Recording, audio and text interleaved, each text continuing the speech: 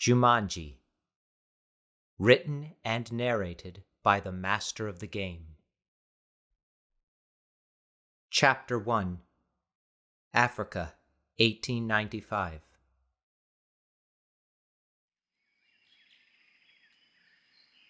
Deep in the heart of a sweltering tropical rainforest, with foliage so thick that it obscured the sky from view, a large bush pig trotted noisily along the jungle floor. The creature pushed his way through the dense vegetation, the leaves and branches parting with noisy swishes to accommodate his shadow-dark, wiry, hair-covered body. His powerful strides upset the vegetation beneath his hooves, leaving a pungent, earthy scent in his wake. The massive, tusked beast approached a stream, planting his hooves in the damp earth at the water's edge. After looking and sniffing left and right, he grunted in approval, lowered his head, and began to drink with greedy laps. The shining barrel of a gun slid silently through the nearby underbrush. A shiver of excitement shot up the spine of the man wielding the weapon as he peered through the flora. "Oh, yes," he whispered, his pulse quite steady despite the anticipation of the kill. His finger was stock still as he readied to pull the trigger. No! There was a crash through the brush and the gun-toting man was shoved aside. The rifle exploded with a loud bang, sending the swine racing in the opposite direction, squealing in fright. Several birds blasted from the trees, their wings coloring the air with their efforts of flight, their squawks and shrieks a cacophony of commotion. The shooter landed hard onto the dirt.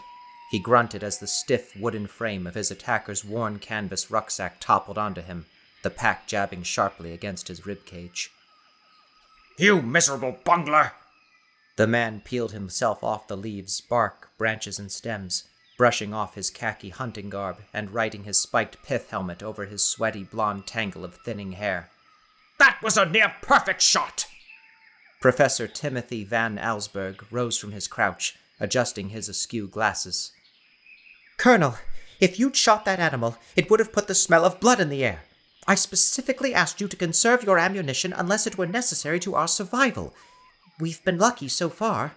If the steaming jungle air had been just a little less moist, the heat blazing from Colonel Alistair Johnston's eyes may very well have ignited the foliage. "When you're a hunter, it's best not to rely too much on luck."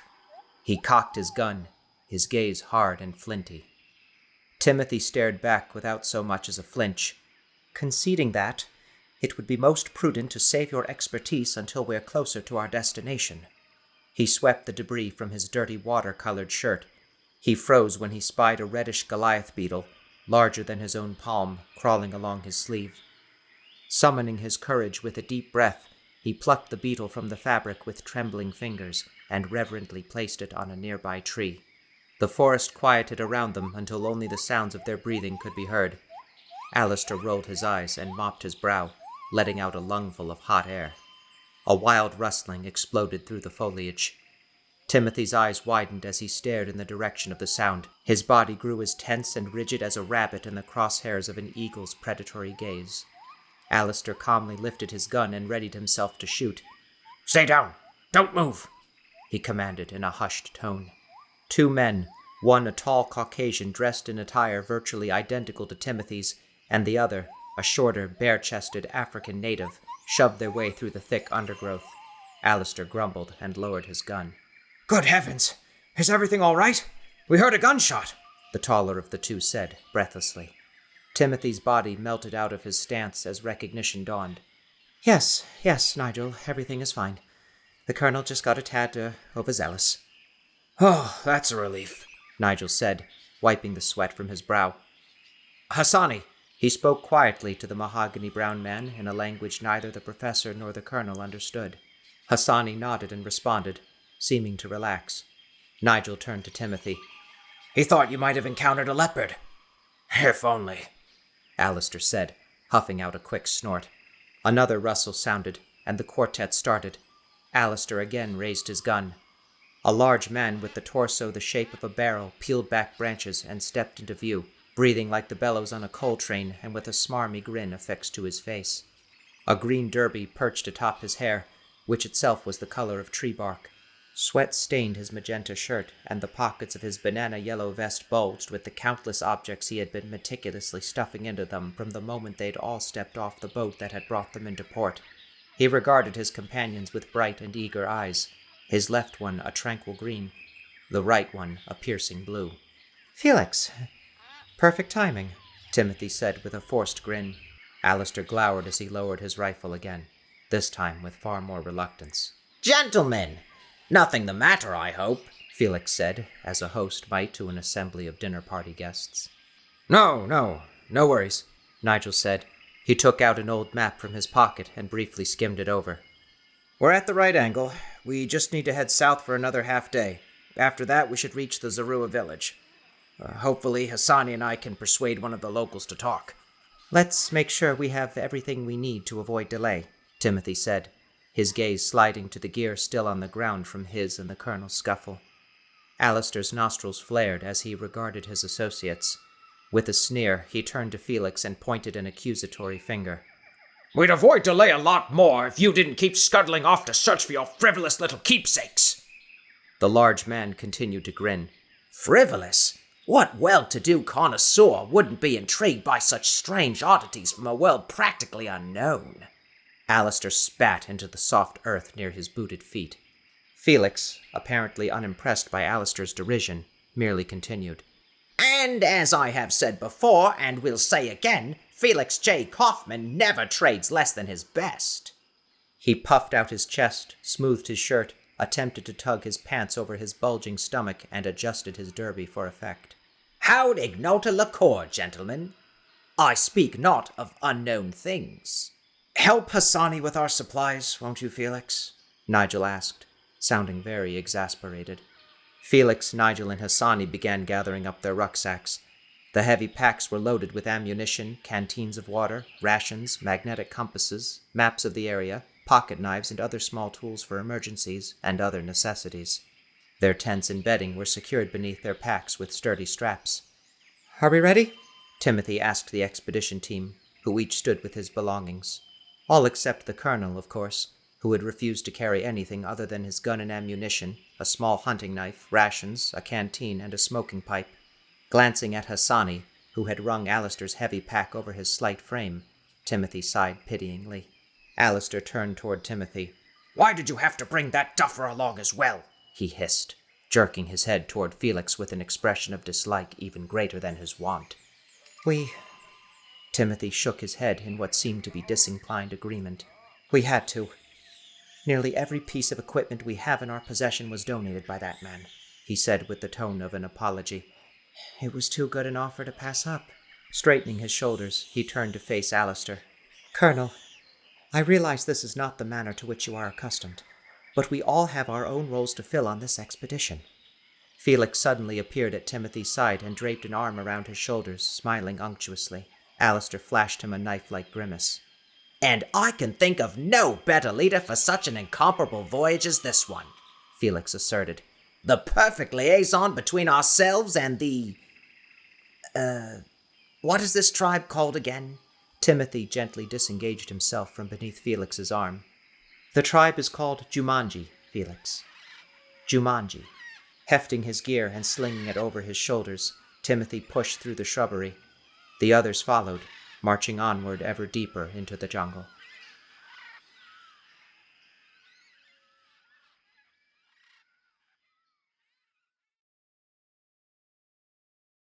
Chapter 2. The smudged windows obscured the glare of the midday sun just enough to send Eric Williams into a state of serious drowse. His teacher, Dr. McNamara, Dr. Mac as he liked to be called, had been orating for the last 30 minutes about some topic Eric couldn't quite bring himself to process at the moment. Straightening out of his slouch, he squinted and blinked, trying his best to focus on his teacher. Built more like a walrus than a human, Dr. Mac wore thick Coke bottle glasses that made his already bulbous eyes look frog-like. A large bushy mustache dripped from his upper lip. His graying hair puffed around his head and reminded Eric of the steel wool he had seen his father shred, stretch, and place along the baseboards of their house to keep mice at bay. "So, Our protagonist in the most dangerous game is being hunted like a wild animal by the antagonist. Dr. Mack summarized, adjusting his glasses with one hand and gesturing to an open textbook on the wooden podium with the other. He turned around toward the whiteboard and, obscuring nearly half of it from view, wrote some quick notes in loopy handwriting. We have man versus man, man versus nature, and man versus self. The last word caught Eric's attention and momentarily brought him back to the present. He idly wondered how someone could go against their own person. It seemed unusual. He couldn't imagine warring with his own ideas. He was 18. He knew what he was doing. Eric's gaze caught on a paperclip on the tiled floor near one of the legs of his desk. He surreptitiously drew it close with his sneaker and felt around for it with a free hand, making sure to keep his eyes trained on his untouched notebook and pen. Now, the first two themes are fairly easy to identify, Dr. Mack expounded, turning back around and replacing the cap on his dry erase marker. But where's man versus self demonstrated? Anyone? A few students held their hands in the air while Eric felt around in his backpack for a spare rubber band. Bonnie. Dr. Mack nodded at a bespectacled girl in the front row who was dressed like a piano teacher. Bonnie Lance, who had recently secured the superlative most likely to succeed by their senior class, was the sort of student who could usually be counted on for a quick test answer or two. Her strawberry blonde bun bobbed as she straightened up, adjusted her glasses in much the same way Dr. Mack had his own, and recited, "The protagonist is fighting to keep his head while he's being hunted." Dr. Mack nodded vigorously. Both figuratively and literally. Good. Eric pictured Bonnie's sanctimonious smile and could practically see the halo over her head.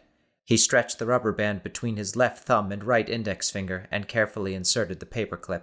This guy has to somehow keep his sanity and not give in to fear even though his life is in danger, Dr. Mack continued. Eric aimed the paperclip at the trash can next to the door through which he desperately yearned to exit. He drew his hand back and took careful aim. It's a struggle for survival, and if he doesn't think clearly, he is going to end up over a mantle! Dr. Mack pounded his podium for emphasis. The sudden noise was just enough to cause Eric to flinch. The rubber band slipped off his thumb and snapped back, hitting him squarely in the eye. He let out a yelp, pressing his palm to his socket. The entire classroom shifted its attention to Eric. Bonnie whirled in her seat and flashed him an admonishing glare. Several students snickered as Eric slumped in his seat, wishing he could slither beneath the discolored floor tiles and out of existence. Dr. Mack eyed him. Stick with texting, Eric. Less collateral damage. The class laughed harder while Dr. Mack smiled and chuckled good-naturedly. Eric's face flamed. He tried to smile, but only managed to look like he was showing the orthodontist his teeth. When the drone of Dr. Mack's voice resumed, so too did Eric resume his seat slouch, staring at the world outside the window with glazed eyes. As he regarded the parking lot with utter indifference, his mind drifted to other things. His Xbox loyally awaiting his return home, wishing he could start the day over to see if anything changed. And graduation, less than 2 months away. Finally, just when his boredom threatened to swallow the last shreds of sanity, the electronic bell rang, dismissing them from class.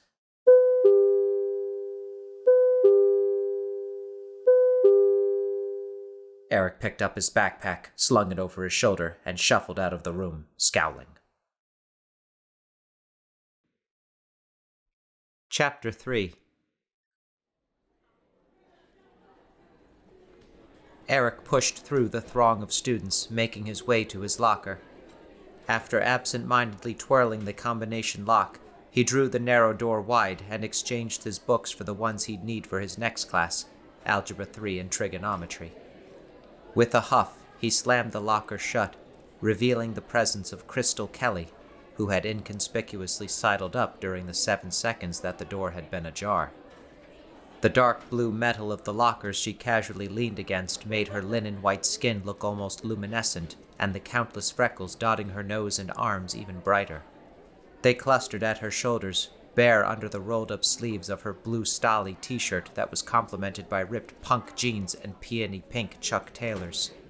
She was a tall, slender girl with icy blue eyes and brilliant red hair, the same color as a freshly minted copper penny, and securely bound in a ponytail with her lavender velvet scrunchie. An accessory that, As far as he or anyone else knew, she had never gone a day without. He'd first met Krystyl at a Halloween party about 3.5 years prior, after she'd moved to the area with her father to be closer to relatives after the death of her mother. Whereas Eric saw himself as introverted and melancholic, she seemed to dance through life on a sunbeam surrounded by fairies and unicorns. As such, he let her into the strange ruminations of his mind, and they'd formed a good friendship and enjoyed each other's company. Hey, you. Krystyl greeted, chewing the gum in her mouth like a cow would its cud. Eric looked at her, his bad mood in temporary abeyance. Hey, Krystyl. Krystyl ceased her chewing and sternly arched her eyebrows. Don't hey Krystyl me. Where the heck have you been lately? Eric shrugged. Around. He offered vaguely. Krystyl blinked, and her eyes widened to the size of quarters. A solid week of ghosting, and that's the best you could come up with. Eric shifted from side to side. Hey, we seniors have a lot of loose ends to tie up. You know, before we're all thrown into the real world kicking and screaming, he said defensively as he slung his boring black backpack over his shoulder. Krystyl blew out a bubble the same color as her shoes and popped it loudly. As she worked the gum from her lips back into her mouth, she said, Oh, don't be so dramatic. Are you at least coming to Liz's party next week?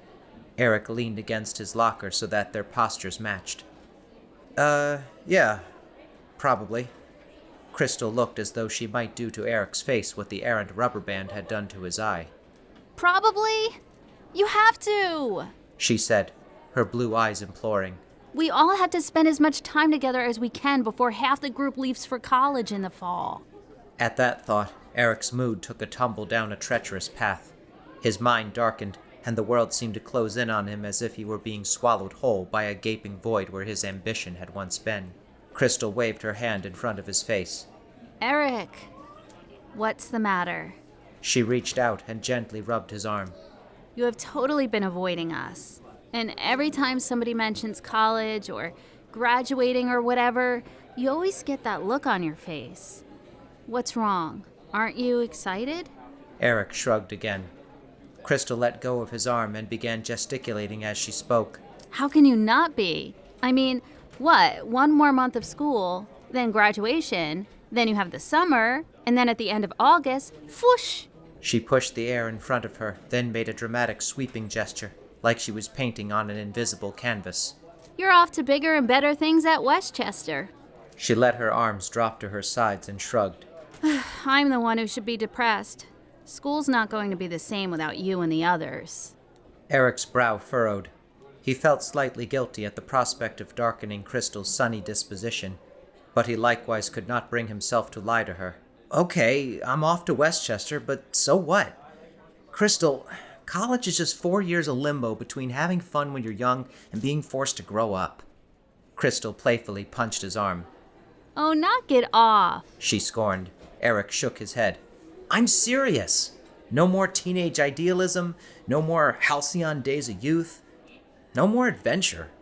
The mere thought lent weight to his legs as if he were mired in quicksand. Krystyl grinned. You could find adventure anywhere as long as you still want to. She hopped up and down to emphasize her point. I guess. Eric wavered, absent-mindedly rubbing his arm. God, for a senior, you are so grim. She tapped his shin with the toe of her shoe. Yeah, well, you are way too chipper for a sophomore, Eric retorted. Krystyl giggled, then grew silent. Eric glanced down the hall, which only had a few students remaining. He pushed away from his locker, ready and anxious to be on his way. Krystyl eyed him through a thoughtful expression. She blew and popped another bubble. So, any plans this weekend? Eric briefly considered his weekend, which put in mind the image of a dry desert stretching out for miles in every direction and dotted with occasional bleached white bones. Homework, manga, Roblox, and Call of Duty. Probably not in that order. Krystyl's shoulders sagged. Oh, she said.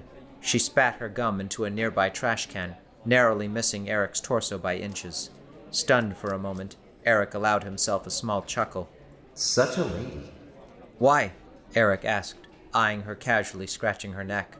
I don't know. I thought maybe if you weren't busy or anything, we could hang out. She squeezed one eye shut and gazed at him through the other. Eric blinked. What, just us, you mean? The halls were now practically empty, which meant he would be late again. Why not? I think you could use the company. Let's get together. Just the two of us. What do you say? A bright smile spread across her face.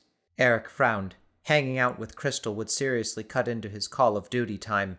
But then again, he had been no Minesio for a while, and Krystyl was his best friend. He tentatively nodded. Yeah, okay, sure. How about tomorrow? I have to drive my mom to the train station in the morning, but I'm free after that. Krystyl's thin eyebrows disappeared into her bangs. You'll have the house to yourself?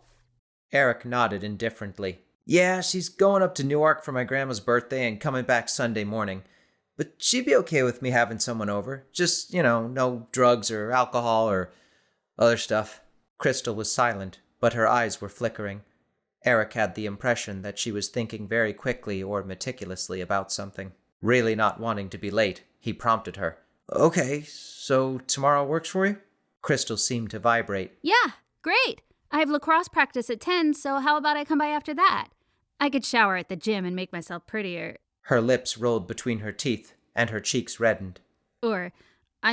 Presentable, whatever. She swished her hand in front of her face. Eric shrugged. Yeah, sure. Sounds great. We can get a pizza, watch a movie, and forget about reality for a while. Krystyl grinned. See you then. She scampered away. Eric quickly turned toward his locker, realizing he forgot to retrieve his notebook. As he quickly fiddled with the lock again, Krystyl called. Eric! He turned toward her impatiently. Yeah? With a grin as bright as the sunrise, she said. I meant what I said about adventure. It's a jungle out there. She whirled and hurried away. Eric watched her as she disappeared down the hall and around a corner. He chewed on his lower lip before opening his locker and pulling out his notebook. In doing so, another textbook, the one for his geography class, tumbled out and landed in an open position on the dingy white linoleum floor. As he stooped to retrieve it, a picture of a literal jungle happened to stare back at him. Eric scoffed. A jungle. Yeah, right. A queasy feeling rocked his insides as he studied the photo of the wild, untamed, overgrown plants, the hazy sky, and countless animals adorning the scene. Preferring civilization and the safety and predictability it provided, Eric hoped he'd never set foot in a jungle. Tropical rainforests, with all their wild disarray, were best kept as theoretical knowledge, secure inside of textbooks. With a shudder, he crammed the book into his locker and slammed it shut, tucking the wilderness back where it belonged.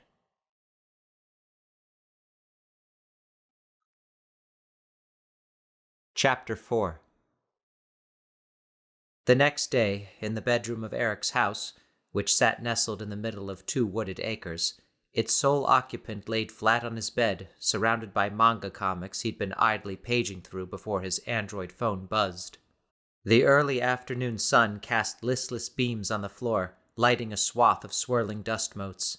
The lazily meandering particles continually captured his attention as he conversed with his mother. As the conversation progressed, Eric fiddled with a rubber band in his free hand. So, how was the train ride? He wriggled the rubber band over his thumb and forefinger. That's good. Glad you made it all right. He stretched the rubber band tight, then let it loose until it fell from his fingers. Right. Once again, he maneuvered the red rubber band around his fingers. Well, I'll bet Grandma's happy to have her kids there. As he stretched and released the elastic band, he tapped his thumb and forefinger together. Hey, that's our family for you. The rubber band flew off his finger and sailed behind him. He heard it patter off in the distance. Well, I did want to come with. He raked his now rubber band-less hand through his chocolate brown hair. Yeah, I know. It's my senior year. Too much at stake. His stomach momentarily twisted into a small knot. Eric scratched an eyebrow with a finger as he considered his next words. I'll just get it over with. With a sigh, he admitted, Krystyl said she might come over today. And lift off.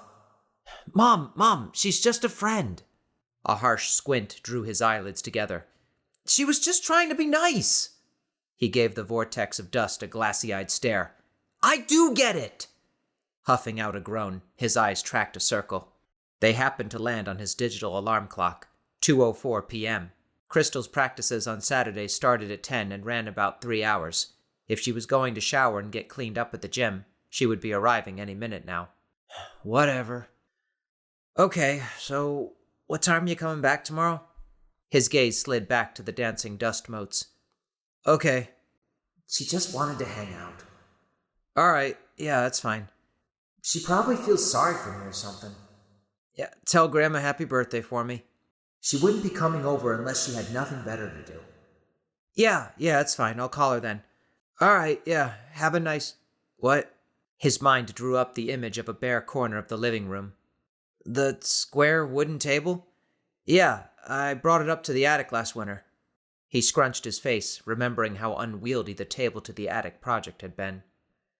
Yeah, alright, it's fine. I'll bring it down. Anything else? He stretched and leaned back. Yeah, it's no problem. I'll see you then. A genuine smile formed. No wild parties, I gotcha. Okay. His hand dropped to his thigh. Love you too, Mom. Bye. No sooner had he disconnected the call than the doorbell rang. He hastily clambered off his bed and headed down the stairs toward the foyer. He twisted the brass knob and swung open the door, coming face to face with a grinning Krystyl, carrying her duffel bag and lacrosse stick over her shoulder. Expecting to be met with the sight of a shapeless, baggy t-shirt that featured the name of some punk rock band or recent internet meme, her form-fitting purple crop top made her look initially unrecognizable. She had swapped out her usual ripped jeans for a pair of skin-tight denim shorts that extended less than halfway to her knees. Eric's pulse immediately kicked into high gear as his gaze swung the length of her body from head to toe, taking in her formerly barely there curves that were now on full display. When he managed to drag his attention back to her face, a mischievous smirk that gave her features a devilish expression made his heart pound. Her eyes seemed a bit brighter, her lashes a little darker, and her cheeks a shade rosier than usual. Her penny red hair was no longer constricted to a ponytail, but was now slightly curled and cascading freely to her shoulders. Eric nonchalantly wondered what became of her lavender scrunchie, before noticing with amusement that she had slipped it loosely around her wrist. She certainly looked... presentable. Hey, he greeted, his mouth suddenly parched. Hey. She drew the word out as she bounced on the balls of her usual Chuck Taylors. Good practice? He asked, releasing his grip on the doorknob. Her shoulder that was not encumbered with gear rose and fell. Good enough. Sorry I brought the paraphernalia, but I don't want to just leave it in a hot car. It's fine, he said. Come on in. He stepped aside for her to enter. You can set it right there if you want. He pointed to an area in front of the coat closet and closed the door. You want something to drink? We have sodas in the fridge. Got any beer?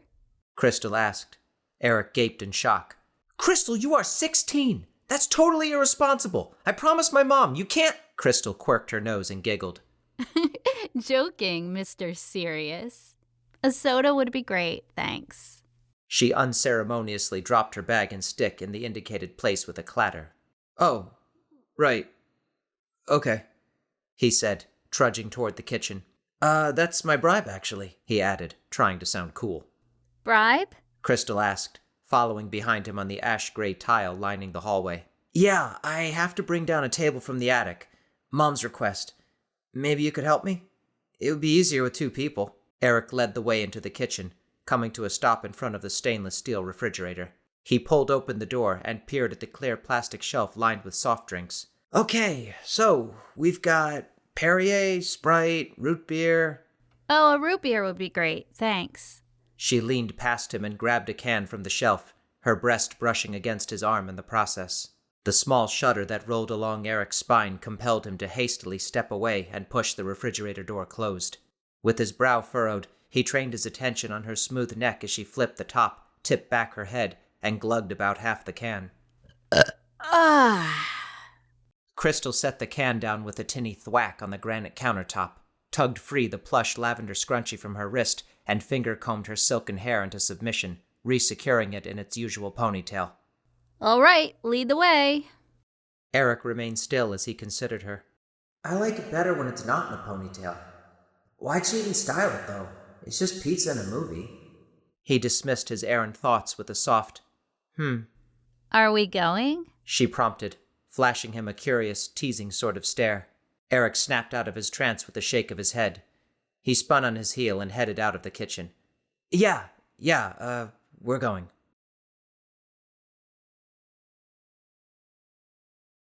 Chapter 5. After Eric had put his shoes on, he and Krystyl trudged up the creaky stairs to the attic. As they ascended, the heat that had gathered on the top floor swaddled Eric's limbs. Sweat trickled down his neck, pooling around the hem of his olive-green t-shirt.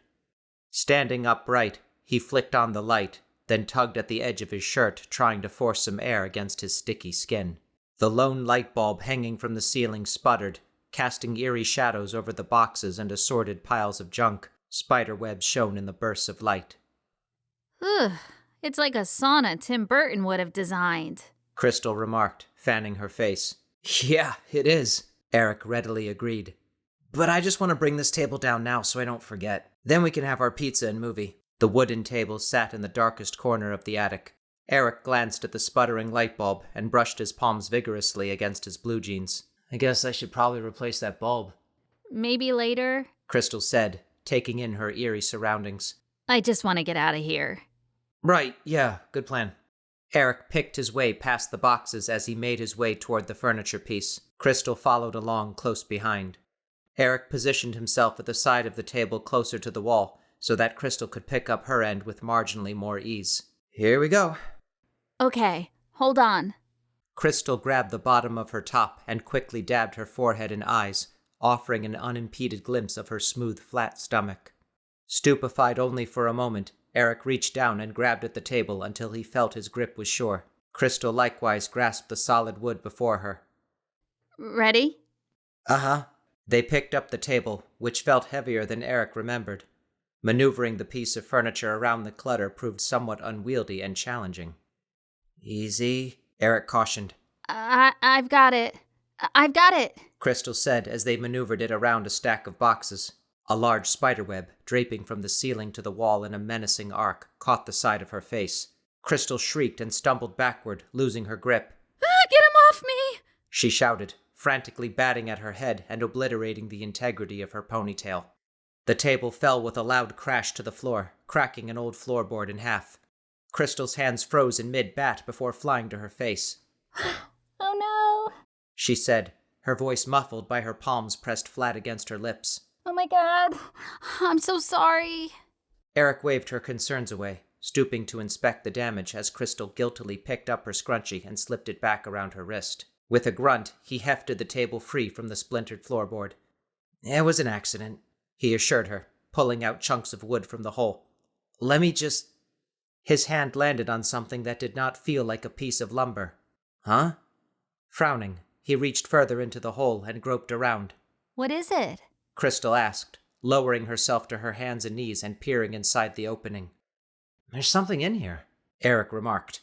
Slowly, his hand pulled back a heavy, rough cloth bag, the same color of the scotch his grandfather liked to drink, tattered and rotted with age. What's that? Krystyl asked. I don't know, holding the bulging bag before his eyes. He untied the cloth bag with curious fingers and extracted its contents. It was a folded wooden box. Both he and Krystyl stared, foreheads furrowed. Jumanji.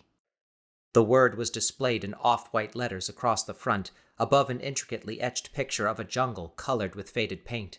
Eric casually ran his fingers over the dark-hued wood, expecting it to feel like the antique furniture that festooned his grandparents' home. But despite looking ancient, it felt structurally sound and perfectly preserved in his hands. Based on its size, weight, and the complexity of the picture on its front, Eric inferred that it had been created back when modernized factories had not yet become the status quo. Mid to late 1800s, he figured. Jumanji, Eric said, rotating the wooden box this way and that. What's Jumanji? Staring at the carved jungle again, another thought suddenly crawled through his brain. And why do I not want to know?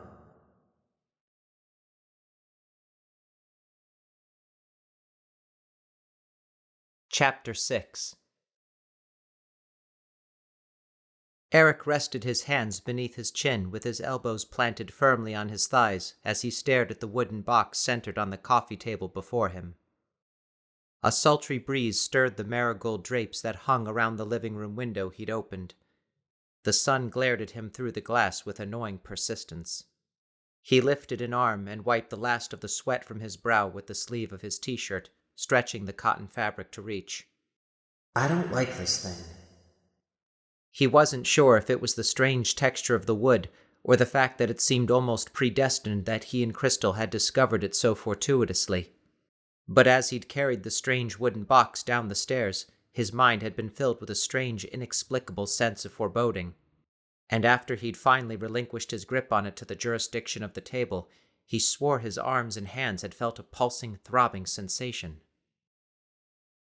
He rubbed his hands together thoughtfully and turned to Krystyl, who sat on the sofa next to him.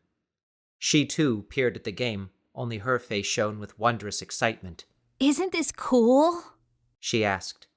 Eric wet his lips with his tongue. Yeah, it's kinda cool, I guess, he admitted. He blinked a few times to coax moisture back into his eyes. He'd been staring at the box like he could unlock its meaning through a fixed gaze. Jumanji. Huh. Sounds like the name of a children's book.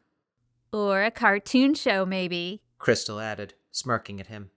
She let her gaze linger on Eric's face, causing him to shrug dumbly. What? Her grin widened.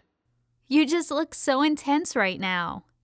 Like you're trying to use X-ray vision on this thing, she replied, pointing toward the box.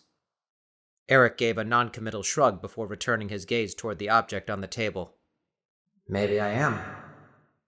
For a moment, both he and Krystyl sat in silence, considering their unearthed find. Eric pulled the table a little closer toward them and leaned forward. I wonder how long this was up there, he began, jerking his head upward toward the ceiling. I mean, this house was built in, 1920. Really? Krystyl responded, intrigued. Wow, so this is an antique. Eric traced the etching of the jungle with his fingertip. His face creased in concentration as he studied the worn and faded colors. Then, despite his best efforts to suppress the question, he suddenly asked, "What do you think's inside?" Inside? A curious, eager expression flitted along Krystyl's face as she scooted closer, mashing her leg against his. As she parted her lips to continue speaking, a sudden breeze from the open window blew her hair about, obscuring her vision and causing her to wrinkle her nose. With a feminine grunt of annoyance, she again retrieved her lavender scrunchie from her wrist and regathered her hair into its usual ponytail. The soft strands of her silken, coppery tresses brushed against Eric's face, tickling his nose and inundating his nostrils with the intoxicating aroma of her coconut-scented shampoo. He sucked in a breath and carefully moved toward his end of the love seat by a few inches. Yeah, inside. See this clasp and these little hinges here? This box opens. Krystyl slapped her thighs several times with her palms, and her thoughtful expression was replaced with sparkling eyes trained right on him. Hey, if it's over 100 years old, there might be something really valuable in there. Eric picked up the box and gave it a little shake. Something rattled from within. Krystyl squealed and clapped her hands. It's alive! She exclaimed, adding a laugh. Uplifted by Krystyl's excitement, he said, Well, I guess we could... Yes! Let's open it! Okay, together, he said, staring intently at her. He unhinged the little gold clasp and rested the box on both of their laps. Krystyl coiled her fingers over the edges closest to herself. Eric did likewise. Ready? Eric asked. Krystyl nodded and gave a grin that made her look like a 5-year-old about to unwrap her biggest birthday present. Ready! Eric smirked. On 3. He stared into her bright blue eyes. 1, 2, 3! They opened the hinged doors and stared downward. Wow! Krystyl breathed as she studied the contents before her. Eric's brow furrowed. What? A black, crystal-like orb sat nestled directly in the center. Using her fingertip, Krystyl traced the 2 separate yet intertwining spiraled patterns of misshapen white squares winding toward it. Written instructions had been inked on either hinged flap. It's, Eric began hesitantly. It's a board game! Krystyl blurted out. I guess it is, he said. The slight anxiety he'd been experiencing blew away with the warm breeze. Check out the cool game pieces. Krystyl picked up 2 carved ivory figurines, a monkey clutching a fruit-bearing branch to its torso, and a parrot atop a small ivory pebble, its wings poised in a takeoff position. Eric reached for the monkey. "These look hand-carved," he remarked astutely. Krystyl replaced the miniature parrot back onto the board. And look, dice! She pointed to a pair of ivory dice in one of the game's nooks on the side flap. Eric rested the monkey on the board and gently moved the game back to the coffee table. No cheap plastic, no made in China sticker, an authentic, handmade, vintage board game, he concluded, fascinated in spite of himself. Must have belonged to some kids who used to live here. Krystyl tilted her head. Then why would they hide it instead of just taking it with them? Eric shrugged. No idea. They continued to stare at the game for a moment longer. Krystyl suddenly looked straight into his eyes and grinned. Let's play, She chirped, drumming her feet against the floor. What? Eric frowned, confused. Krystyl, it's the 21st century. Unless I can raid a base or find a loot box, I'm not interested. Come on. She implored, grabbing his forearm. Just one quick game. He stared at her fingers for a second before lifting his hand to drag it through his hair, effectively pulling out of her touch. Are you serious? It'll be fun. She clasped her hands and placed them beneath her chin, grinning. We could be the first 2 players this game has had in who knows how long. Eric looked at her and, unable to resist her enthusiasm, finally allowed a smile. All right, one quick game. I call Parrot. She seized the little ivory bird and plunked it on her end of the wooden game with a soft thunk. She stood, stepped around the coffee table, and dragged one of the squishy, toffee-colored chairs over to it. Eric rose and stepped across the room to close the drapes, unable to take the relentless glare of the sun. He sat back down on the love seat, picked up the monkey figurine, and frowned. Oh, so you're gonna make a monkey out of me? He asked. Don't need to. He set the figurine down on the appropriate space and rotated the game slightly to better read what was written on the flaps. How do we even play? He squinted to better read the fading and barely legible words. Okay, it says, players take turns rolling the dice. The first player to reach the center is the winner. He lifted his gaze to meet Krystyl's. Her eyebrows stitched together. That's it? That's it, he confirmed, collapsing back onto the love seat. Her frown deepened. Well, that's kind of lame. She shrugged. All right, whatever. She seized the dice in her hand. Hey, wait a minute, Eric ordered, pointing an accusatory finger at Krystyl's clenched fist. Why do you get to go first? Krystyl scoffed. The girl always gets to go first. She vigorously shook the dice in her hand and blew on them like a high-stakes gambler shooting craps in a casino. She tumbled them onto the board, rolling a 6 and a 3. 9, she said approvingly. She reached to move her game piece, then let out a small gasp. Look! She pointed at the parrot. It's moving. Indeed, the tiny ivory bird was fluidly and almost silently sliding along the game's white, vaguely square-shaped tiles. It's moving! Yeah, I just said that. Krystyl replied, withdrawing her hand at the same rate of speed that her figurine retreated from it. It's gotta be magnets. There are magnets underneath. Maybe, Eric said, carefully lifting the corner of the game and inclining his head to look beneath the board. The figurine stopped. Within the black orb, a phosphorescent green light began to glow and pulse. As the duo stared, mesmerized, letters formed within the swirling ooze. Gradually, the letters organized themselves into words, then sentences. Whoa. Krystyl exclaimed. So, do I have to read this, or...? Eric shrugged, then leaned over the board. Krystyl did the same until the hair on their scalps nearly entwined. She cleared her throat and read aloud. With tails that sting and claws that pinch, they skitter and strike and make you flinch. There was a long pause that was eventually broken by a single click of Krystyl's tongue. Okay. Eric shook his head. This is a weird game. Krystyl began to nod in acquiescence before whipping her head to the side with a shriek. Eric looked at her, startled. What? What is it? Krystyl clapped a hand over her mouth and jumped out of her chair. She frantically pointed at something to his right. Eric looked down. A 4-inch reddish-black scorpion crawled in the direction toward his hand. Jesus! Eric leapt up from the sofa, displacing it several inches back toward the wall. Kill it! Kill it! Kill it! Kill it! Krystyl cried, regaining her voice and backing away. Eric hustled away from the table and then pointed to the floor. There's another one! Krystyl's gaze dropped to the floor. Another scorpion crawled near her foot. She screamed and jumped up onto the chair. Help me! Help me! What do I do? He asked, his breath huffing from his lungs in rapid bursts. Do something! Krystyl pleaded. Eric stood stock still for a few terrifying seconds, his mind a blurry panic. He turned and ran toward the coat closet. He shoved aside Krystyl's bag and lacrosse stick and hurriedly yanked open the door, pushing away and rummaging beneath the coats. His feverish actions were only interrupted by his intermittent, panicked glances back at Krystyl. Krystyl braced herself against the back of the chair. A sudden movement caught her eye.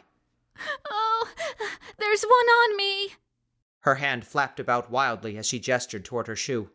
She leaned back and tried to kick the scorpion off her, but pivoted with too much force and caused the entire chair to topple backwards to the floor. Ah! She screamed, catching herself. Hurry! She scooted back until her spine met the wall. I'm trying! Eric shouted, tossing shoes out of the closet like they were grenades. Krystyl braced her back against the wall and raised her hands neck high as though she were being robbed at gunpoint. It's on my stomach! It's on my stomach! It's gonna eat my face! Hold on! Eric pleaded, finally spying the vacuum cleaner in the corner. He yanked it free and whirled around. Krystyl lay trembling, her eyes squeezed shut and tears beginning to well. The scorpion inched its way up along her chest, nearly at her neck.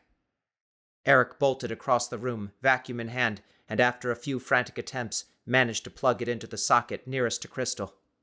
Firing it up, he aimed the tube at the scorpion. It sucked into the hose with a whoosh.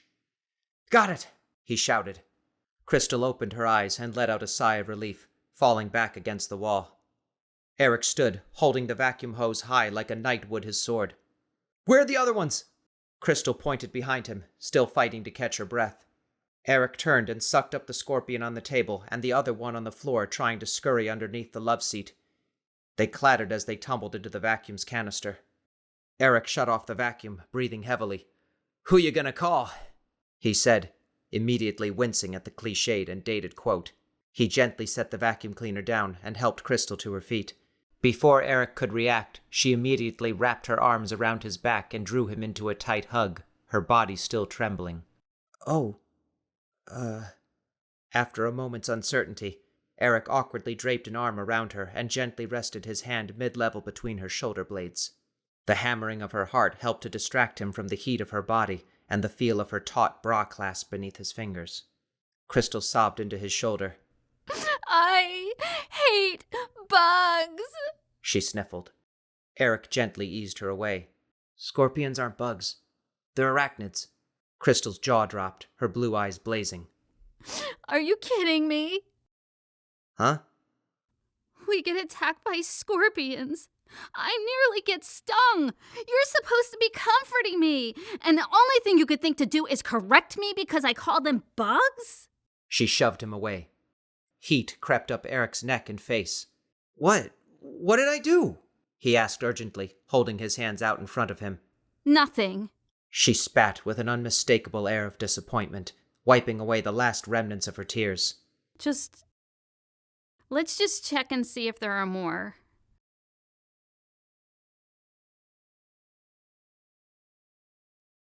Chapter 7 Africa, 1895. Colonel Alistair Johnston sat on his leather-bound trunk next to his kerosene lantern inside his tent, grateful for a respite from the buffoons he had traveled with on this excursion. In one hand, he held a small mirror, and in the other, he clutched a pair of sharp scissors. He peered at his reflection, lined up the scissors to his mustache, and snipped.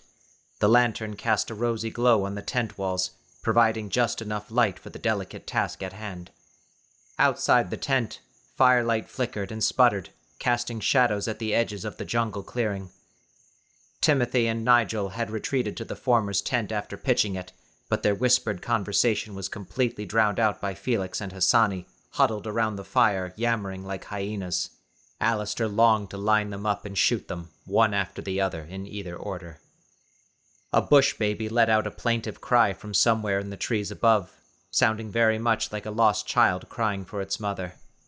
The sound struck Alistair's desire to hunt like a flint to a match.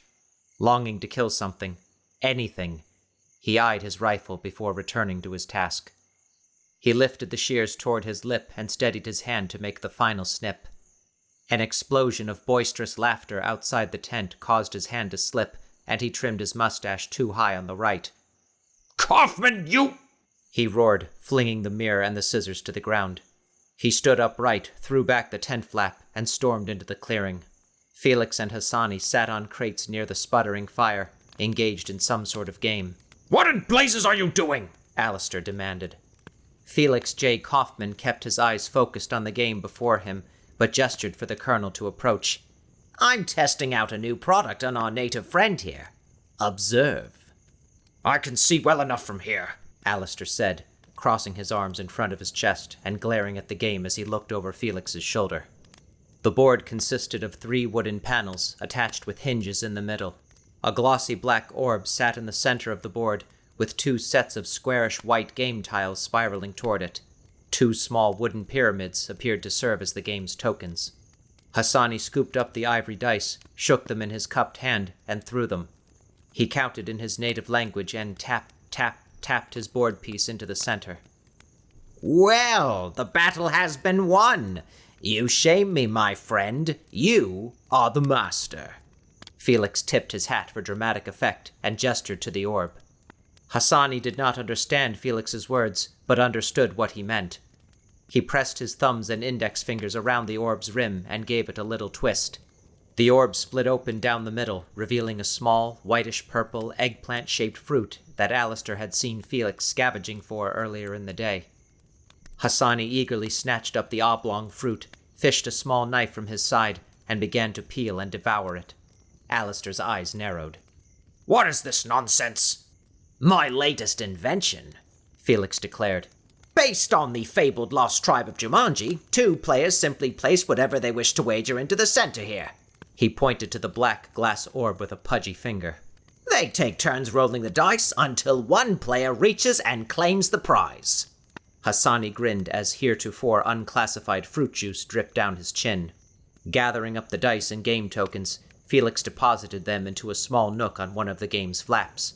He closed the 2 panels with a noisy thwack and secured it shut with a small, flat hook that slid into a metal protrusion. Alistair's head canted to the side as he read the word etched in bold white letters across the front of the game, above an elaborately painted etching of a jungle. Jumanji.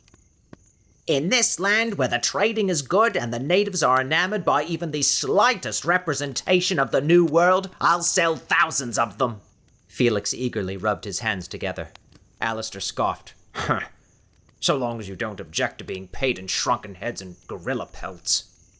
Not in the least, Felix insisted with a sly grin. At that moment, Timothy and Nigel pushed open a tent flap and emerged into the clearing. Felix quickly stuffed the game into his rucksack. Tell no one, he hissed to the colonel. Nigel looked to Hassani, pointed to the fire, and said something in his native language. Hassani nodded, wolfed down the last morsel of fruit, and stood. He retrieved a few branches from a pile at the edge of their camp and placed them on the fire, poking them with a stick. He thrust the slender wood into the fire, then turned and said something to Nigel. He strode from the clearing into the dark. "He's going for more firewood," Nigel said. "Tell him to take all the time he needs," Alistair groused. Nigel cast a scornful glare at the colonel. "You may not think much of him, but he is our guide, you know. Without his expertise—" Timothy gently placed a hand on Nigel's shoulder, dissuading him from saying more. Colonel, Felix, would you 2 please sit down for a moment? He requested. There is something I'd like to discuss with you. The firelight cast orangish-gray shadows across his face. Alistair stiffened. Professor, it has been a very long and trying day. Whatever you wish to share may wait until morning when we are refreshed. Regrettably, I'm inclined to agree, Felix concurred, pushing his hands against his thighs for the immense task of standing. A trader's mind must be kept rested and sharp. Sleep is a luxury I cannot afford to sacrifice. I'd like to tell you about the legend of Jumanji, Timothy said. The bush baby let out another piercing wail as the hunter and merchant slowly turned toward their expedition's leader. You've caught me rather off guard, Professor, Alistair said stiffly. Tell me, what brought about this little change of heart? Timothy sighed, carefully considering his words. In the interest of our safety and cooperation, I just think we should all understand what we may encounter. Felix relaxed and leaned back on the crate, which squeaked and groaned as he reached into one of his many stuffed pockets and procured a small bag of nuts and seeds. He wriggled his sausage-shaped digits inside the cloth bag, retrieved a medley, and tossed them into his cavernous mouth. Alistair grudgingly settled upon the crate Hassani had vacated. Well? He prompted sharply. Timothy and Nigel settled on the ground around the fire just as Hassani returned, bearing an armful of branches. He began to break them into log-sized pieces at the edge of their encampment. Timothy paused, allowing the background ambiance to fall into a rhythm before he began. As you all know, my father was a schoolteacher. One of his students was a boy named Thomas, whose family had fled the South years earlier. Fled the Confederacy, I should say, he quickly amended. Many stories had been passed down in his family over the years, but none were as intriguing to my father as that of the lost tribe of Jumanji. He hesitated, intertwining his fingers and staring fixedly at the fire. The Jumanji, according to legend, were very secluded. Few tribes within Africa even knew of their existence. They were shrouded in mystery and deeply feared. Alistair let out a snort. Feared? Whatever for? Supposedly, the Jumanji could perform acts that were unnatural, Timothy said cautiously. They were rumored to be able to tame the wildest of animals, control the weather to their preference, and even turn day into night, or so it said. Alistair shot Hassani a brief, strange look as he watched him toil. Timothy continued.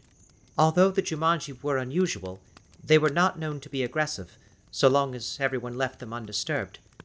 For many centuries, they lived and grew in absolute isolation, never mingling with any other tribe, not even for trade. Felix sighed and shook his head despondently.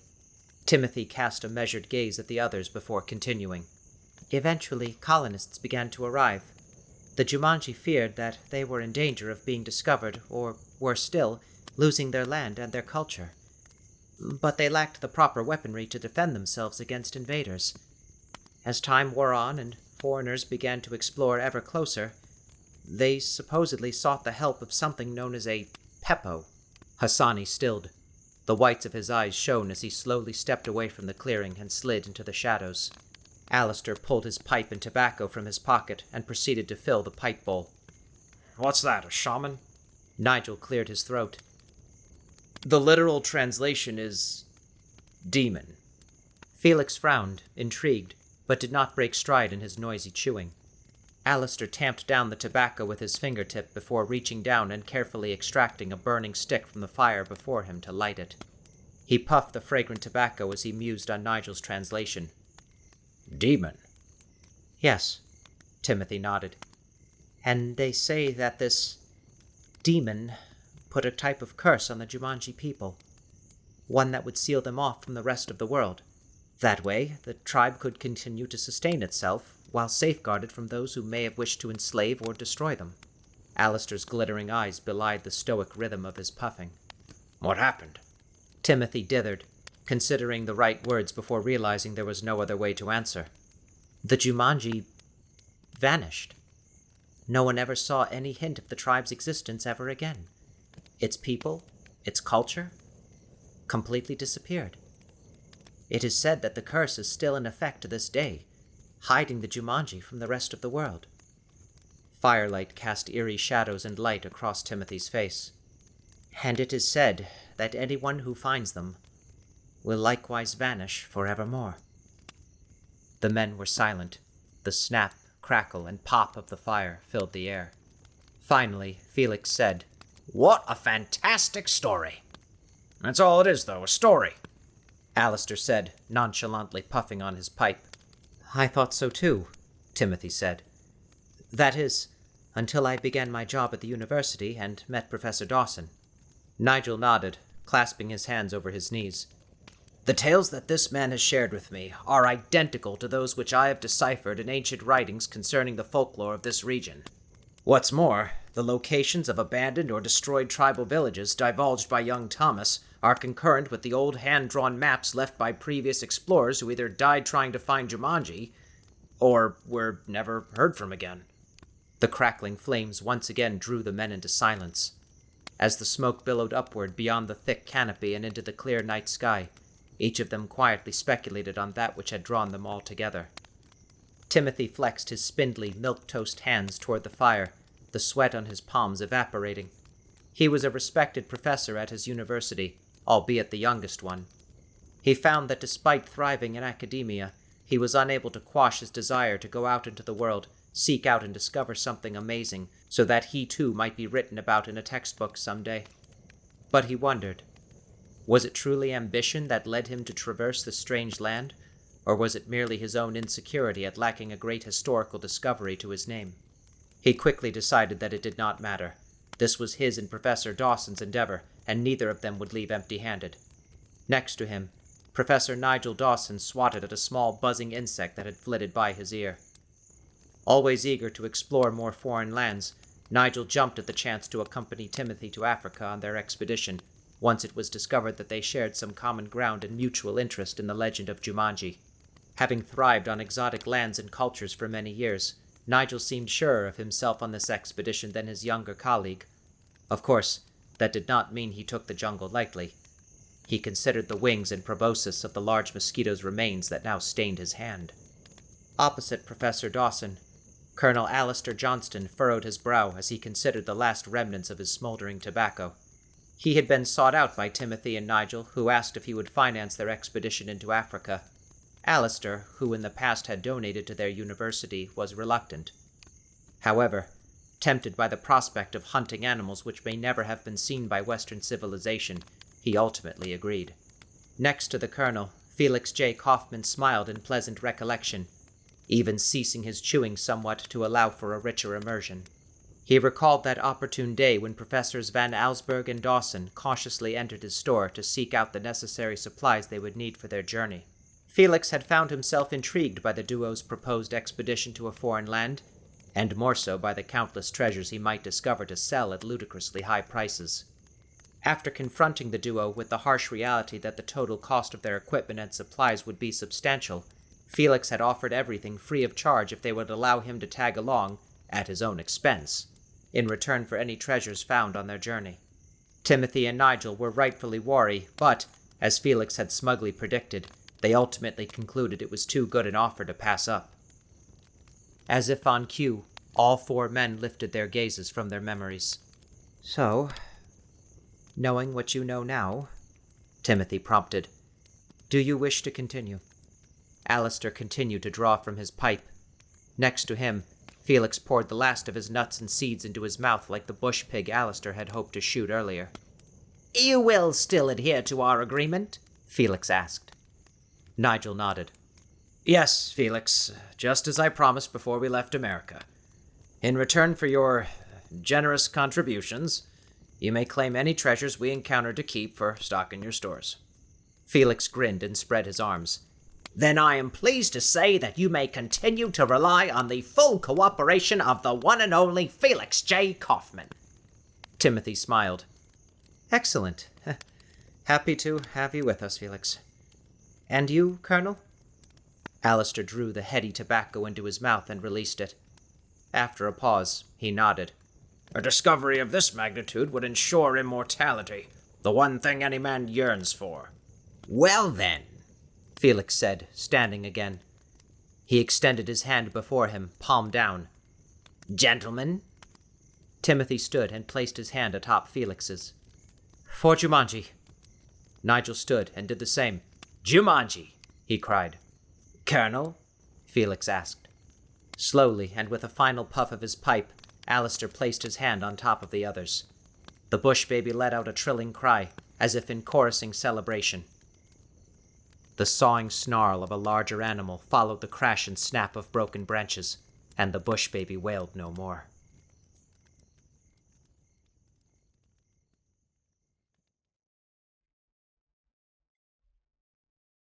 Chapter 8. It had been nearly half an hour since Krystyl began crawling around the perimeter of the living room, meticulously inspecting every corner, molding, floorboard, outlet cover, and window frame, trying to find an entranceway that could accommodate something as large as a scorpion. Eric had remained perched on the loveseat, typing on and scrolling through his Android phone with the focused intent of a forensics investigator. Finally, Krystyl sat back in a kneeling position and tossed up her hands in a great resigned shrug, letting them fall back down and slap noisily against her thighs. I give up. I don't know how they got in. Eric gave no indication that he had heard her speak. He continued to slowly scroll through his phone's screen. I didn't think Pennsylvania had scorpions, Krystyl said, shuffling toward him on her knees. It doesn't. Check this out. He held his mobile phone face out in her direction. Krystyl crossed her arms and placed them on his thigh as she peered at the device screen. Momentarily caught off balance, Eric shifted slightly to accommodate her added weight and tapped an image on his phone. A picture of a glossy black scorpion with reddish-hued claws came into focus. Krystyl's nose wrinkled as she cringed in disgust. Oh my god, that's it. That's exactly what it looked like. Gross, she remarked, the image of the horrible creature on her torso still fixed resolutely in her mind. Eric frowned, confused. I thought so too, but... Are you sure? You had a closer look than I did. You need to be sure.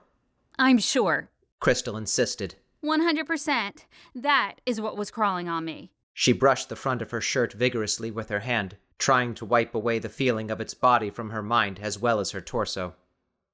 Eric nodded, seemingly acceding, but looking even more confused than he had a moment ago. Well, then, those were Tanzanian red-clawed scorpions, he said. Listen to this. He pivoted the phone so he could read. About 4 inches long, red-black in color, highly aggressive... No kidding, Krystyl interrupted, straightening up and balancing her rear on her heels. There's more. Eric swiped to the next page. Popular among advanced hobbyists, their natural habitat is confined to the tropical rainforests of Africa. Africa? Krystyl parroted, the whites of her eyes framing her irises. Then, how? Both mirrored the other's look of suspicion as they slowly turned and stared at the game, still resting inoffensively on the coffee table. They carefully returned their gaze to one another, each of their eyebrows a millimeter higher. After a split second of vacillation, Krystyl bolted to her feet. No! She made wild swiping motions with her hands and vehemently shook her head, causing her ponytail to strike her cheeks with whip-like lashes.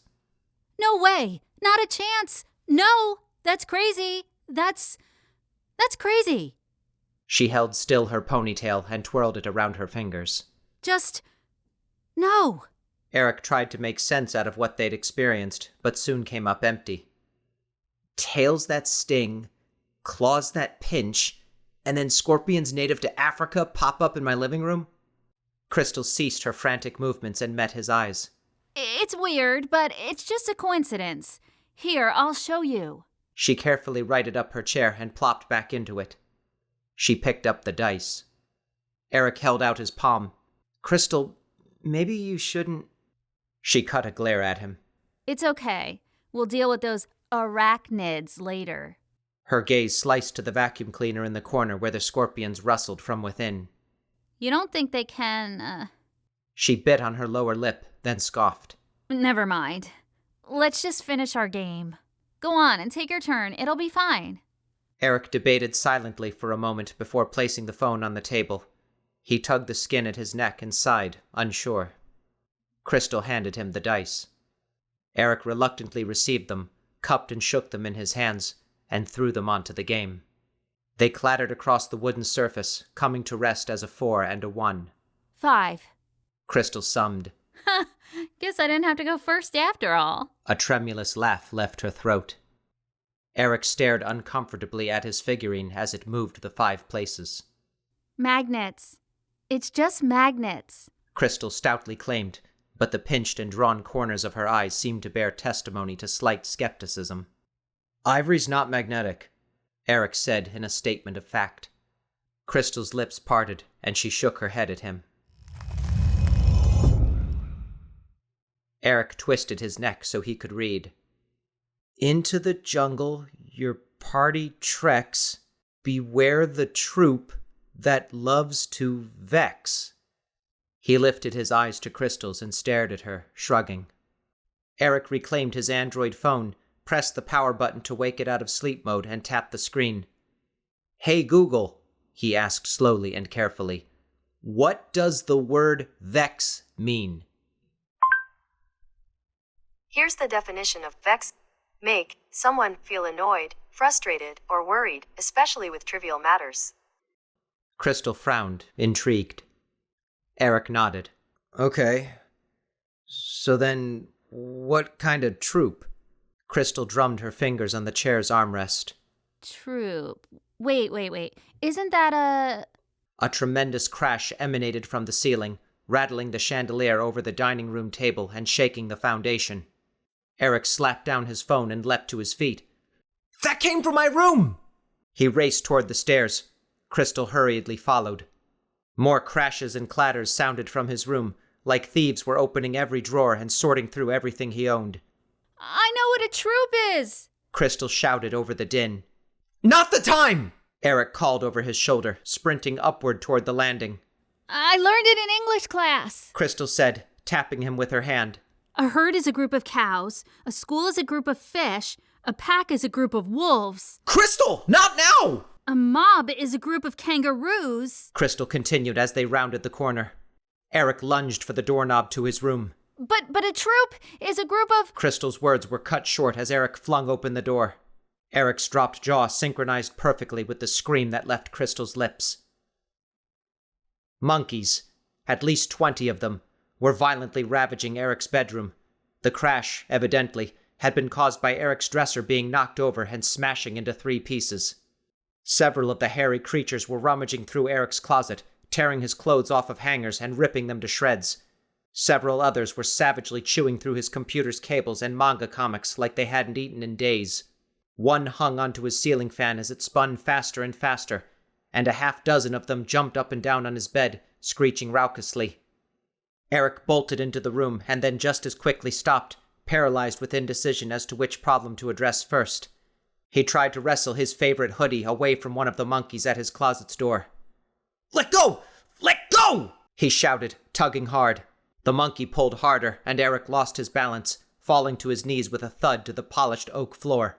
Krystyl rushed toward him, disregarding random articles of clutter being thrown at her.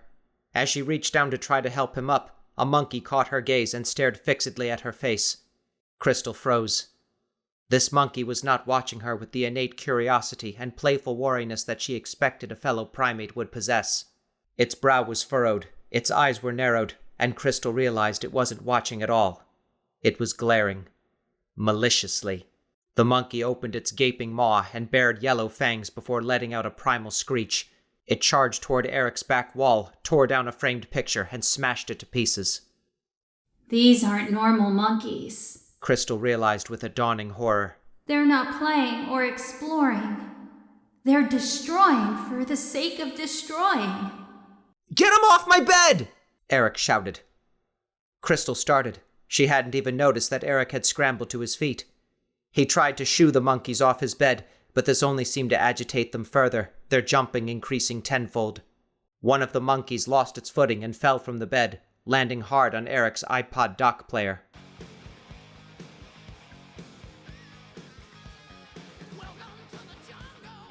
The blaring music caused the already crazed monkeys to panic and screech. The largest simian charged at the nearest window.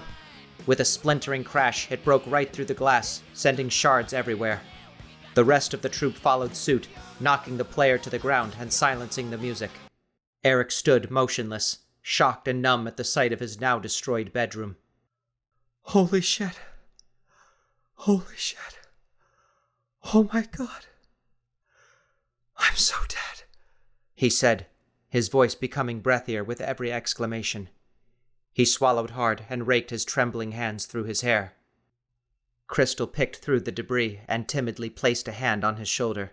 She clung to Eric as the remaining monkey hanging onto the ceiling fan lost its grip and flew into the wall, sliding to the floor in a dazed heap. The monkey quickly righted itself and scampered toward the broken window. It paused, turned back toward Eric and Krystyl, and briefly considered them with an expression of hatred and, perhaps, conceit. Then, with a flick of its tail, the monkey leapt out the window into a large nearby oak tree and was gone. So that's what a troop is.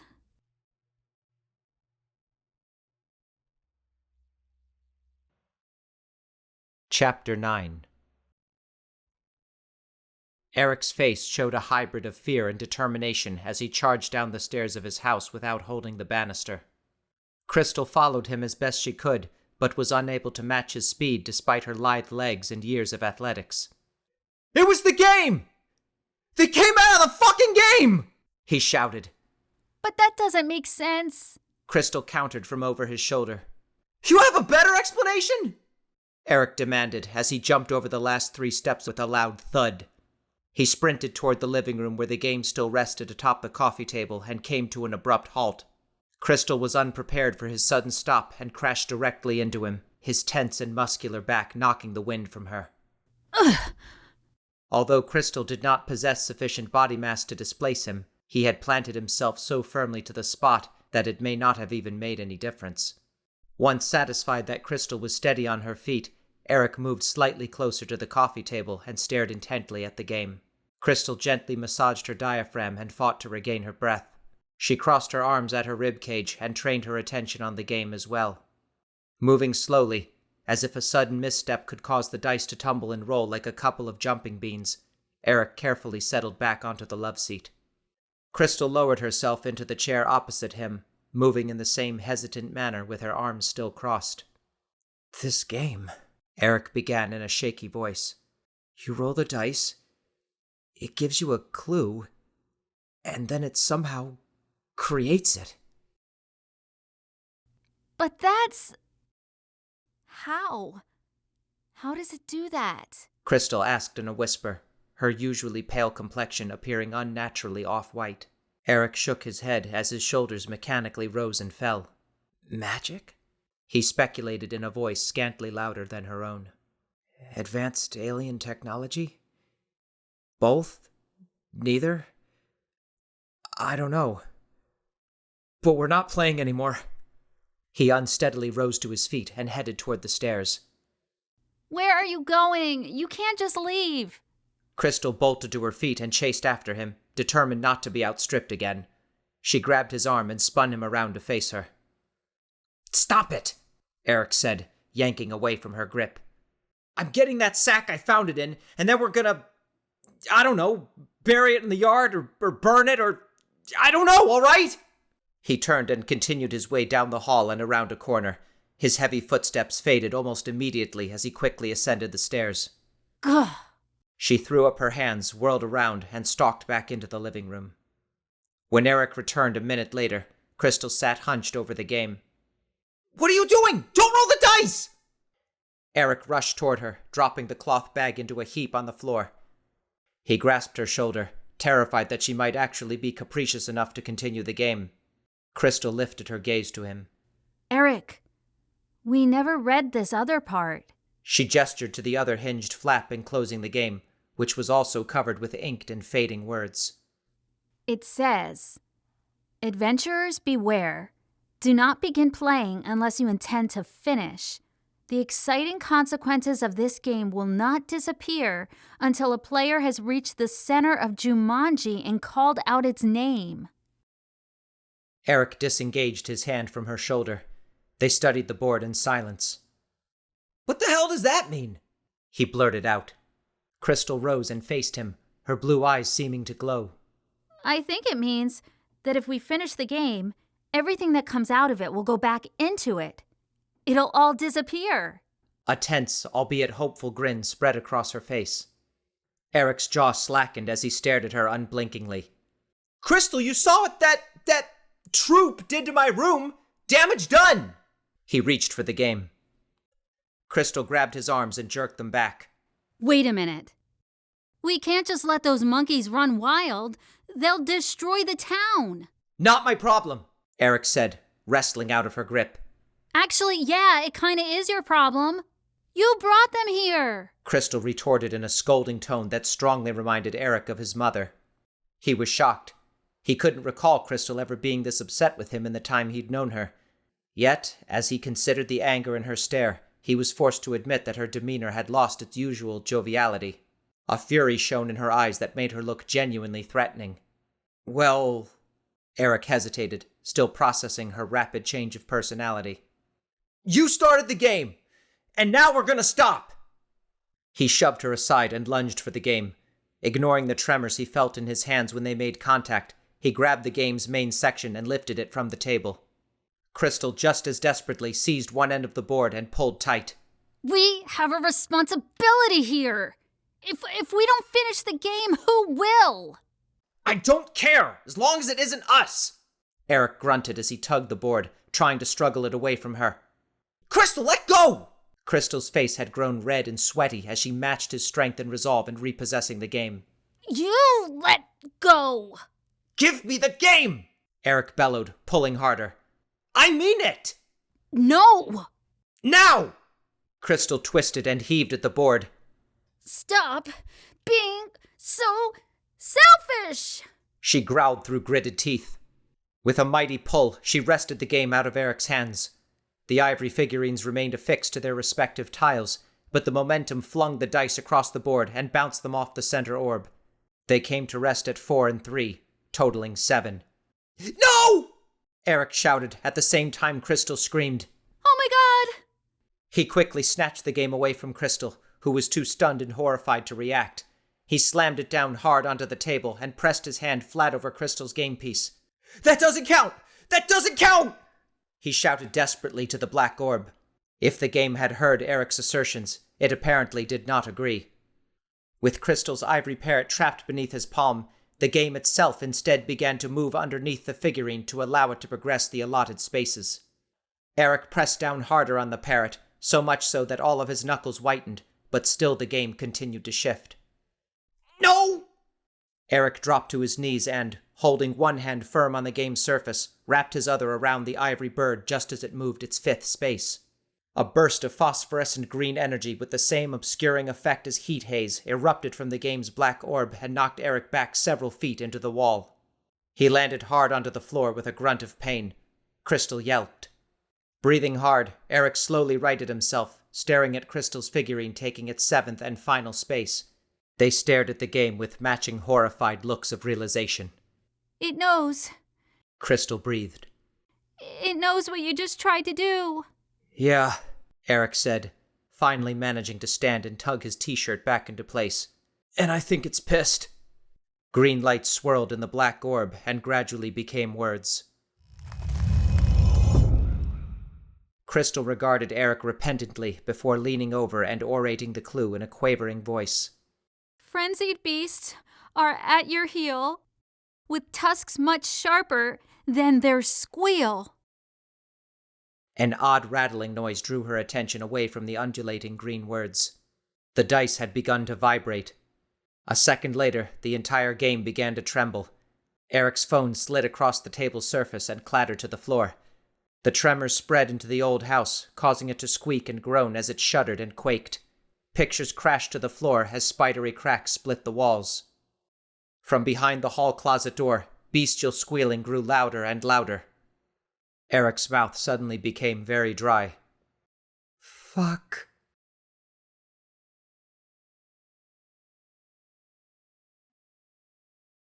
Chapter 10. Eric and Krystyl stood, perversely captivated by the muffled chorus of squealing which now bore the overlaid cacophony of countless clattering hooves. Before either of them could properly react, The hall closet door smashed apart, sending down a shower of splintered fragments upon them.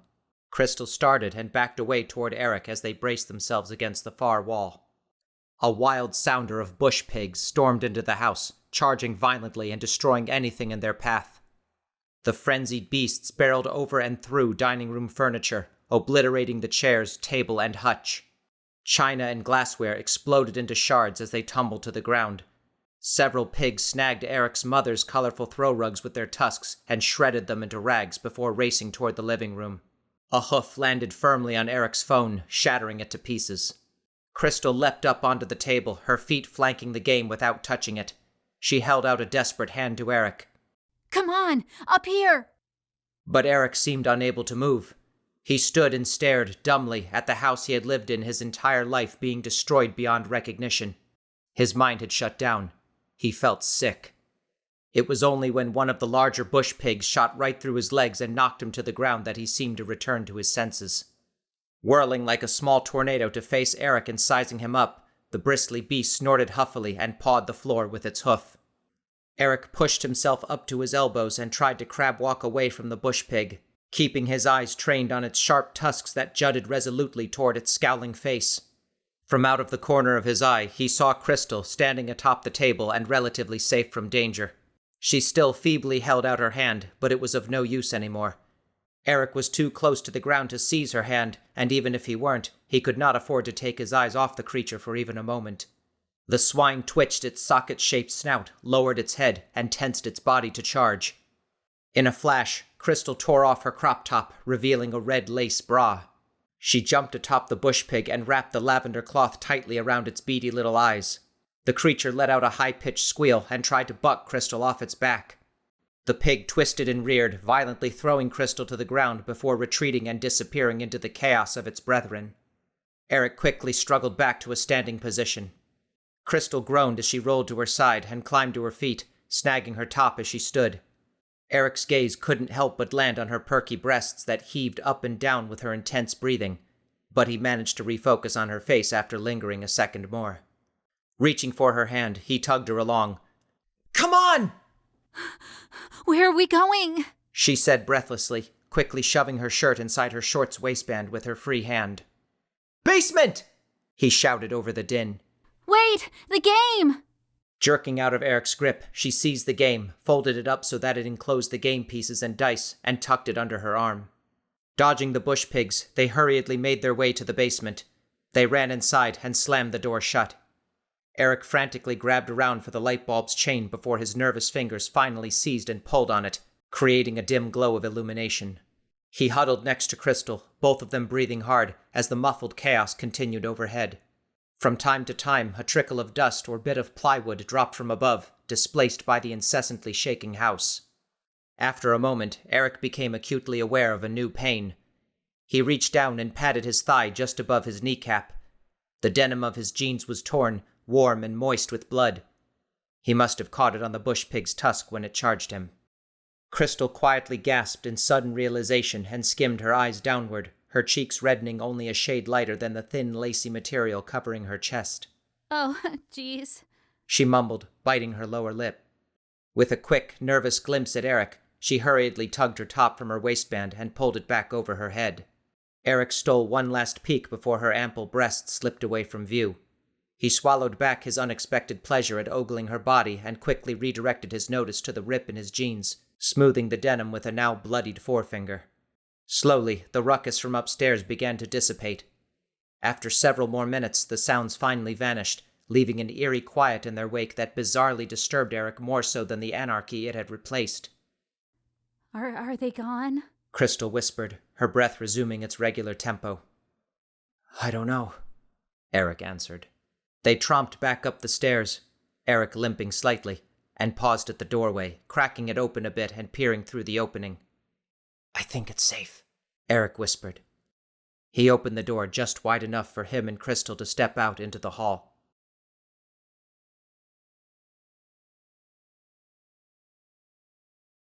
Chapter 11.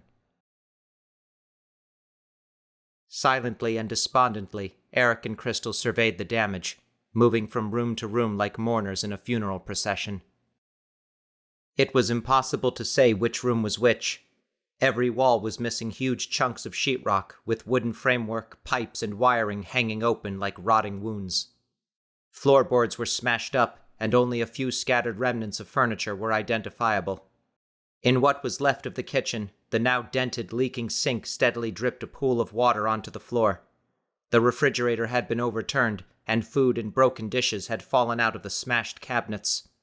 Eric's taut muscles felt like they were going to split his skin. Blood pounded in his ears like a war drum. Taking another unsteady pace, his foot landed on something that felt like a long, thin metal pipe. His eyes sloped downward. "I found something," he stated dully. He picked up Krystyl's lacrosse stick, its frame and netting miraculously undamaged. Krystyl stepped out from behind some debris. Hey, She remarked, her expression brightening slightly. my lacrosse stick.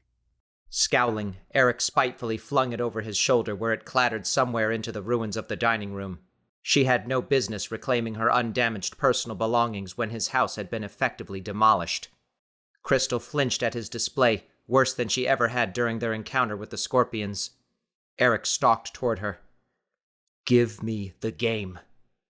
Now!" He thrust out his hands. Krystyl wouldn't meet his gaze. She stood statue still with the game jammed beneath her armpit, staring at the scuffed and dented space on the floor between her and Eric's shoes. Eric snatched the game from under her arm and marched away, with Krystyl hot on his heels after a moment's pause. Stepping over debris and picking his way through rooms of entropy, he headed for his backyard. The sliding glass doors had been shattered, so he simply sidled through the frame, careful to avoid the jagged shards of glass. He made a beeline for the fire pit in the middle of the greening lawn. Resting the game in the ash-filled center of the hole, he picked up the box of matches he had left there the week prior and pulled one out. His fingers trembled as he repeatedly struck the wooden matchstick against the flint. Krystyl stood close to him, her face lined with worry. Feeling her gaze trained on him, Eric afforded her a moment of attention and briefly considered her distress. "I've got to destroy this thing!" he insisted before returning to the task at hand, frantically dragging the head of the match against the flint. The small bit of wood and phosphorus sulfide snapped in two. "God damn it," he muttered through clenched teeth, fishing for another one. You know, you're not the center of the universe. Krystyl pointed out angrily. It's not always all about you. Oh gosh, you don't want to go to college. You don't want to leave. You're afraid of life. Poor, pitiful you. She said in a caustic voice. Eric's jaw grew rigid as he kept striking the second match against the rough side of the matchbox. Again, the match broke. "Fuck!" Eric growled, fishing free a third one. Krystyl shoved herself between the fire pit and Eric. There are plenty of other people out there. You and I started this game, and now we have to finish it. The third match lit up with a satisfying flare. Eric calmly moved around Krystyl and prepared to toss the flaming stick atop the game.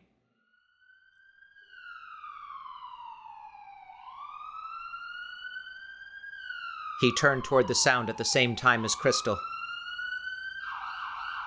Through the trees in the distance, red lights flashed atop the blue and white ambulance speeding past.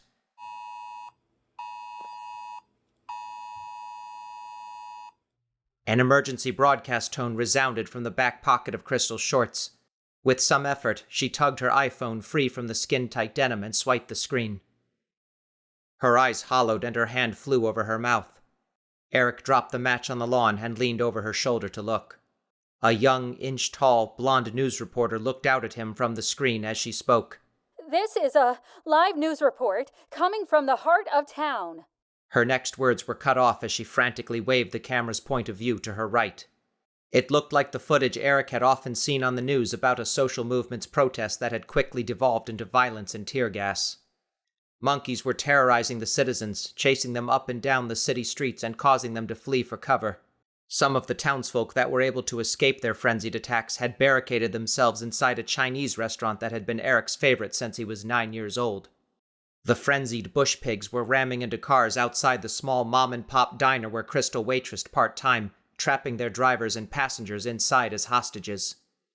Other establishments not as intimately known to the duo were no less spared from the chaos. The camera panned back to the left, and Eric and Krystyl caught sight of people on stretchers being loaded into ambulances. Windows were demolished. A fire raged. an area of about 2 miles. The frazzled young reporter continued, trying to maintain an air of professionalism in such a fantastic situation. Once again, police are warning viewers to stay in their homes. The reporter glanced to her right and cried out as 2 bush pigs barreled past her. She composed herself as best she could and continued. Local zoos and wildlife refuges are being contacted in a desperate attempt to pinpoint the source of this bizarre and chaotic outbreak. I've been informed that the National Guard... Her words were cut short as a monkey tackled her from behind, its yellowed fangs sinking deep into her shoulder. Mitchell, put down the camera! Get it off me! Get it! The screen went blank and the sound died. Krystyl stood, wiping tears from her eyes, still studying her phone screen even though it was no longer streaming. Slowly, hating himself more with every movement, Eric gently lifted the game from the pit, unhooked the clasp, lifted the flap, and reread the second set of instructions. Unless you intend to finish. He clutched his face with his free hand, his mind a blank pit of indecision. His legs propelled him backward of their own accord. He stoically perched himself on the edge of the fire pit, unwilling and unable to direct his body to make another move. A sudden movement at his feet caught his attention. Peony pink Chuck Taylors. Krystyl had taken a few steps toward him, closing the gap. For the first time since she'd arrived, Eric's eyes bypassed the rest of her body and lifted his gaze directly to her face. Her watery blue orbs no longer contained a fiery rage, but instead seemed to cry out unending apologies. Eric blinked his way out of his trance. He gave a great, resigned sigh, shut his eyes tightly, and nodded.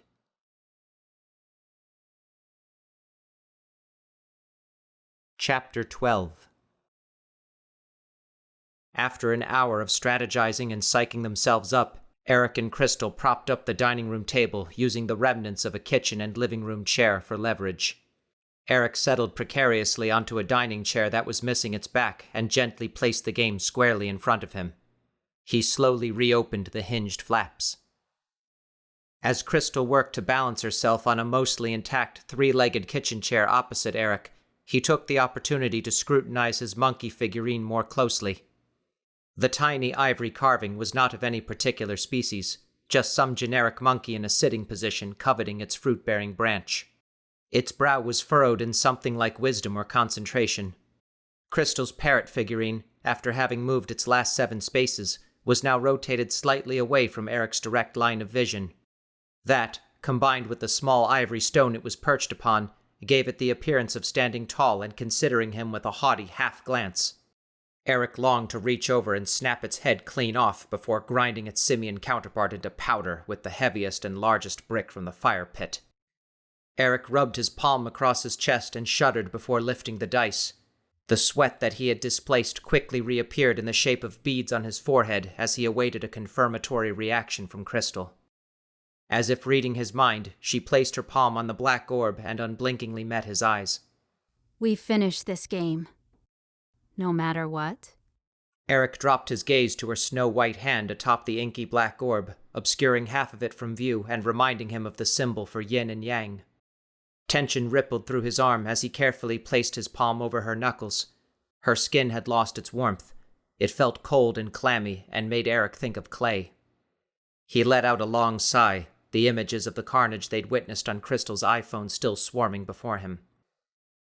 No matter what. They slowly withdrew their hands. Eric gripped the dice tighter, hesitating, before hurriedly tossing them onto the board, not wanting them in his hand any longer than necessary. With a clatter, the dice settled onto 2 and 6, totaling 8. Never losing its meditative countenance, the tiny monkey shifted across the board. Bright green ooze swirled in the black orb and slowly morphed into words.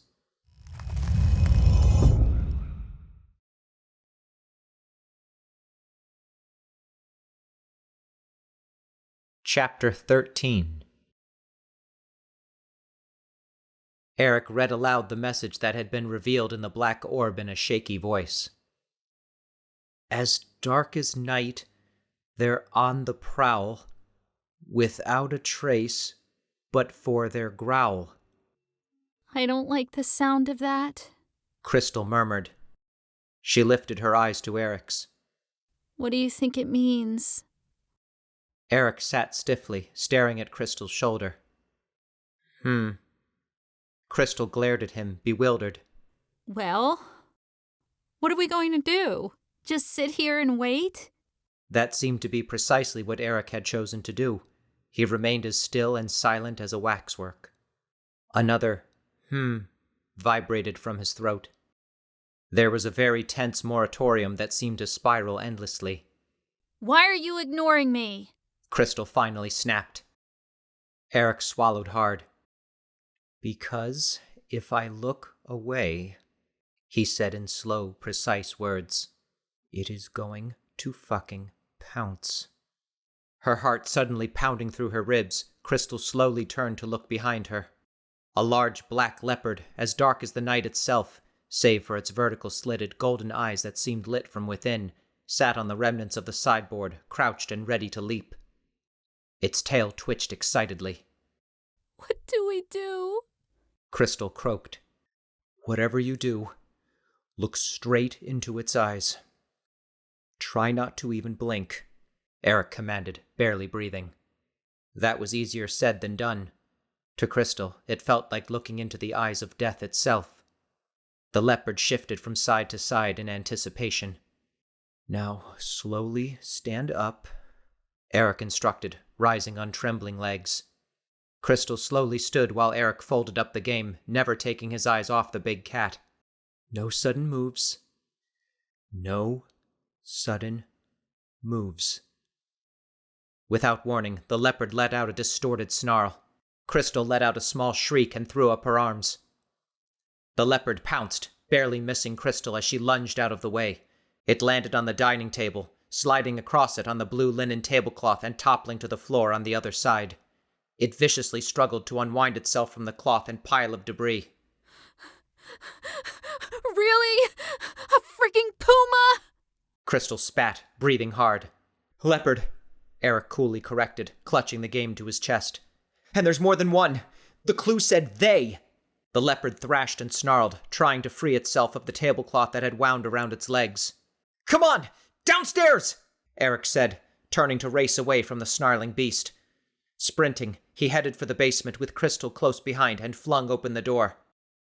In the dim glow of the basement light bulb, 2 golden eyes shone.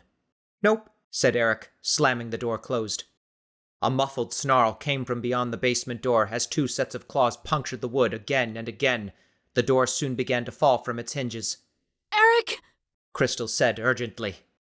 Eric seized her arm and pulled her toward the stairs, the folded-up game still clutched to his chest. They bolted up the steps, 1 or 2 at a time. Krystyl stumbled and landed hard on her knees halfway up. Come on! Eric demanded out of frustration fueled by worry. He pulled her back to her feet to continue, but a telltale series of clunks and clatters made Krystyl's stomach drop. She knew that sound well. Her iPhone had fallen out of her back pocket and tumbled down the stairs, and there was no time to reclaim it. Before Krystyl could sufficiently comprehend her divorce from her beloved mobile device, they'd arrived at the top of the stairs. Look out! She cried, pointing. A 3rd leopard sauntered out of the bathroom to their left. Their blood turned to ice as they heard the 2nd leopard lithely leap up the hall stairs, 3 at a time. Eric's gaze darted to the other side of the landing. What do we do? Prompted Krystyl. The attic, Eric said, staring at the only other door in proximity. Meanwhile, the 1st leopard had freed itself from the tablecloth and padded up the steps. Eric lunged for the attic door, but the 3rd leopard pounced in front of him, blocking his movement. We're surrounded! Cried Krystyl. She lifted a shaking hand to point at the other 2 leopards behind them, moving gracefully in their direction. Eric reached an arm behind him and guided Krystyl fully behind his body. She gripped his shoulders tightly. The 1st leopard crouched, wiggled its hindquarters left and right, and charged. Eric yelled and threw up his hands. Krystyl let out an ear-splitting shriek. But the 2nd and 3rd leopards tackled their comrade, its retracted claws missing Eric's stomach by inches. The 3 felines began to fight amongst themselves, snarling and tearing in a chorusing roar. Eric and Krystyl stared at the fighting leopards, perversely entranced. What's going on? Krystyl asked. I think they're fighting over which one gets to eat us, Eric said evenly. Slowly, he began to inch toward the attic. Reaching behind him to ease open the door, he gently guided Krystyl over its threshold. You have to admit, this game is a lot more exciting than just pizza and a movie, Krystyl remarked, a tense grin starting to twitch at the edges of her mouth. Eric nodded, joining Krystyl on the attic steps. This game is probably a lot more exciting than most things. He carefully closed the door, allowing the leopards to continue their scuffle in private.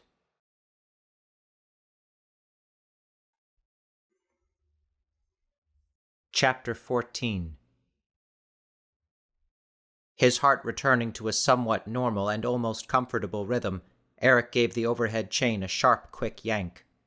The light bulb sputtered awake after a second of disinclination, spitting its eerie glow upon the boxes, debris, furniture, and trunks surrounding him and Krystyl. A crash from downstairs, followed by snarls, shook whatever measure of safety they clung to while standing in the uncertain light.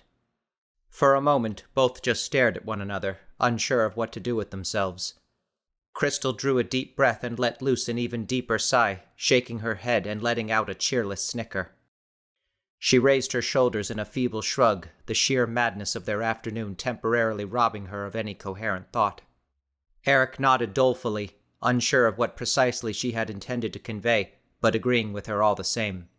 He took the game out from under his arm and, after letting his eyes roam over the faded jungle etching, handed it out to Krystyl. She reluctantly accepted it, studying the etching herself with disdain. Eric turned and walked toward the center of the room.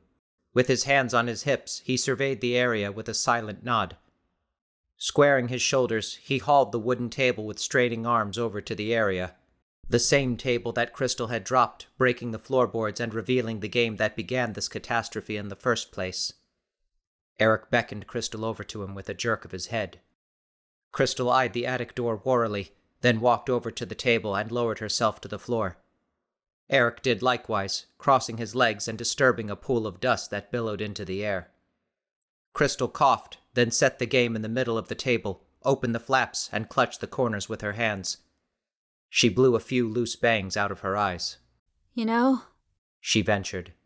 I think there's a lot more to this game than we realize. Eric flashed her an incredulous look, his lips coming dangerously close to mouthing the words, Are you an idiot? She glared at him. Well, obviously, but that's not what I meant. I mean, I think I know how it works. Eric propped his hands on the dusty floor behind him and patronizingly raised an eyebrow as he awaited her explanation. At first, it started small. She began, pausing occasionally to reconsider her choice of words. The scorpions were creepy, but they didn't really cause any damage. You just sucked them up in the vacuum and problem solved. Then you rolled the dice, and the monkeys came out. They were destructive, but they didn't really attack us. Then things got a little more... well... She bared half her teeth in a lopsided grimace and shrugged, her words trailing off. Yeah, frenzied beasts are at your heel, Eric quoted, leaning forward and intertwining his fingers in his lap. Exactly. Those wild pigs caused even more destruction, and we had to actually do something to avoid getting hurt. More so. She quickly amended upon noticing Eric's bloody cut on his thigh. Then you took your turn just now, and we had friggin' leopards chasing us. Krystyl shuddered and released her grip on the game to rub her eyes. A tick pulled at Eric's own eyes as the last of his patience finally tapped out. I know, Krystyl. I was there, he snapped curtly. What's your point? Krystyl's hands briefly clamped the sides of her head before fluttering in front of her as she snapped back her retort. Don't you see? The more we play this game, the more dangerous it becomes. Each turn is sending out something worse than the last one. Eric rubbed his too tight stomach as he considered Krystyl's theory. It knows, he said, a chill frosting his arms despite the heat of the attic. Krystyl's brow furrowed. What does it know? The game is getting harder because it knows we're getting closer, Eric said, the tightness in his stomach spreading to his limbs. It's like a wild animal that's been backed into a corner. It gets scared, and then it attacks. Krystyl shook her head dumbly and tapped her chin with her knuckles. Then the game is alive? A loud thud banged against the walls downstairs, and Eric sucked in a breath. He swallowed around the lump of fear lodged in back of his throat. In a way, maybe. Krystyl's gaze darted toward the door again. But why is it trying to kill us? Eric shook his head as he studied the game before them, and for a moment his pensive expression was identical to that of the tiny ivory monkeys. Maybe it's trying to protect itself. Krystyl considered. What made it magic? Do you think it's cursed, or... Eric scoffed and raised an imperious hand. Hold on. That was a theory. I never actually said I believed it was magic. Krystyl frowned, a little offended. Not to throw your words back at you, but you have a better explanation? Eric wavered, trying to maintain some semblance of control over their fantastic circumstances. Well, yeah, these animals are somehow coming from the game, but cursed? Magic?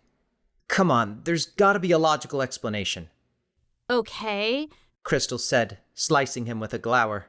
So, logically explain to me then how our game pieces are moving without magnets or anything technological. Explain how so far scorpions, monkeys, wild pigs, and leopards are just poofing into existence after the game somehow knows we've rolled the dice. Or how about the game totally yeeting you away from it when you try to grab my game piece? Explain it, like all of it or any of it, logically. Eric shifted side to side as his world of rational thought and safety finally crumbled beneath him. Well, I can't explain how, but... Krystyl crossed her arms and arched her eyebrows in droll anticipation. Eric let out the breath he'd been suppressing and grumbled. He knew he'd lost, but still wanted Krystyl to concede at least one of his points before they moved on. Look, all things have a logical, rational explanation. Logic makes things real, he stated lamely. Krystyl sighed and shook her head. She looked at him with wise and knowing eyes. Just because you can't explain something doesn't mean it isn't real. Eric rubbed his face with his dust-covered hands. He grimaced in disgust and wiped away the dirt on his t-shirt sleeves. All right, fine. So, what are you thinking? Some wizard was on safari and he happened to like games and he cast a magic spell. He meant it as a sardonic throwaway comment, but Krystyl nodded, tactfully considering. Seems as good an explanation as anything else. Is that what you're thinking? Eric bit his lip. He was still reluctant to admit that the game resting on the wooden table before him could be brimming with eldritch abilities, but each of his attempts at applying some semblance of rational analysis to it was immediately quashed. And now, a churning in his stomach had him wondering if a mage really had cast a spell years ago. So, he tried to settle for the one explanation that might, conceivably, leave some wiggle room for a reasonable conclusion.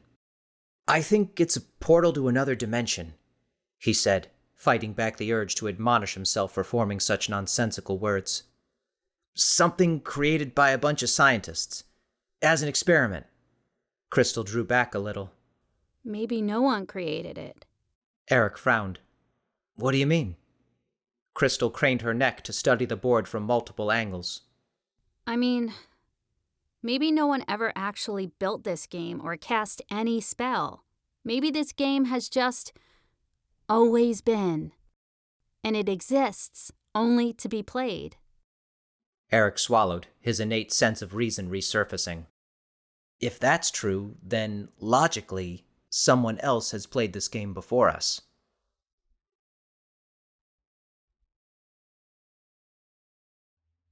Chapter 15. Africa, 1895. Streaks of sunlight danced their way through the thick jungle foliage, creating intricate patterns of light and shadow on anything in their pathway. Birds flitted through the branches overhead to the rousing accompaniment of several chattering monkeys. A young, dark-skinned girl, perhaps 8 or 9 years old and clad in a tan toga-like garment, held her ivory monkey figurine in one hand and her ivory parrot figurine in the other. Painstakingly hand-carved and pristine, they seemed to glow against her pinkish palms. She shrewdly arched an eyebrow as she raised her hands slightly higher in offering. Several yards behind her, deeper in the trees, stood her village. Felix towered before her like a multicolored mountain, sweltering in the unrelenting heat and humidity. He plucked a white linen handkerchief from his breast pocket, dabbed at his brow, then stuffed the limp cloth back into his vest. He fished around in his side pocket until his fingers discerned the right object amidst all the other trinkets. Withdrawing his hand, he held a shiny silver whistle. He held it up to his lips and blew on it, causing the girl to wince and silencing the rainforest for a few seconds. He pointed at the two figurines in the girl's small hands and circled his finger between her parrot and monkey, and then his whistle. The girl resolutely shook her head, her face still bearing traces of annoyance at the shrill sound. Undaunted, Felix unhooked a spare green derby which hung suspended from the pack on his back and held it out to her. The girl scrutinized it with narrowed eyes, and Felix was pleased to notice her figurines drawing several millimeters toward him. But then, quite suddenly, and with reflexes most uncommon for a child her age, she jerked her head upward to meet Felix's eager, greedy expression that he was nowhere near quick enough to hide. Now realizing just how fervently this enormous man coveted her artworks, the girl quickly shook her head again and tightly clutched the ivory figurines back to her chest. Felix arched his eyebrows as he rehooked the derby to his pack. After a moment's consideration, he cocked his head slightly to the side and held up his index finger. Slowly, he procured a silver watch from the pocket on his other side and twisted the tiny dial with his thumb and forefinger. The timepiece glittered and gleamed in the sunlight, and Felix was encouraged at the girl's difficulty in attempting to hide her captivated expression. He held the watch up to her ear, letting her listen to the steady tick of the mechanism. The child's eyes grew wide. Facing the watch toward her, he pointed at the second hand as it progressed mechanically. Her eyes followed every tick as it traversed the radius of the dial. The girl nodded eagerly and thrust the ivory figurines toward his protruding belly. With the grin of a Cheshire cat, Felix accepted the two pieces, handed her the watch, and gave her a long, low bow. The girl pivoted and ran back toward her village. Quite pleased, Felix turned and hustled away in the other direction.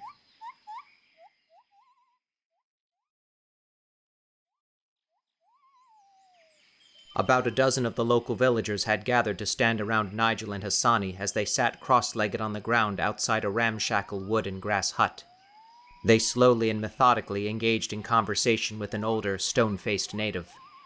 Although Felix did not understand the words spoken by the men, it appeared their discussion had taken a rather serious turn, with Hassani looking increasingly uncomfortable. Timothy stood next to Alistair, who, as usual, held his gun protectively and looked as if he might fire off a warning shot if something happened not to his liking. Quite abruptly, Felix pushed aside the branches to enter the clearing like an elephant. Most of the villagers' heads immediately swiveled in his direction, eyes narrowed as they took in his flamboyant appearance.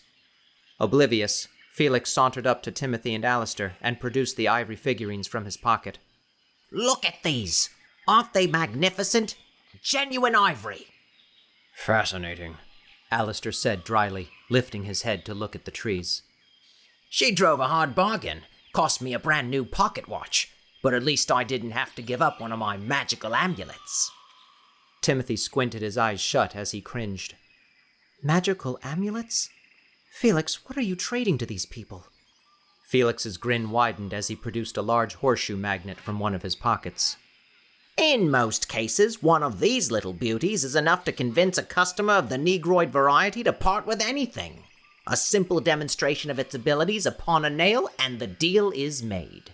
He swept his appraising gaze among the gathered onlookers, taking in their ethnic clothes, tools, and jewelry as he twirled the magnet in his huge fingers with unusual dexterity.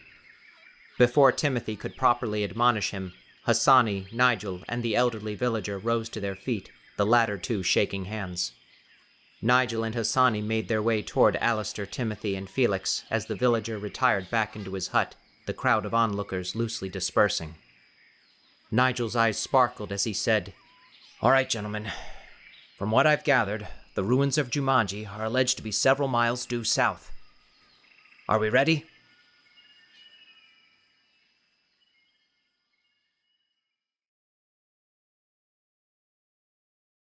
Chapter 16. I'm ready. Krystyl said. Another muffled snarl and crash beneath the attic floor set Eric's teeth on edge. Based on the sound's origin, he deduced that the leopard's melee had spilled over into his mother's room. He eyed Krystyl's stiff posture as she sat across from him with flickering shadows dancing along her face, barely lit by the erratic light bulb. Eric tugged his earlobe and let his hand move down to his collarbone in a stranglehold. Since the dice were more conveniently within his reach, he carefully picked them up and handed them over to Krystyl. He offered her the best grimacing smile he could muster. Krystyl fidgeted and blew out a deep breath. Now that she held the dice, she suddenly seemed very reluctant to take her turn. What could be worse than leopards? Her tongue worked the corner of her mouth as her gaze flickered toward the attic floor and back to him. Eric scratched the nape of his neck so forcefully he nearly broke the skin. "I don't know," he admitted. "But we'll deal with it together.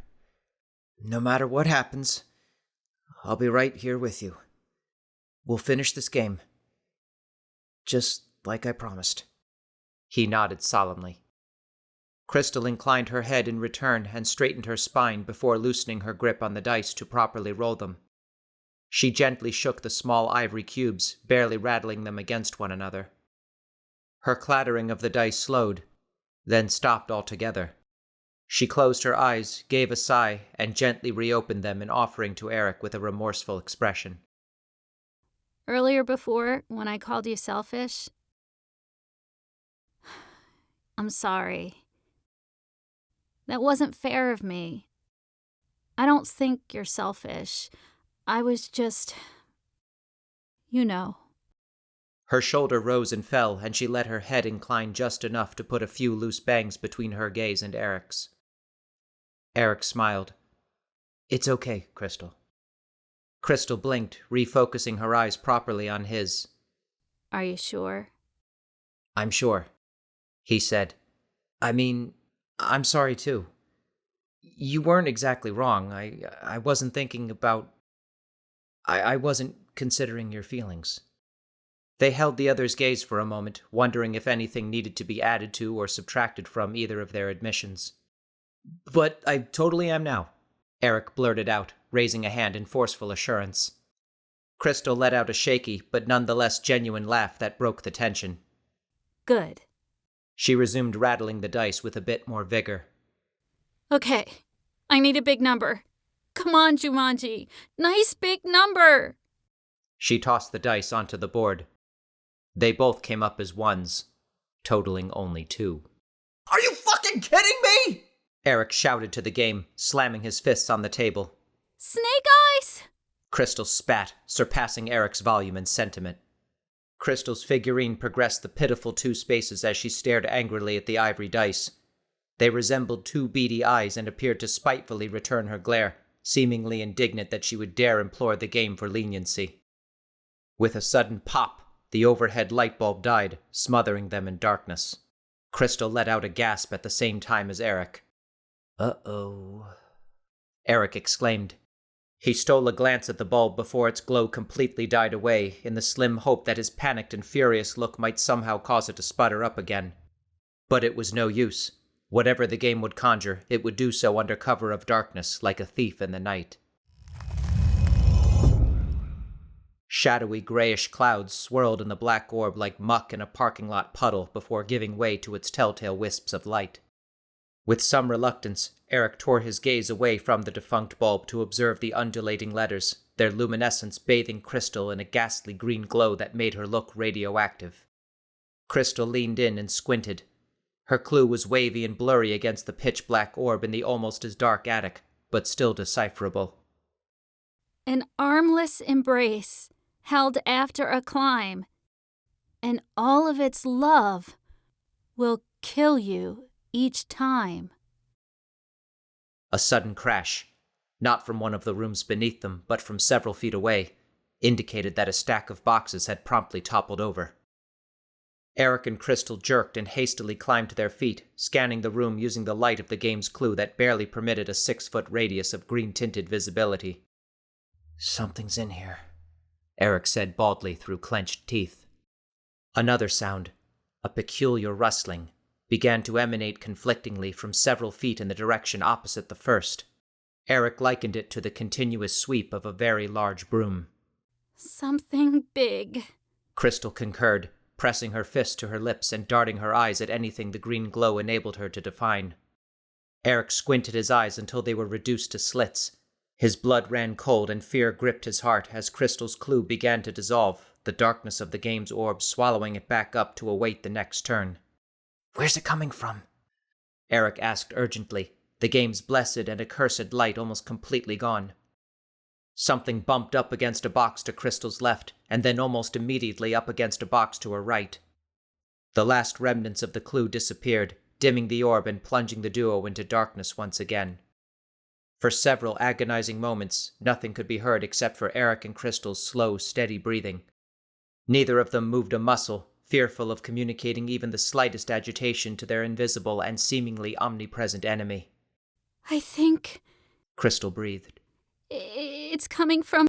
Krystyl's terminated response gave way to a terrified scream as she fell to the floor with a crash.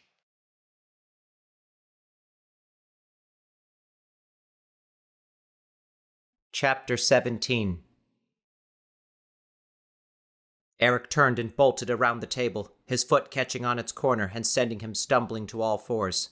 Krystyl! He screamed, desperately fumbling around and disoriented in the darkness. He had to act fast. Krystyl had not simply tripped and fallen. Something had covetously seized her. But his and Krystyl's combined impacts to the floor shook the room enough to jostle the light bulb back to half-life.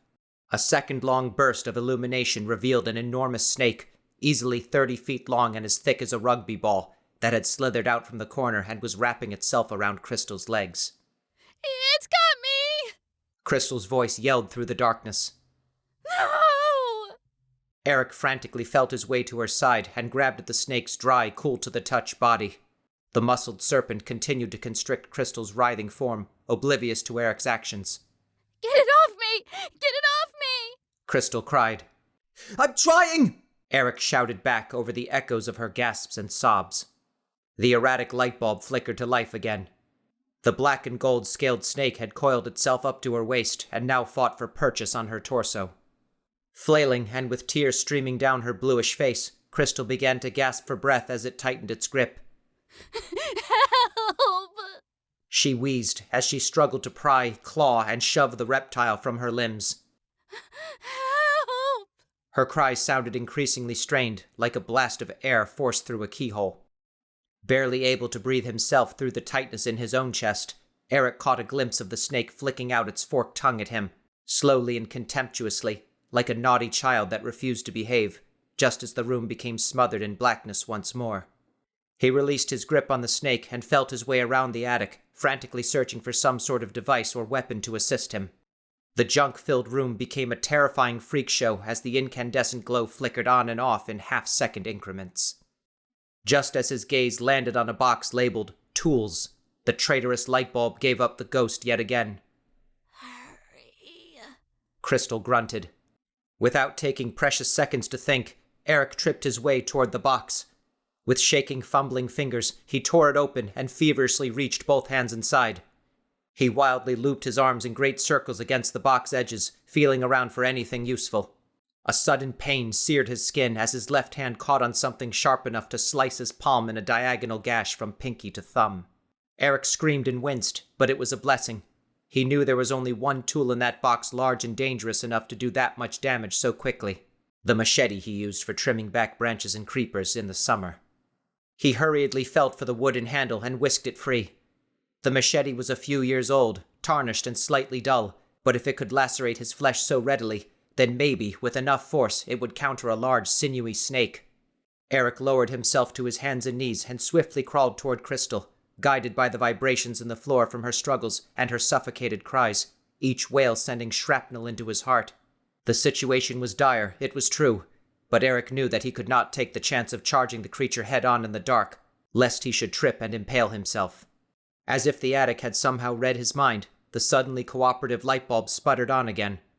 Eric bolted to his feet and raced toward the snake before being swallowed by shadows a second later. He swung wildly, hacking at what he hoped to God was its body and not Krystyl's. The snake hissed angrily. Eric's strikes had found their mark. Krystyl began gasping for breath. It was the most beautiful sound Eric had ever heard. The 2-second light job revealed the next fright. Furious at his audacity and bleeding from several deep gashes, the snake set its cold, lidless eyes on Eric, rearing up to attack. It gaped its maw in a sinister hiss, revealing needle-like fangs and a black forked tongue. The bulb died again. It was now or never. Eric cocked the machete like a baseball bat, squinting as hard as he could to distinguish the shape of the snake through the shadows. Through Krystyl's gasps and wheezes, Eric could just make out that same odd sweeping sound, and it told him that the reptile had lurched to strike. With a yell to the heavens, he swung the machete in a split-second blur, feeling it connect with something large and solid. Hot blood spattered his face, and he heard something fall limply to the floor a few feet away with a sickening thump. When Eric's breathing had somewhat steadied, he realized that he could no longer hear Krystyl's sobs and gasps, and a horrible thought struck him. Please don't be Krystyl's head. His heart bashed around his ribcage for several terrifying seconds.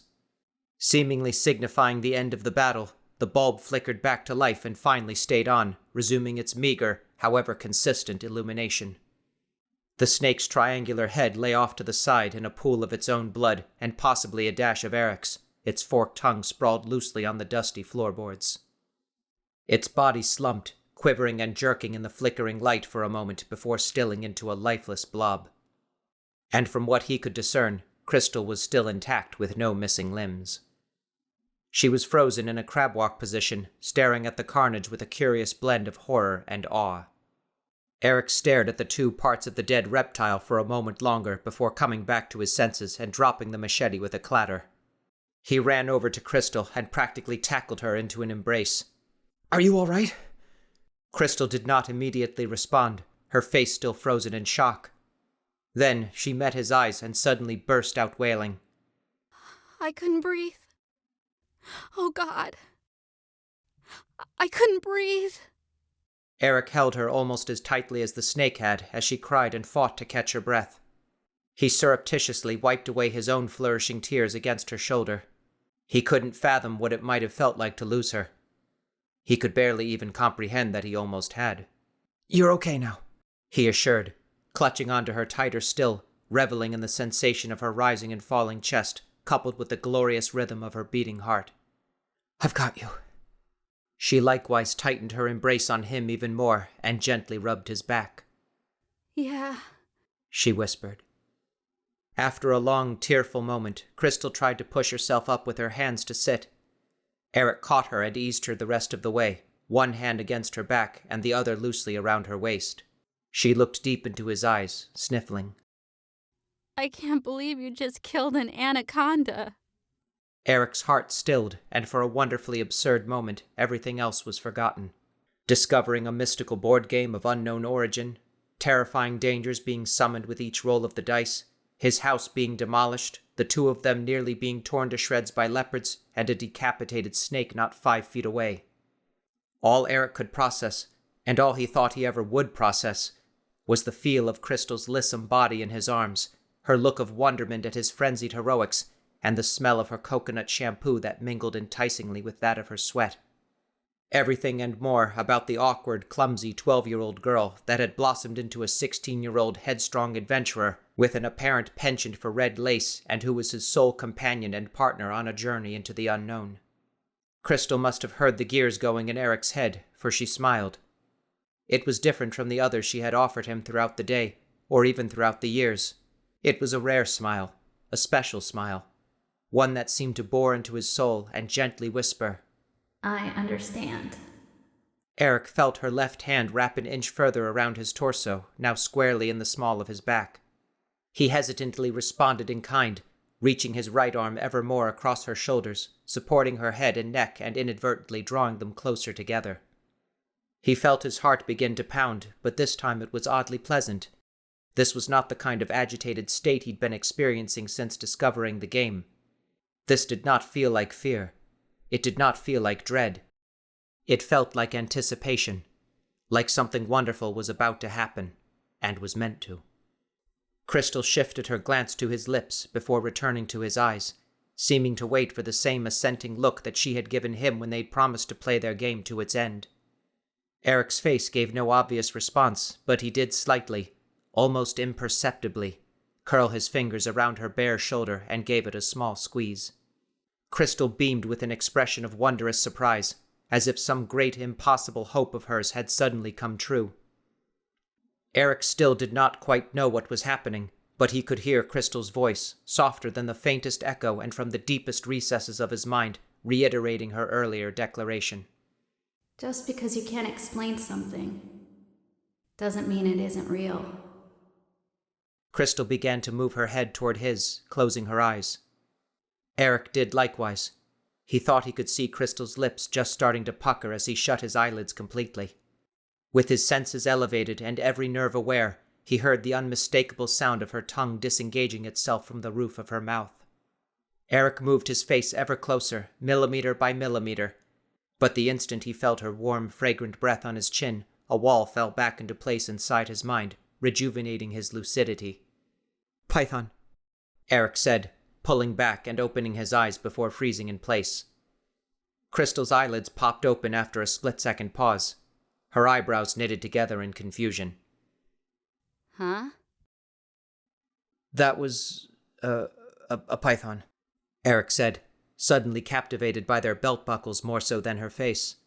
Both appeared to be crafted from polished nickel and complemented his rough brown leather and her smooth, glossy pink leather equally well. A python?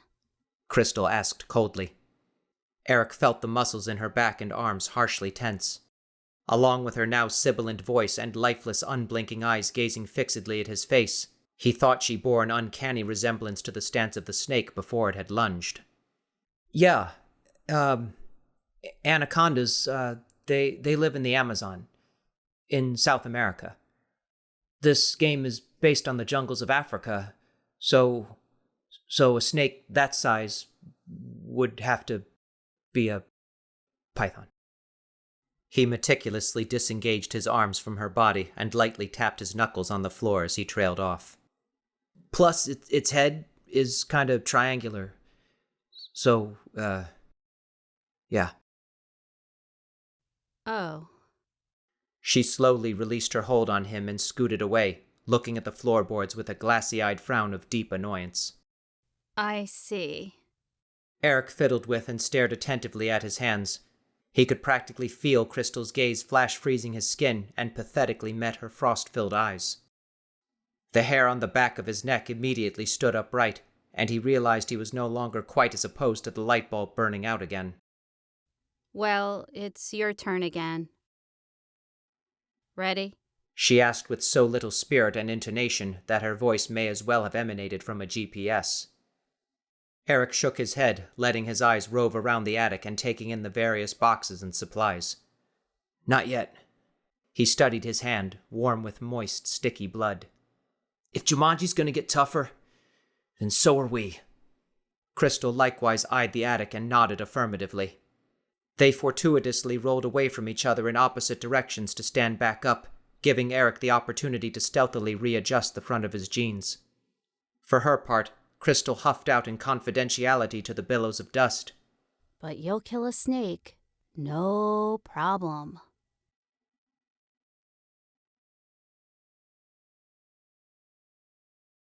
Chapter 18.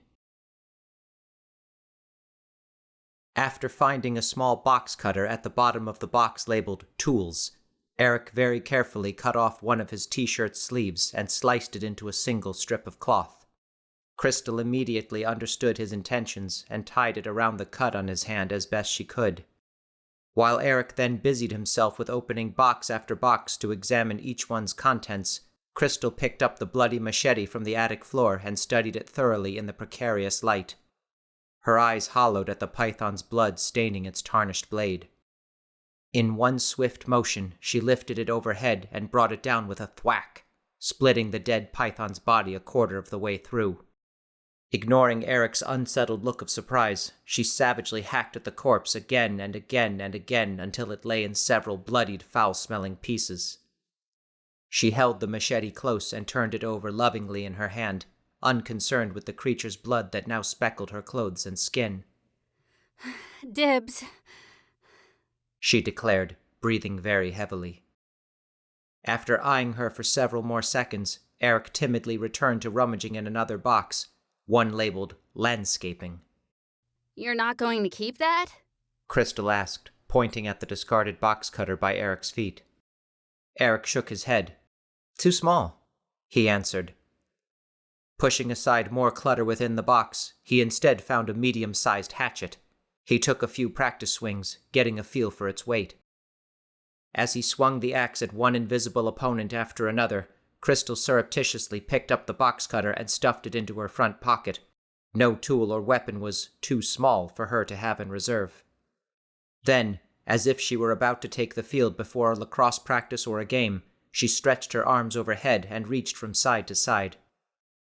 She lunged her right leg forward, stretching the calf on her back leg, and repeated the process on the other side.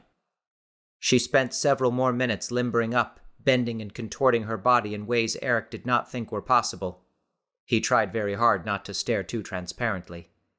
Okay, let's do this, she said finally, grabbing the bloody machete from the floor and heading for the wooden table. Eric joined her, hatchet in hand, standing at the other side. Ready? Krystyl asked. As I'll ever be, Eric responded.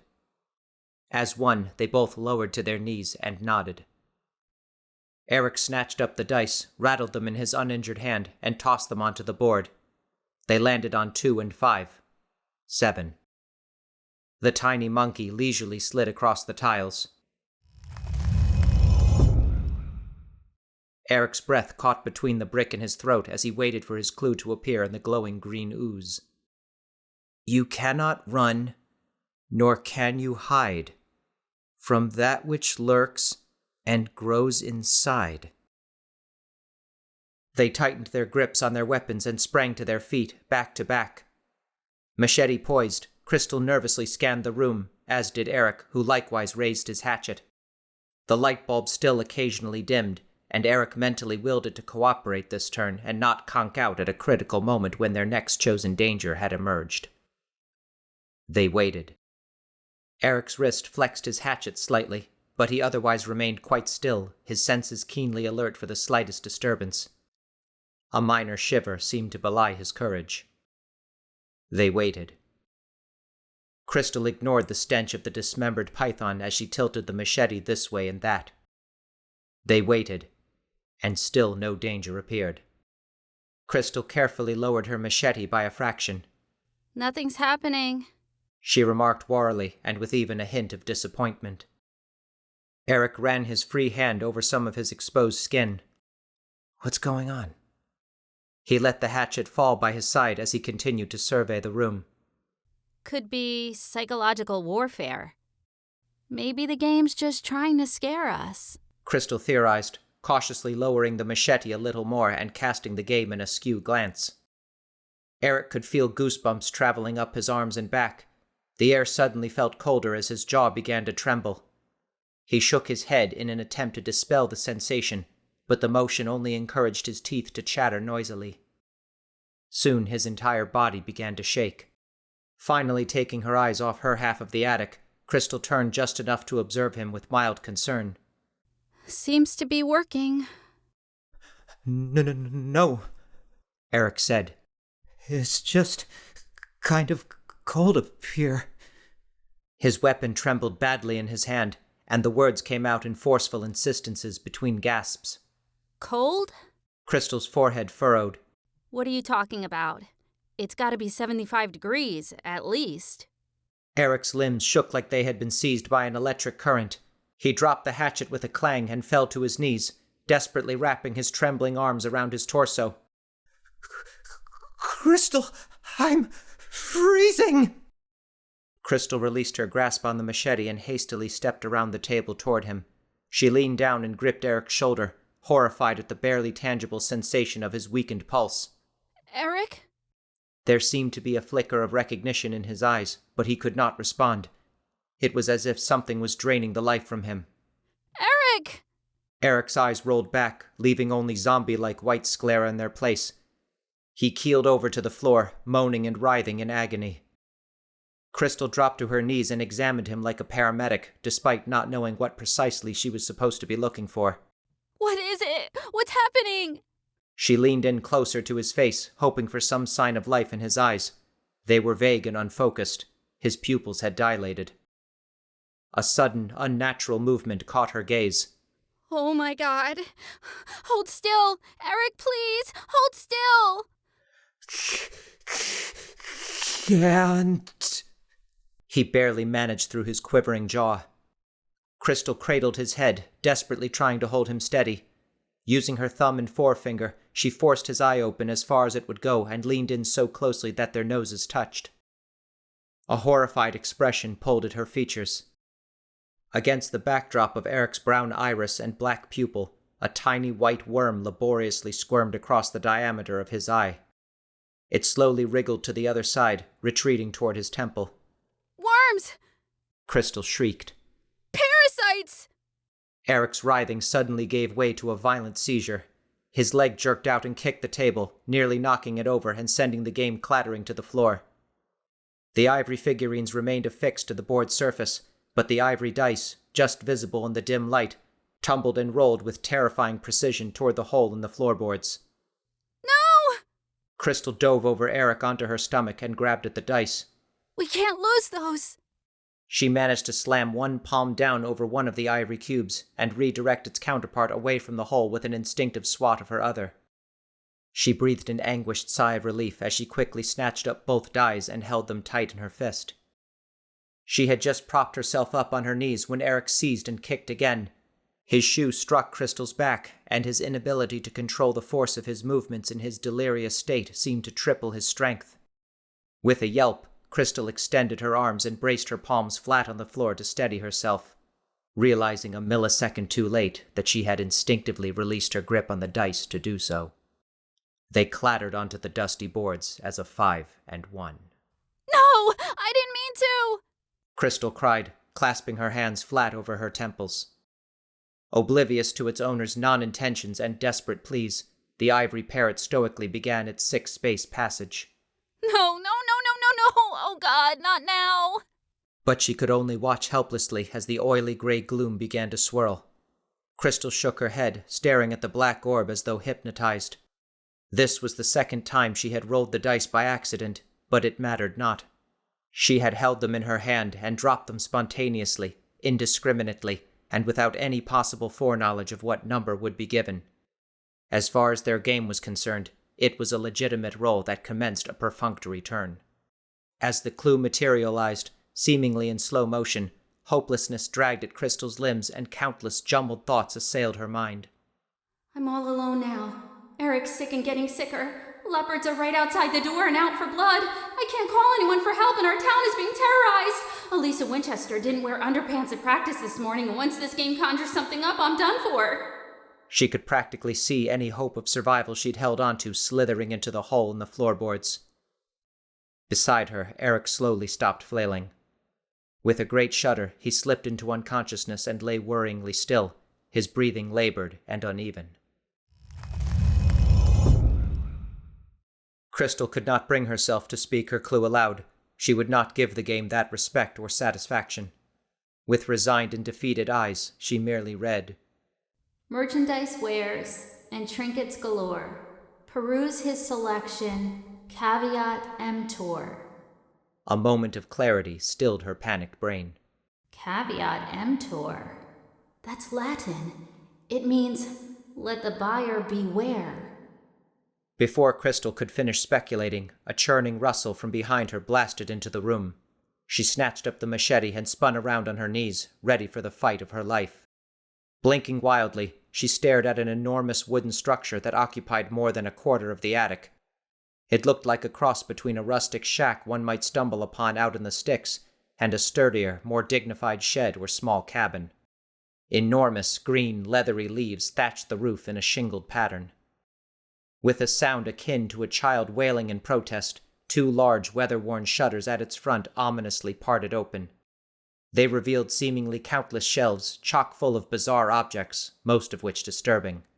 Shrunken heads, tiny curios, and gold and jeweled skulls positioned next to real skulls with gaping jaws and missing teeth. Dried bats hung upside down from one of the shelves with folded wings and mouths open in jagged tooth grimaces. Snakes, spiders, scorpions, and worms sat preserved in glass jars full of different colored liquids. A child-sized human or ape skeleton dangled from its ceiling with beaded necklaces adorning its neck. Krystyl remained motionless as she studied the gruesome objects, her face frozen in perverse fascination. A sudden movement startled her. An enormous man, taller and larger than Dr. Mack even, stood behind the old weather-beaten counter. Krystyl supposed she hadn't noticed him at first because the green of his derby hat, the magenta of his ragged shirt, and the banana yellow of his frayed vest had perfectly camouflaged him against the kaleidoscope of colors and shapes of his macabre collection. Slowly, mechanically, the man leaned his elbows against the counter, the wood creaking and groaning in protest.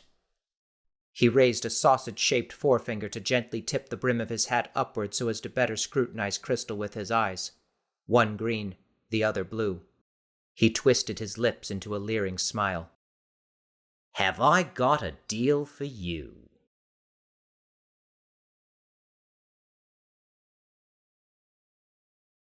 Chapter 19. The only sound was the ever-buzzing light bulb as Krystyl pondered the bizarre shop and its gaudy proprietor. She darted her narrowed eyes to the game and back. Who are you? She demanded, rising from her knees and keeping her machete trained at the man. She felt around and grabbed the dice on her way up with her other hand, stuffing them deep into her back pocket to ensure they would not become displaced if things suddenly turned violent. The huge, multicolored merchant straightened up, arched an eyebrow, adjusted his vest, and tipped his hat in a manner reminiscent of a circus ringmaster. "Felix J. Kaufman," he intoned amicably, if a bit grandiloquently. "Seller of items, purveyor of goods, and, He nodded at Eric lying motionless on the floor and whose skin was now alarmingly pale. servant to the downtrodden." Instead of continuing his spiel, the strange man, Felix J. something or other, stopped moving and remained perfectly still, save for his barely discernible breathing and a single blink of his heterochromatic eyes. Krystyl's skin crawled. The way he continued to smile reminded her of the looks her manager at the diner had used to offer whenever she arrived for a shift. Those, too, had made her deeply uncomfortable, and she was grateful that he had been fired after other waitresses came forward with complaints about his behavior. This man looked to be in his mid-30s compared to Krystyl's 16, far too old for her to feel reassured. Krystyl similarly remained frozen in place, however she pointedly met his look of pleasant expectancy with one of defiant skepticism. The silence between them seemed to spiral endlessly as each waited for the other to break the standoff. Krystyl was almost impressed. She did not think a man so rotund could remain standing upright and stationary for so long without tiring, particularly since the muscles in her arm were already beginning to grow sore from the strain of holding her weapon level. Hoping to trigger some response or further exposition from the garish peddler, Krystyl let the machete drop to her side and cleared her throat loudly. It worked. "So," Felix exclaimed. He clapped and eagerly rubbed his hands together, looking like a car salesman that had just spotted an arrogant teenager admiring the most expensive vehicle on the lot. "What might you be in the market for this fine evening?" Krystyl stared at him for a moment, unsure how to properly respond. The corners of Felix's mouth twitched further upward, making him look like an upside-down shark. Although the way his eyes seemed to glow in the baleful glare of the yellowish attic light reminded her more of the leopard's. She looked toward Eric, whose skin now bore a distinctly reddish tinge. He had developed a fever. She had no choice. This newcomer was Eric's one slim hope for survival. I don't need anything, but... Krystyl tore her gaze away from Eric's near-lifeless form with great reluctance and met Felix with pleading eyes, her leery voice breaking. Can you help my friend? Felix slowly placed both of his palms on his shop's counter. "That would depend rather heavily on what your friend would need." He's sick! Krystyl snapped angrily, as if the parasites coursing through Eric's body were the merchant's close personal acquaintances. He's filled with worms! He needs medicine or something! The machete trembled badly in her grasp. Felix nodded robotically without a flicker of expression beyond the glee of his predatory smile. Well then, let me see what I have in stock. He stooped and disappeared from sight, rummaging noisily under the counter. The panoply of objects behind him which he had previously shielded from view came into full focus. Giant butterflies, their wings a dizzying rainbow of colors, stood pinned to wooden boards in the back of his shop. A large elephant-like tusk dangled from some cords, and a humanoid skull with the top sliced off held something that looked like dried larvae or grubs. Krystyl wondered whether she might find some snake oil if she looked hard enough. When Felix finally resumed standing, he held out a small glass bottle filled with something like the luminous blue liquid that Krystyl had seen in glow sticks. Securely corked, countless bubbles relentlessly fizzed to the surface like seltzer. May I present to you Felix J. Kaufman's Anti-Parasite Tonic. 100% guaranteed to rid the body of any and all unwelcome organisms. He gave the bottle a tantalizing little shake. Krystyl inched closer. That'll cure him? She asked hopefully. Felix raised his eyebrows, seemingly amused that Krystyl would ask. The name Kaufman is synonymous with honesty, my dear. However, I do tend to show priority toward paying customers. He reclosed his hand over the bottle and stuffed it deep into one of his vest's near-bursting pockets. Krystyl was suddenly reminded of a trip she had taken to Disneyland with her father and still-living mother 8 years prior. This man's movements and gait, she mused, were like those of the many automatons adorning the park and its attractions. Stiff, mechanical, and yet seamlessly executed without error or indecision. Disregarding the fact that he'd been conjured up from a mystical board game, something about Felix made him seem artificial. Like he had been pre-programmed well in advance and was now just simply following his coded instructions. A facsimile of life that could not truly communicate, but merely respond to certain stimuli. With some hesitancy, Krystyl set the machete down on the floor and sidled toward the morbid emporium. Having left her wallet in her duffel bag, she fished around in her pockets for any loose bills, making sure to covertly feel that the box cutter was still easily accessible. Retrieving a crumpled $20 bill, she thrust it toward the shopkeeper. Would this be enough? Felix's eyes widened. He snatched the bill away so quickly that Krystyl instinctively drew back her hand, as if narrowly avoiding a snakebite. Well, he exclaimed in pleasant surprise as he examined the dog-eared image of former President Andrew Jackson. If it isn't Old Hickory himself. He carefully smoothed out the bill and inspected it from all angles, as though appraising it for auction. Fascinating. But this would not garner nearly an acceptable sellback price for those with a penchant for more exotic wares. He handed the money back. With a snort worthy of one of the bush pigs, Krystyl fished around in her pockets again, this time excavating a credit card. I don't suppose you take Visa? She asked wryly. Vis-a-vis what? Felix asked, frowning nonchalantly. Krystyl shook her head. No, I mean, forget it. She impatiently threw the card aside. It clattered off into the distance. Well, how about, She turned to look around for something modern and impressive that this entrepreneur might find valuable. With another snake-like impulse, his hand shot out and seized her ponytail tightly. Hey! Krystyl's hands flew to her head as fear zigzagged up her middle. What the hell are you doing?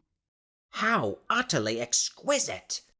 Felix exclaimed, his face flushed with excitement and intrigue as he twined his fingers through her hair. My dear, is this natural?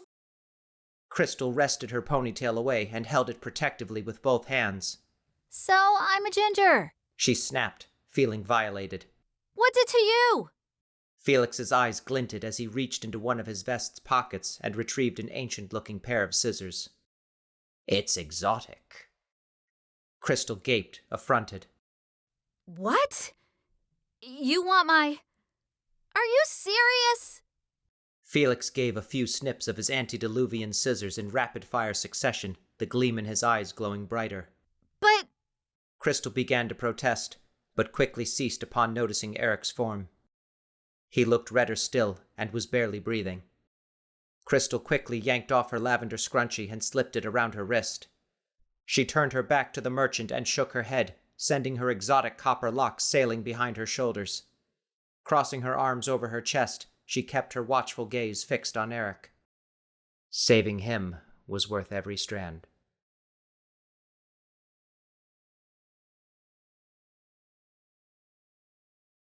Chapter 20. Krystyl rested Eric's head in her lap with the uncorked glass bottle of effervescent blue tonic poised over his mouth. A few remaining strings of hair stuck haphazardly to her shirt, but the rest had been greedily seized by Felix, leaving her with a style she'd last sported as an androgynous 3-year-old. You've got to drink this, okay? She gently instructed Eric, allowing some of the liquid to drip into his mouth. His eyes squinted shut, Eric coughed and gagged, gaining just enough awareness to swallow the little bit that he didn't spit onto Krystyl. The wafting aroma of the tonic had a distinctly medicinal scent, like the cough syrup her mother used to apologetically spoon-feed her years ago whenever she was feeling under the weather.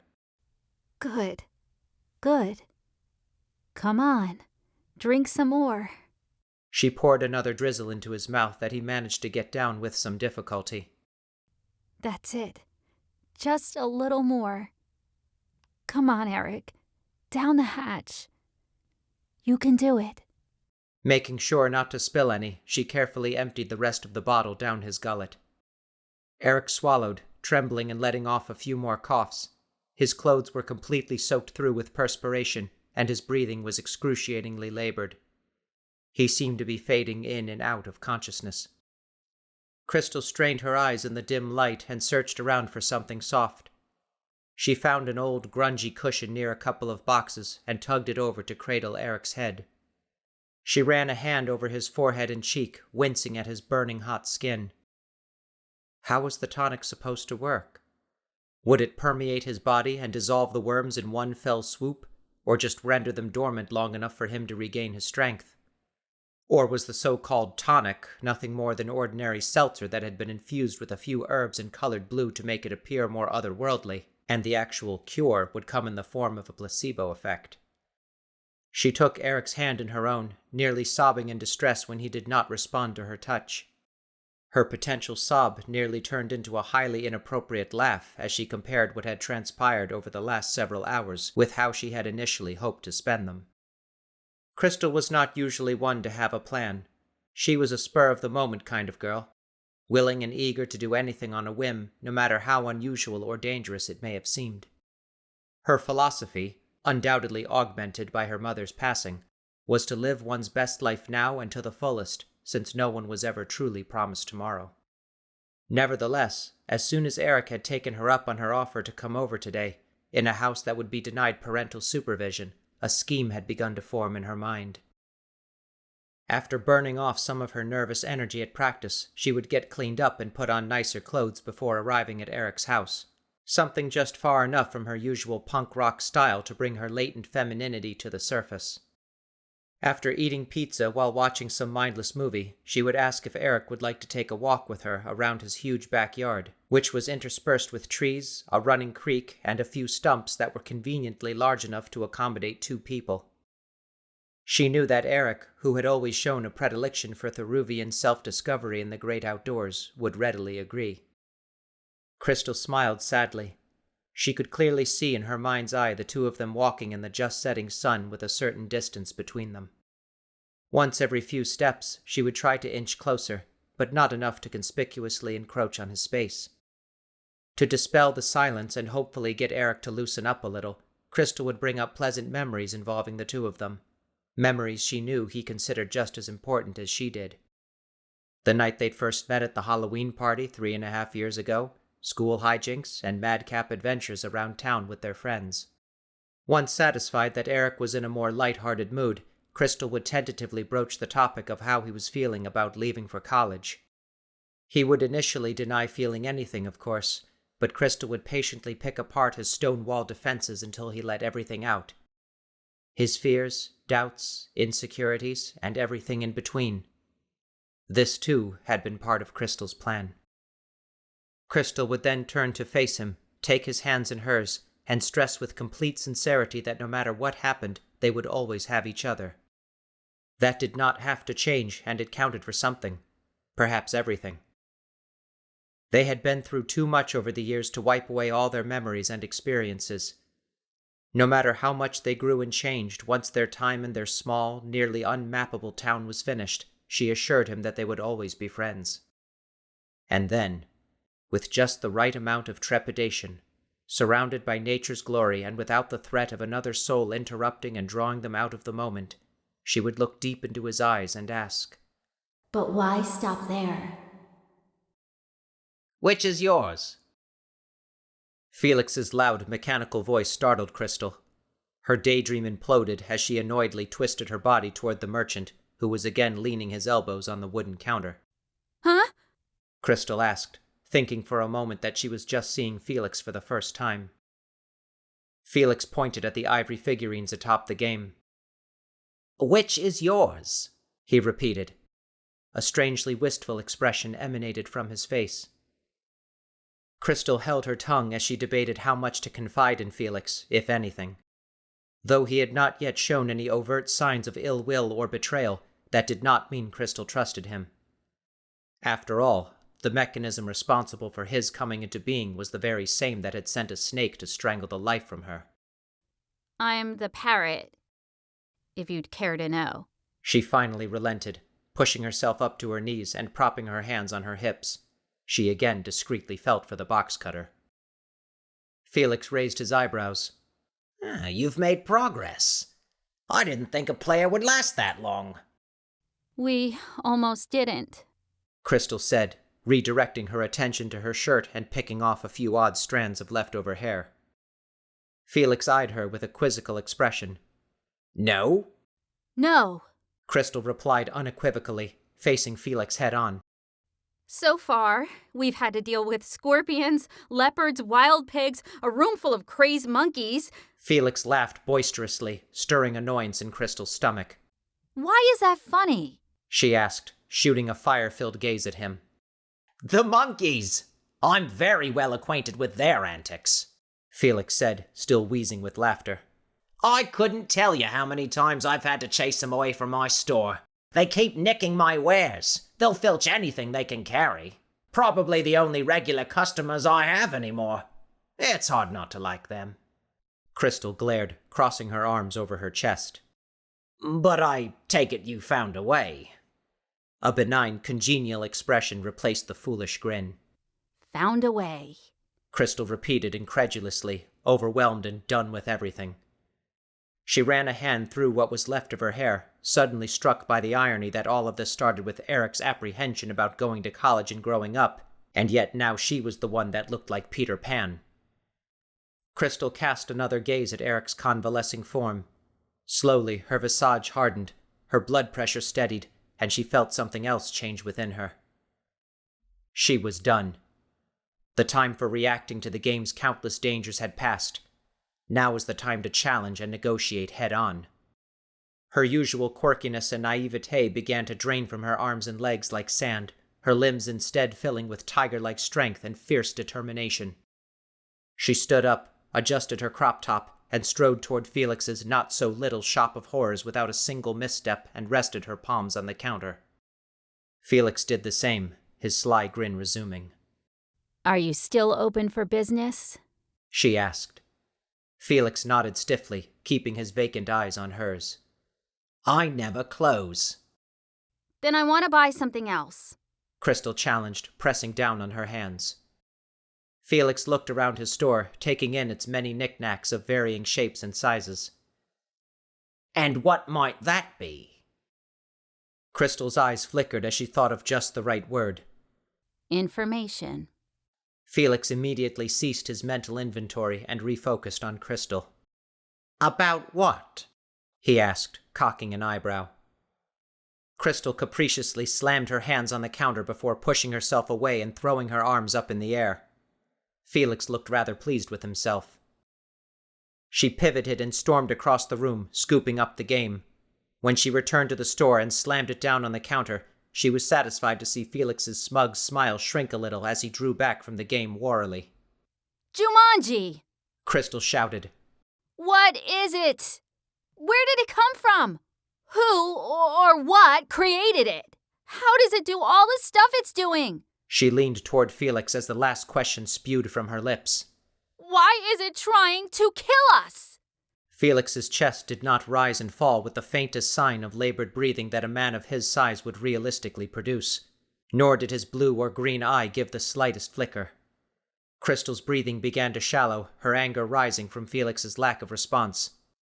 Finally, he asked, rather like a speech-to-text software program, "Which of those questions would you like me to answer?" All of them! Krystyl screamed in rage, balling her hands into fists and slamming them down on the counter on either side of the game, rattling many of the store's smaller items. Several feet away, Eric stirred and moaned from his position on the floor. Krystyl shut her eyes and took a deep breath, reining in most of her more unproductive emotions.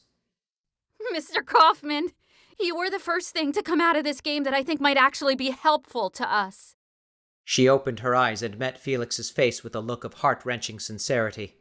Please, I'm asking you, help me understand what we're up against. Her stance softened, but she didn't allow tears to collect in her eyes. She wouldn't. Felix rubbed his 5 o'clock shadow as he considered her request. The shrewdness of a card shark passed along his face. "And what will you give me in return?" Krystyl shifted from side to side, intuitively crossing her arms flat over her breasts. What else do you want? Felix's smile slowly vanished. He motioned for her to come closer, leaned in, and dropped his voice to a whisper. "You will promise me that one of you will finish the game."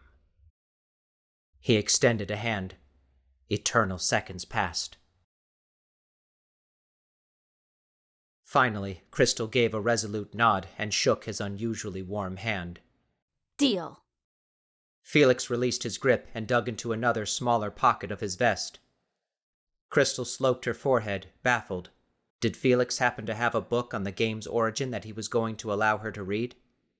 Or perhaps, Krystyl speculated as her pulse quickened, he was about to take out some magical amulet that would bestow infinite knowledge onto her, including the forgotten lore of the game.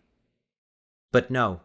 Instead of anything mystical or unusual, Felix merely extracted a small metal compass. It looked like a quarter in his huge hand. He studied it thoroughly for a long moment which Krystyl knew not to interrupt. "It was the year 1895, he finally began. "My associates and I were traversing the ever-foreboding jungles of Africa.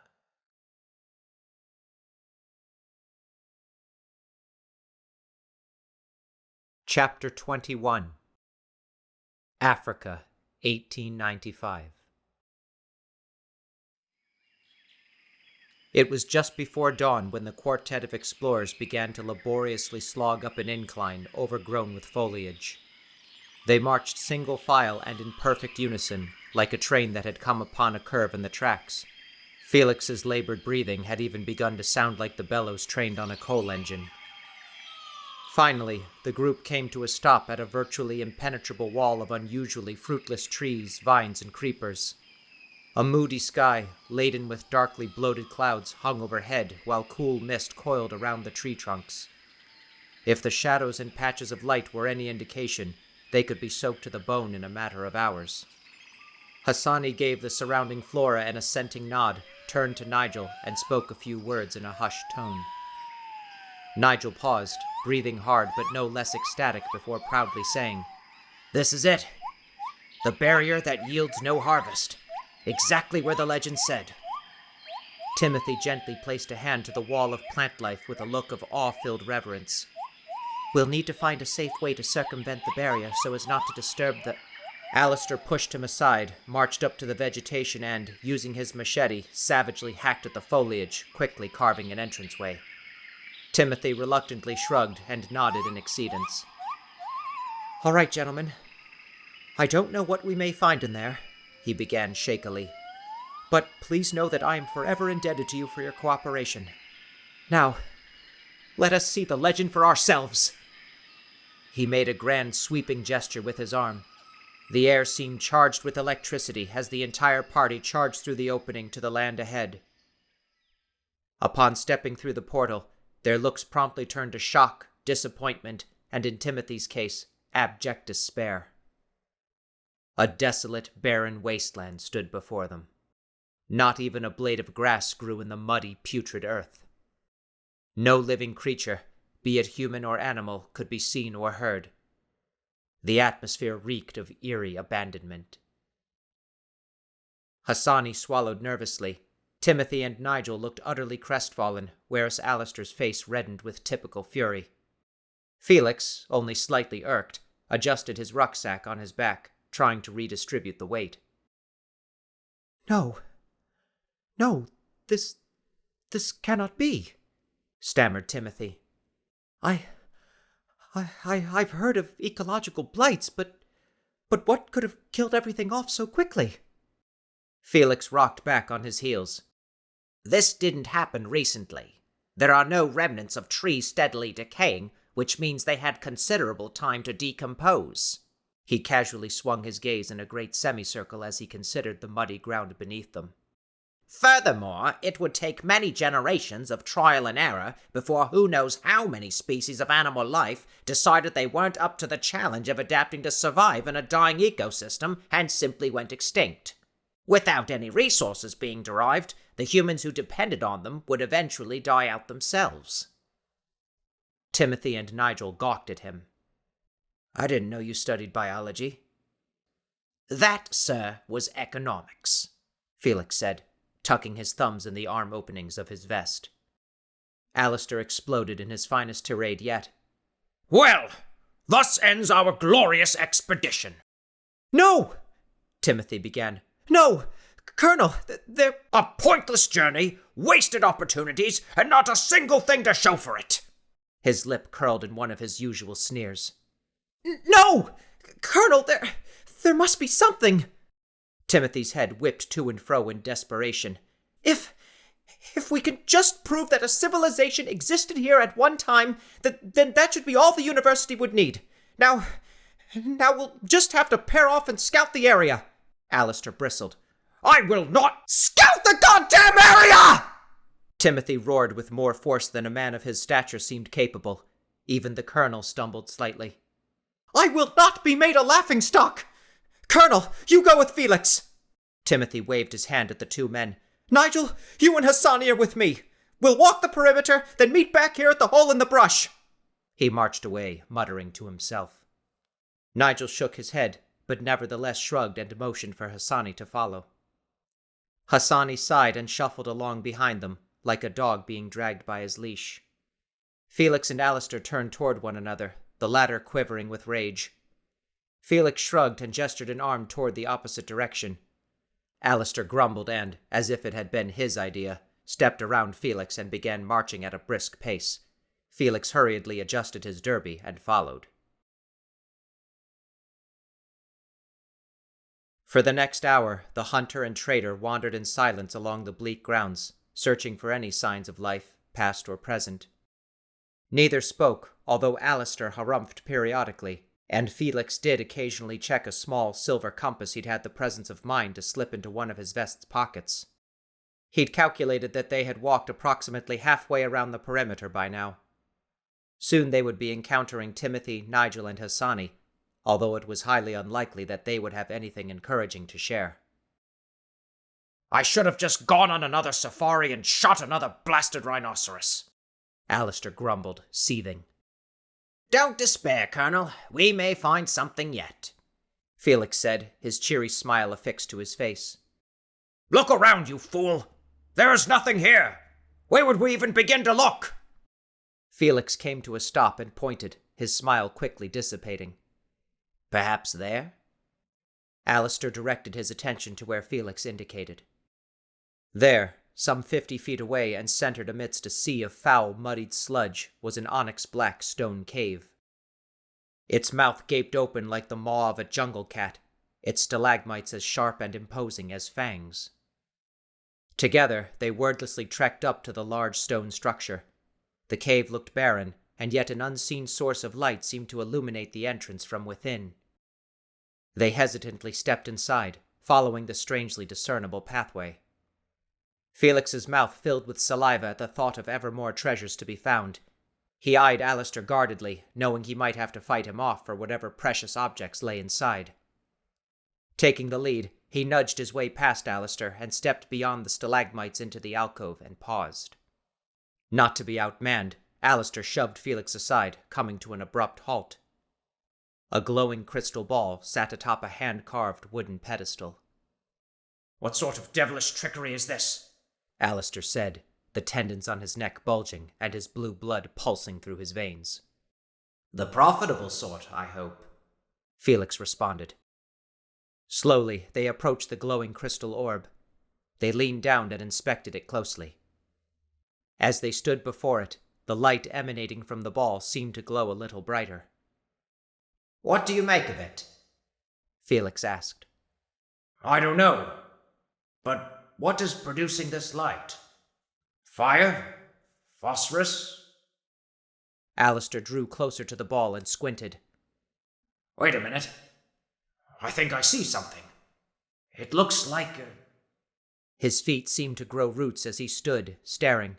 Beads of sweat began to form on his forehead. "Colonel?" Felix prompted. "By all that is holy and pure," Alistair croaked. He stepped back, flabbergasted. Felix crouched, leaned in, and stared hard. Inside the crystal ball, a miniature sun, about the size of a dime and suspended in midair amidst a blue sky, glowed brightly. Tiny clouds, the size of cotton balls, breezed by. Beneath the sky grew a lush, green, vibrant jungle. Small cliffs, complete with a tiny gushing waterfall, stood in the distance. Lilliputian animals roamed the trees and floor, while small natives, each one no larger than a flea, foraged, hunted, or chanted around a fire centered in a tiny tribal village. Felix slowly rose to his full height and turned to face Alistair. The rhythm and tempo of Alistair's breathing soon began to match Felix's. "Could it be?" the colonel ventured cautiously. "Jumanji!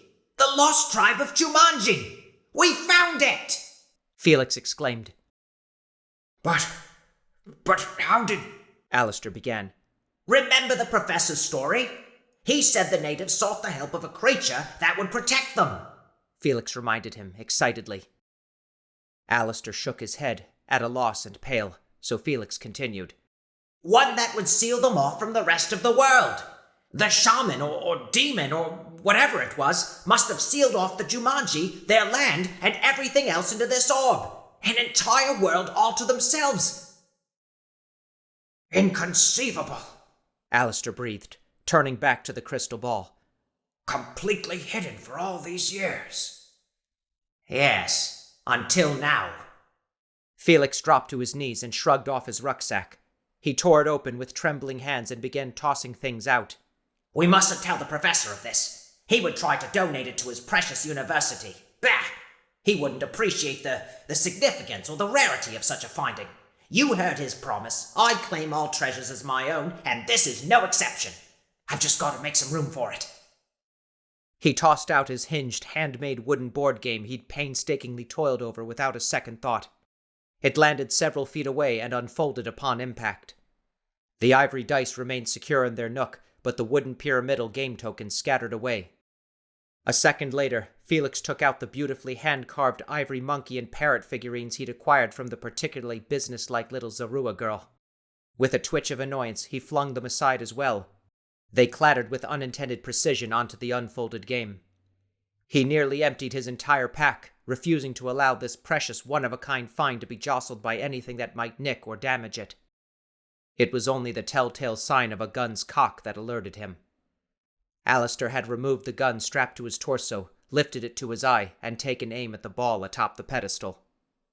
"Colonel, what are you doing?" Felix demanded, quickly and strenuously rising to his feet. "What does it look like I'm doing?" Alistair replied, his finger readying the trigger. "I'm going to destroy this accursed relic and send it back to hell where it belongs, and probably from whence it came. No! With speed and dexterity that caught the colonel off guard, Felix's hands shot out and lunged for Alistair's gun. You can't! Do you have any idea what it's worth? Stand down, you fat idiot! Alistair roared, wresting his firearm away. It must be destroyed! I will not allow you to destroy the most valuable find of my career, Felix warned without a trace of his usual jocularity. He took a lumbering step towards Alistair. Alistair placed himself directly in front of the crystal ball, transforming his body into a silhouette and making him look like a living shadow. He raised his gun and trained the barrel directly at Felix's chest. The merchant skidded to a stop, perplexed. Colonel? What you allow does not concern me, Alistair hissed. And it occurs to me that, so long as I have one good kill, then this voyage shall not have been for naught. Felix's blood ran cold. You wouldn't, he insisted feebly. Despite his face being blacked out, Felix could swear that Alistair was smiling and that his eyes had hollowed. You would not be the first former associate of mine to have perished on an expedition under mysterious circumstances. Trembling, Felix immediately realized that he may very well not be the last either. Goodbye, Felix J. Kaufman, Alistair bid icily, his finger about to squeeze the trigger. Felix swallowed, his mouth dry. He could see the gun clearly now, as well as Alistair's spiked pith helmet, and his clothes, and his mustache. Despite his terror, Felix realized that the colonel was coming into sharper focus. The light of the crystal ball behind him was beginning to dim. Alistair noticed as well and spun around. The sky within the crystal ball had turned from bright blue to an ominous black. A green mist began to swirl like a tornado, spinning faster and faster. Alistair's eyes grew wide. Kaufman! What did the professor say about those who find Jumanji? He backed away, stumbling. A massive green tornado exploded out of the crystal ball, enveloping the room in pure energy. The cave began to tremble and shake. Rocks and stalactites fell from the ceiling. Felix's ribcage began to bear down on his heart and lungs, forcing him to gasp gulps of air. Across from him, Alistair screamed, more out of indignation than fear. His body started to fade as it was sucked into the twister. Felix looked down and shrieked. His own body was dissolving into the green vortex as well. What is happening? Alistair demanded of Felix, his body continuing to evaporate. Jumanji!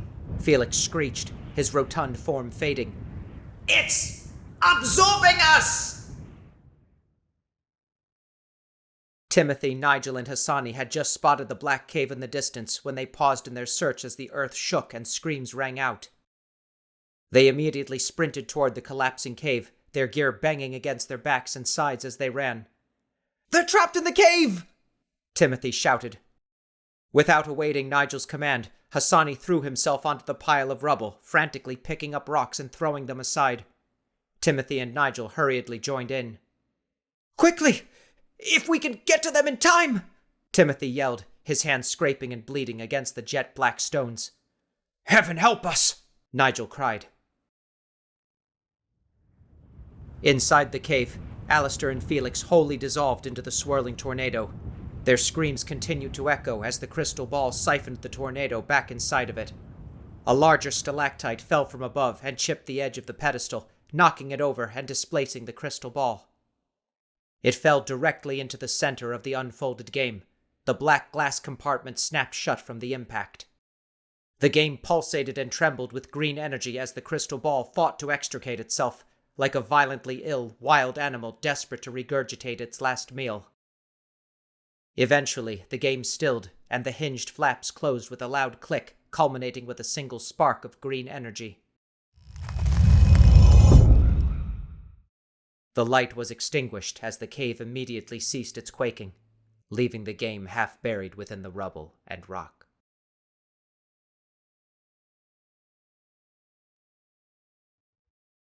Chapter 22.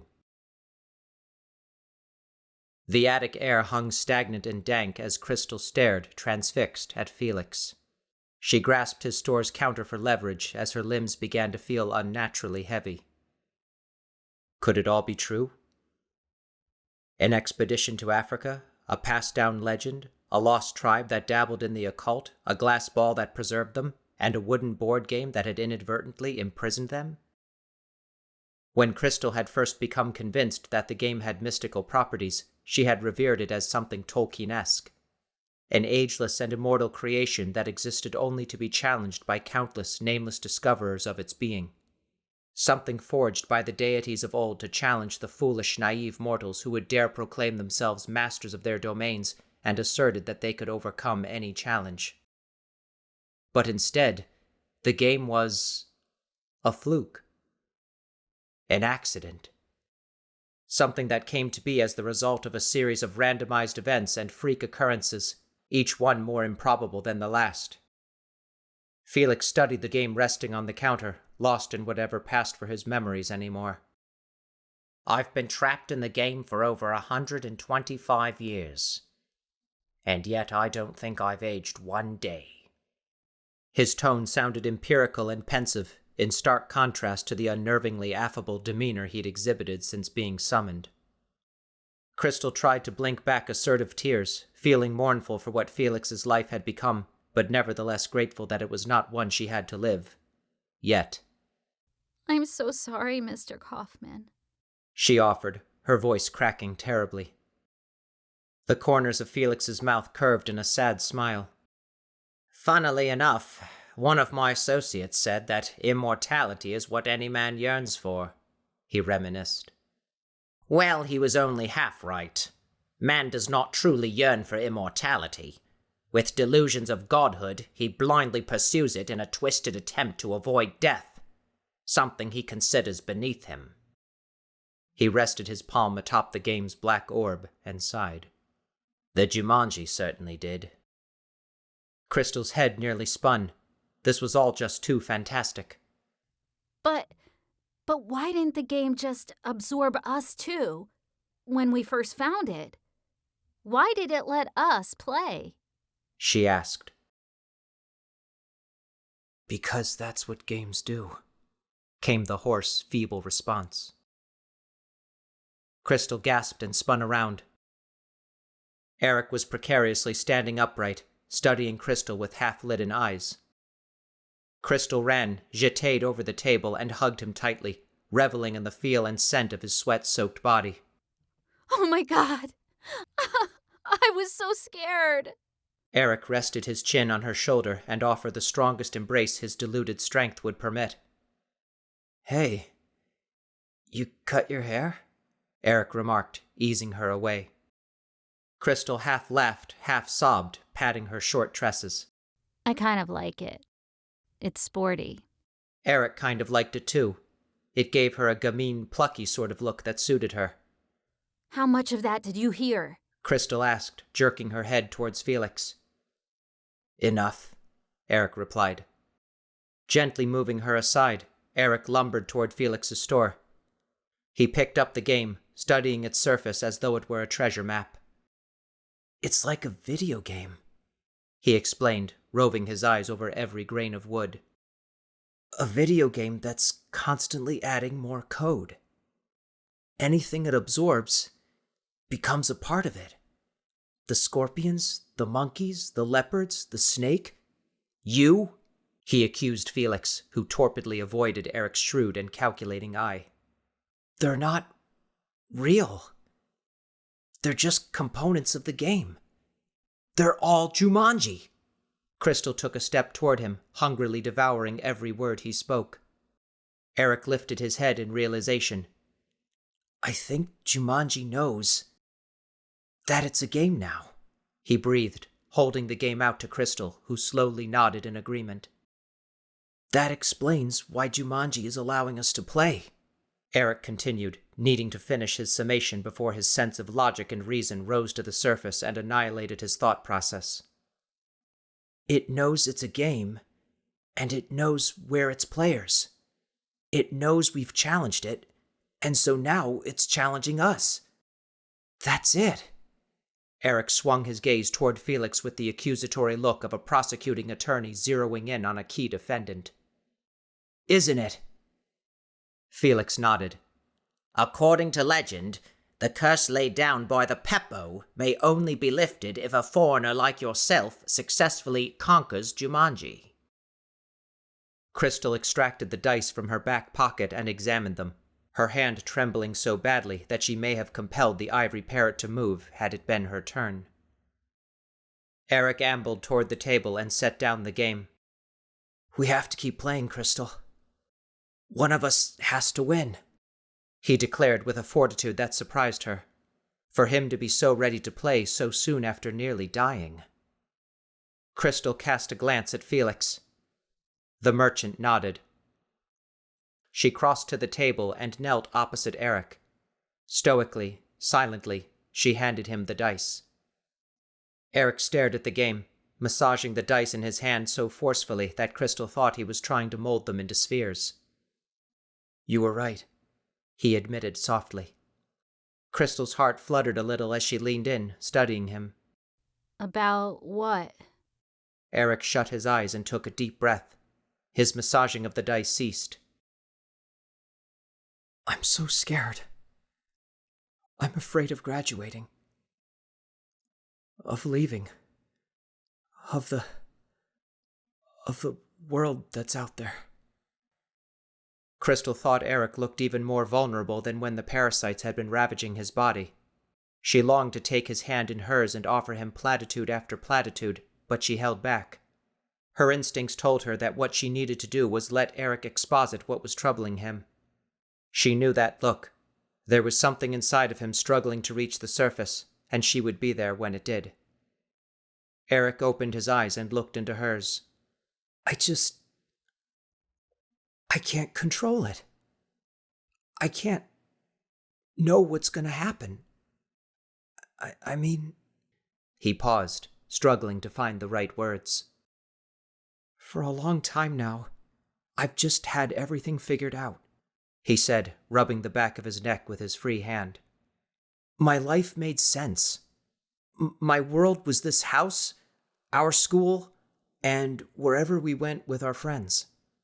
No surprises, no risks, no chaos. And now I have to leave.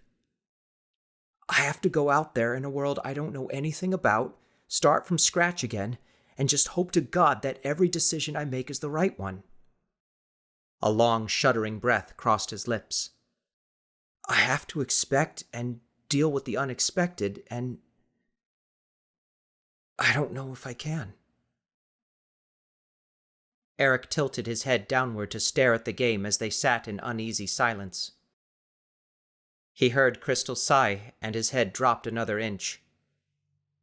He was still ruminating when he felt something soft and fluffy lightly smack him on his nose. Eric started and snapped out of his angst just in time to witness a lavender scrunchie fall into his lap. Confused, he looked to Krystyl, who was grinning ear to ear with her hands still fixed in a slingshot position. She pointed to the game. Eric, what do you think the two of us have been doing since we started playing? Every time one of us rolled the dice, we had no idea what was coming. And it's not like we weren't afraid. Of course we were. We still are. But despite our fear, despite not knowing, and not having any way of knowing what's going to happen next, we're still playing, taking our turns, rolling the dice, expecting the unexpected, and dealing with it. She reached across the table and seized his hand. I mean, in that way, life is kind of like this game. Every day it's just a roll of the dice. I don't think it makes sense to try to predict any of it. I think the point is to just go so many places, have so many experiences, and learn so many things that you don't need to. Eric looked like he was seeing something about Krystyl that, despite their years of friendship and countless heart-to-hearts, he had never noticed before. And hey, we have each other, and we'll always have each other. That doesn't have to change. That counts for something, right? Eric studied her a few seconds longer, then squeezed her hand, much to her relief and delight. Everything, he said. He picked up the scrunchie and held it out to her. but she merely shrugged and shook her head with a giggle. Keep it. You have more hair than I do now. Eric twirled the scrunchie around his fingers, considering. Then, on an uncharacteristically impulsive whim, he slipped it around his fist that clutched the dice and onto his wrist. Krystyl burst out laughing, diffusing the tension that had gathered in the last few minutes. "What do you think?" Eric asked. Krystyl nodded approvingly. Really brings out your eyes, She remarked, half joking. "Ready to play?" Eric asked, staring at the game and breathing heavily.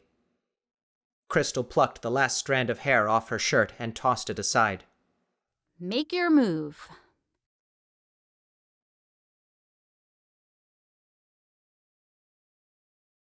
Chapter 23. Eric cupped the dice in his hands, shook them, and then with a sweep, released them.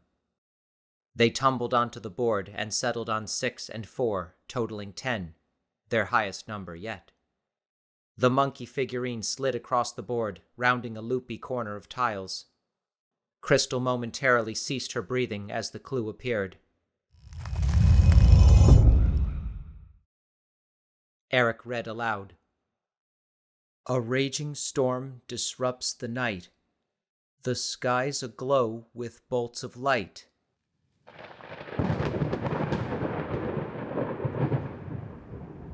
A flash of lightning struck just outside the house, illuminating the attic. The clap of thunder that immediately followed shook the room and startled the duo. An intense wind whistled by, sending a straining creak through the rafters. Eric looked upwards toward the roof, deeply troubled. It's green.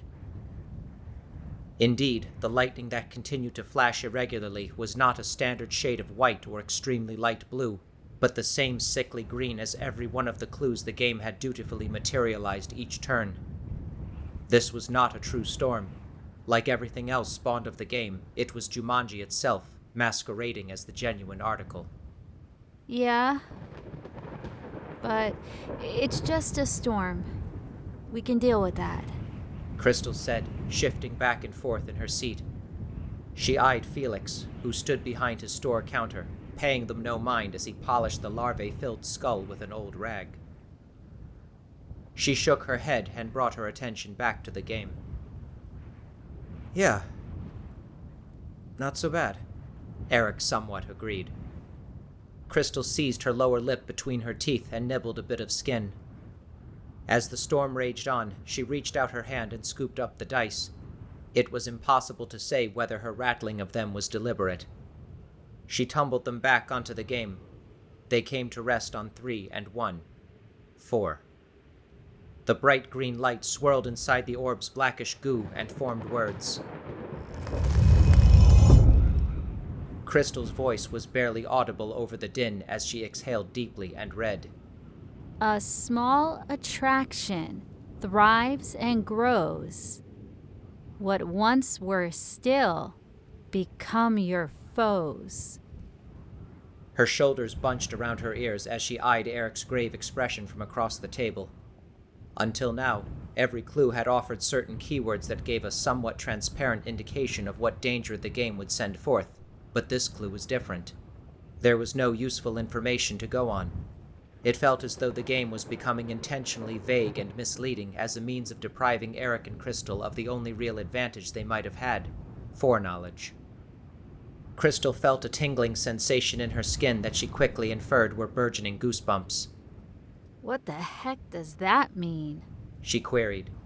Eric shook his head, at a loss. I have no idea. Both nervously scanned their surroundings, but spotted nothing unusual. At least, no more so than Felix, who was still polishing the skull bowl and looking rather bored. They each turned their attention to various parts of their own bodies, making sure the game had not conjured something less conspicuous that may be attacking them from within. Again, they found nothing of concern, although Krystyl did notice a small paperclip stuck to the bottom of her shoe. She nonchalantly plucked it off and tossed it aside. After a second, the paperclip flew right back and reattached itself to Krystyl's thigh. What? Krystyl posited. How?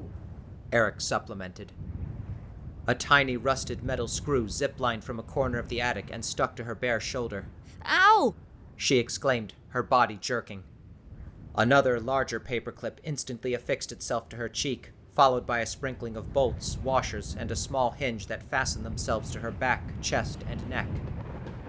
The realization struck Eric like one of the grisly green bolts of lightning. He jumped to his feet and frantically pointed at the objects adorning Krystyl's body. "Krystyl, you're magnetized!" What? She cried incredulously. An odd, vibrating rattle drew their attention. The forgotten hatchet and machete shuddered on the floor before leaping into the air and rocketing toward Krystyl. Eric lunged in front of her, managing to catch the tools, but the machete sliced his arm just below his shoulder in the process. He clenched his teeth and let out a pained groan. No! Krystyl shrieked. She heard something rumbling behind her. She twisted her body just in time to see the previously discarded tools box explode, sending a wave of screwdrivers, nails, a hammer, and a small hacksaw flying toward her. The box marked landscaping toppled over and burst open. Trowels, spades, and pruning shears sailed out at lightning speed. Krystyl drew her knees up to her chest and shielded her face with her arms, more and more smaller metal objects landing on her body and limbs, some of which breaking her skin and drawing minuscule amounts of blood. Eric ran towards the tools and tried to catch what he could, but his arms were soon full, and he quickly became overwhelmed. "Too much metal!" he cried in terror. Eric struggled to maintain his footing. The magnetic pull emanating from Krystyl seemed to be growing stronger, and the countless objects in Eric's grasp were now dragging him along for the ride. In trying to hurriedly redistribute the load, a Phillips screwdriver was liberated and shot toward her like a warrior's spear. Krystyl saw it coming and lurched to the left. She felt the tool graze her body in a horizontal gash, tearing off a bit of fabric at her ribcage, scraping her skin, and finally sinking halfway into a leg of the table. Panting, she looked back to Eric, who had slid 2 feet closer and was cherry red from the sheer exertion of holding the quivering, jerking items. Krystyl laid a hand on the heavy wooden table and examined its surface appraisingly. "I can't hold on!" Eric yelled. He was flung backwards onto the floor like he'd been tackled.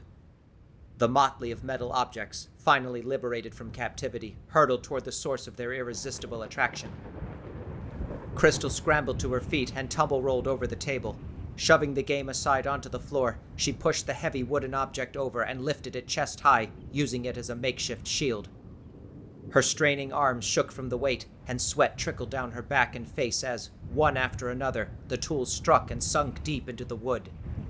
Each instrument fissured the antique wood a little more, and she came alarmingly close to losing her grip as she was forced to sway the table left and right by several inches at a time. Finally, when the assault had ceased and her arms trembled with fatigue, she dropped the table to the floor. It landed with a loud crash, splintering into several pieces and cracking another floorboard in 2. Oh my god! Breathed Krystyl. She collapsed onto her hands and knees and panted like she had just finished a particularly strenuous yoga pose. Eric did likewise, steadying himself on all fours and letting out exhale after exhale. What does magnetism have to do with a jungle? Krystyl demanded, glaring at Felix. Felix pinned his arms to his ample stomach and trained his attention on the corner of the attic furthest from the commotion.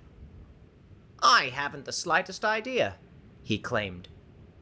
Groaning in frustration, Eric crawled over to Krystyl and tried to help her pick off the smaller metal items from her limbs, torso, face, and neck, leaving tiny pinpricks of blood. Ouch, ouch, ouch! She said, as each object resumed its stuck position onto her skin. A purple satchel that appeared to be filled with something like flour landed at Eric's feet. Eric glanced at the bag, then at Felix. "Felix J. Kaufman's magnetism neutralizing powder," he presented. Eric picked up the satchel and flashed Felix a squinty-eyed glare. The shopkeeper grinned. "Deus ex machina are my specialty, boy."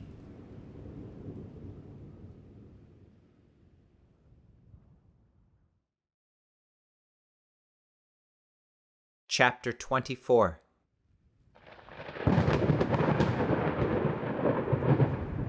Ugh, it's like confectioner's sugar. Krystyl remarked as she brushed the last of the silken purple powder out of her short-cropped hair. The small assorted metal bits that had attached themselves to her body lay scattered haphazardly across the floor. She vigorously rubbed her palms together, sending remnants of the powder into a floating pollen-like drift. All set? Just about. Hold on. Eric pushed aside the remains of his mother's expensive antique table and gently set the game down on the floor between them. Okay, he affirmed, unfolding the game's flaps. Krystyl knelt across from him, wiping away the last mote of bartered powder from her eye. Eric picked up the dice and with a quick toss of his hand, rolled a 3 and a 4, totaling 7. Once his clue appeared in the swirling orb, he swallowed and read. He sets his sight and takes his aim. The player's hath become the game. Krystyl lifted her eyes to Eric's face, hoping for some sign of understanding. She saw none, however she did take notice of Felix tensing up from behind his storefront's counter. For the first time since she had laid eyes on the shopkeeper, he looked genuinely afraid. She quickly returned her attention to Eric, whose eyes hadn't left the undulating green clue. Become the game? Krystyl asked, mystified. Eric rubbed his hands up and down his pant legs, trying to dispel some of his growing anxiety. For some reason, the improbable images of Dr. Mack's Coke bottle glasses and Bonnie's prissy hair bun had suddenly budded in his mind. He cleared his tightened throat and hoarsely repeated, "Become the game." A sick, churning feeling in his stomach began to radiate throughout his entire body. The game! Eric's face suddenly felt hot and damp, and beads of sweat rolled down his neck as comprehension dawned. He braced his hands flat on the floor in a desperate attempt to stave off what he realized the game had summoned. Oh no! Oh no! A bullet tore through the largest remnant of the broken table, blasting it to wood chips.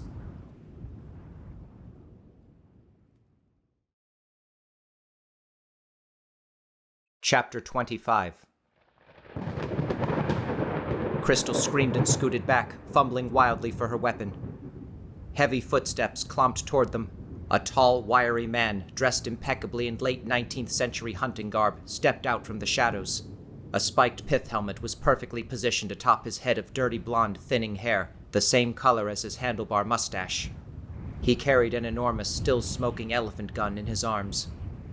Eric froze, knowing immediately that he stared at someone, or something, that was beyond reason or mercy. This newcomer had only two objectives: hunt and kill. The hunter silently and mechanically raised his gun and pointed it squarely at Eric's chest. Krystyl's frenzied hand finally managed to grasp the wooden handle of the machete. With a yell, she flung it at the man. It grazed his shoulder. His shot went wild, blasting a hole through the rafters and roof. Lightning struck, sending a pillar of illumination downward through the hole and casting a greenish spotlight upon the hunter. Regaining his senses, Eric grabbed Krystyl's arm and pulled her toward the dingy attic window. "Come on!" he shouted, his voice rising and shaking uncontrollably. Eric kicked the window 3 times until it finally gave under his assault. He pushed Krystyl out onto the roof and hurriedly clambered after her, away from the distinct sounds of a gun being cocked and unrelenting footfalls drawing nearer. "Colonel, no! Leave them be!" Felix cried from his emporium. Alistair ignored Felix's shouts as he stood in the window and took aim at Eric and Krystyl's fleeing forms. "Go! Go!" Eric yelled at Krystyl's back as she scrambled across the slanted, shingled roof. A neon green flash of lightning crackled through the sky, mockingly highlighting her path. Without a moment's pause, Krystyl powered to the edge of the roof and leapt toward a large oak tree. She adeptly grabbed branch after branch and began to shimmy her way to the ground below. A couple seconds behind her, Eric did the same, hoping he could find an accommodating limb in time. He free fell through space for a few terrifying seconds until his fingers coiled around a thick branch. He rushed to steady himself. "He's gonna kill us!" Krystyl yelled, grasping branch after branch. "Keep climbing!" Eric bellowed. "And don't look down!" A bullet tore through the darkness and ripped into the tree trunk, leaving a hole less than a foot away from Eric's head and making him lose his grip. He fell, bypassing the last several feet he had left to climb, and landed hard on his back. He grunted and groaned at the pain that shot through his body as Krystyl, already descended, hurriedly pulled him to his feet.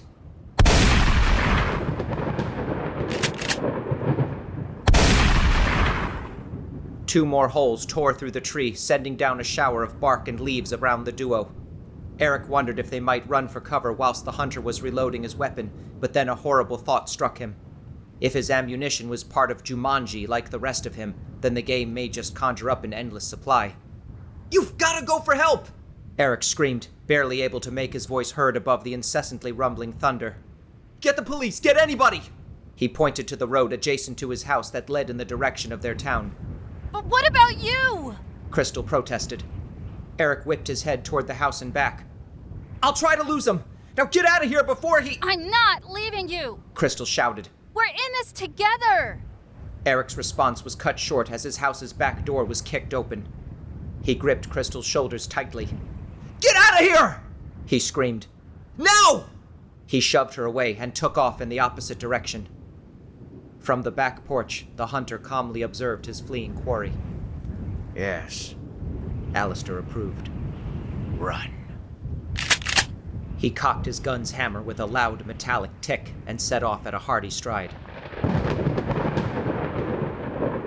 Krystyl peered around the lilac bush she'd hidden behind, watching the shadowy form of the hunter traverse deeper into Eric's backyard until he was lost among the trees in darkness.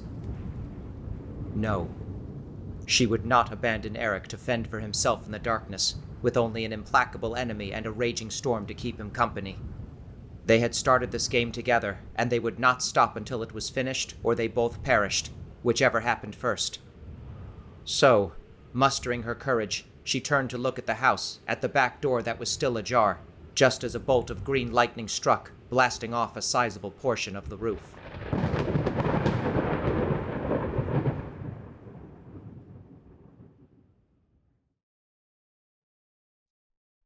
Chapter 26. With his lungs burning and endless thunder and lightning spurring him on, Eric tore through brambles and brush as he raced ever deeper into his backyard toward a thicket of large oak trees, oblivious to the cuts and bruises he'd collected. Despite his terror, or perhaps in response to it, his mind drifted back to what may very well have been his final homework assignment for Dr. Mack's class. He'd been required to read a short story, one he hadn't thought much about until now. I'd fought my way through the bush for 2 hours, repeating to myself over and over again, I must keep my nerve, I must keep my nerve. My whole idea at first was to put distance between myself and General Zarov. And to this end, I had plunged along through the thicket, spurred on by the sharp growls of something very much like panic. Eric tripped and tumbled over, bracing himself against the largest and sturdiest of the trees. His limbs shook as he looked around fearfully. He could not see the hunter, but that did not mean the hunter could not see him.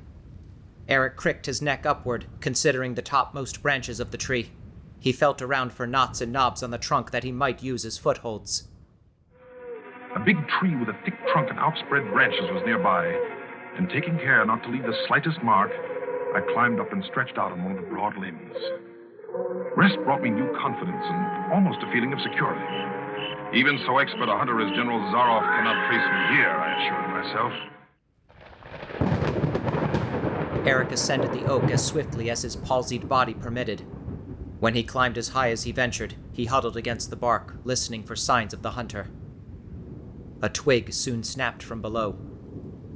Eric froze, not daring to breathe and mentally begging his raging heart to settle.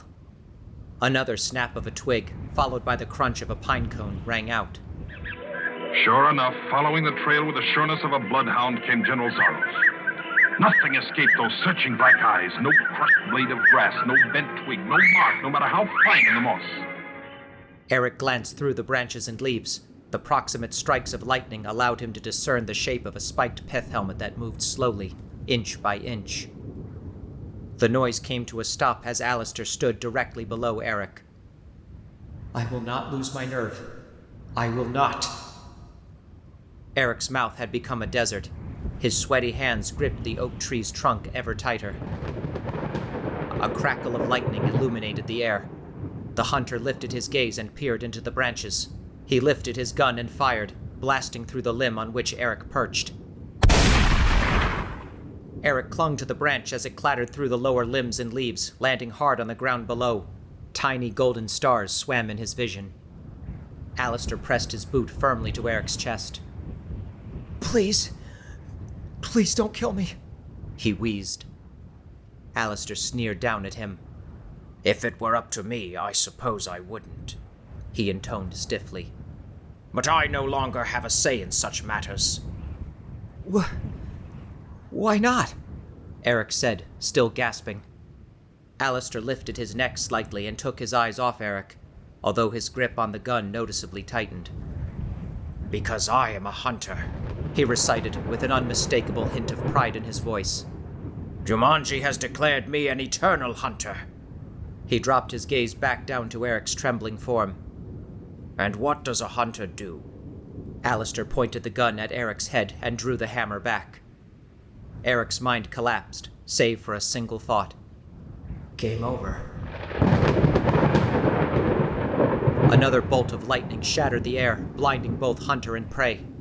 Alistair flinched for barely a half second, but it was all Eric needed. He rolled to his feet and took off, his terror infusing into his veins. Seething, Alistair hoisted his gun and followed.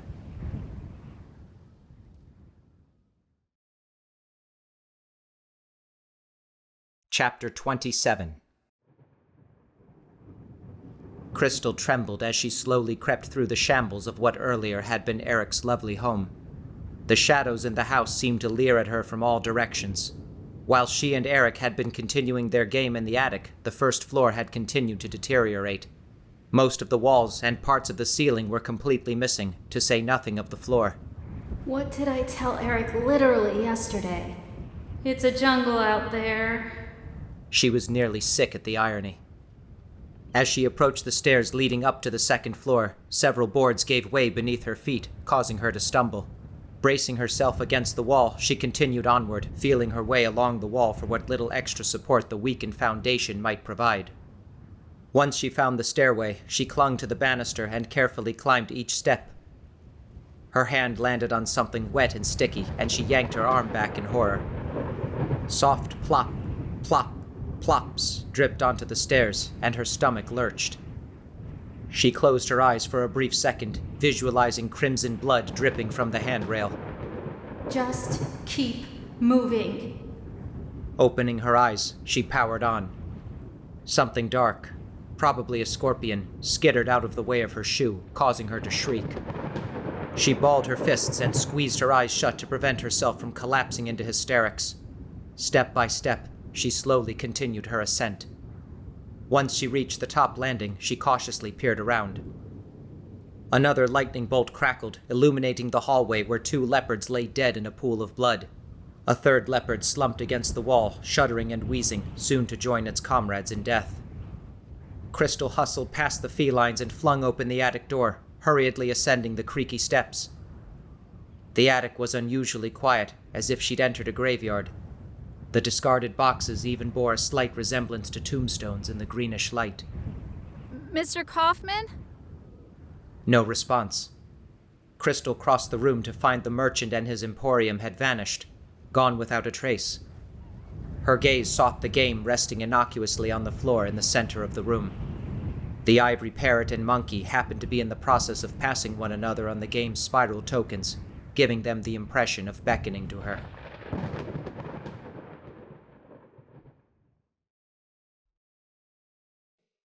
Chapter 28. Eric braced himself against the doorframe to the garage, his lungs all but deflated and his stomach perilously close to ejecting what little contents it contained. After a few dry heaves, he strained his eyes in all directions. He hadn't much time. He needed to take stock of whatever resources he had at the ready, and soon, for he knew the hunter would eventually deduce his prey to be hiding where there was shelter and familiarity. With a bruised, cut-up, and trembling arm, Eric fumbled for the light switch and flicked it on. He meticulously took in his surroundings. His mother's Honda Civic, shelves crammed with boxes, old cans of paint, and assorted bits of junk. A spare laundry table was wedged in the corner, along with a wheelbarrow next to a pile of dried wood for the fire pit. Nothing that he could conceivably use to mount a defense or launch a counterattack against his adversary. Eric sank to his knees and steadied himself against the car. He couldn't go on. He couldn't even think. And if he couldn't think...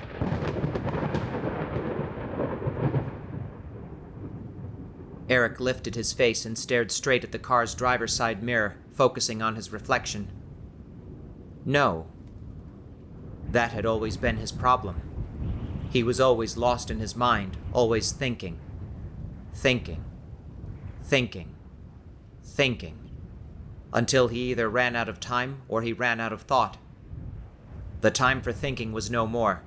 He was being hunted like an animal, and so he might as well behave like one. Don't think.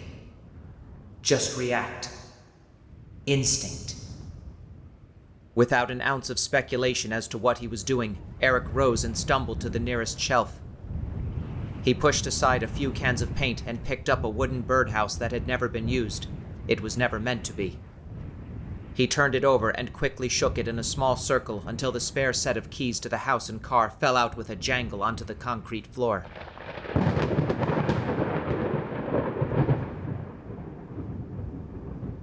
Alistair marched across the lawn toward the large structure that was lit from within. He knew the cravenly poltroon must be inside. A quick shot to the head or chest, and he would begin his hunt for the female.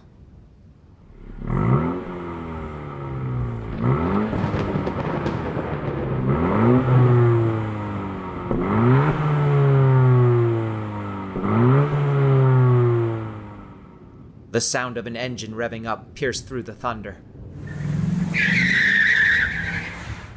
Another sound followed, rubber squealing against concrete.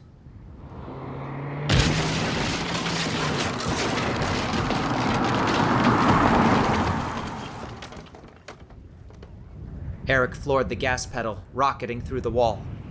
Bits of wood and metal clattered down onto the windshield as he powered through.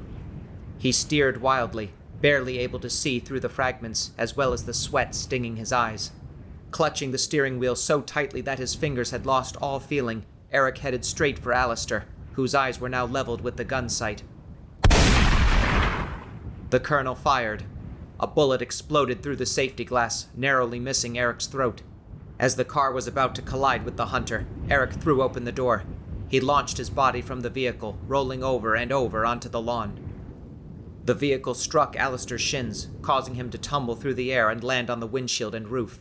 The car careened across the lawn at breakneck speed, heading for the bushes and trees lining the property. Alistair screamed as the Honda plowed into the brambles.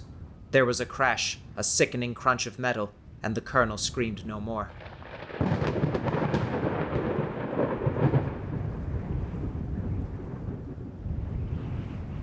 Eric pushed himself up to his knees and curled his fingers into the grass, his stomach tightening as his body gave a few convulsions.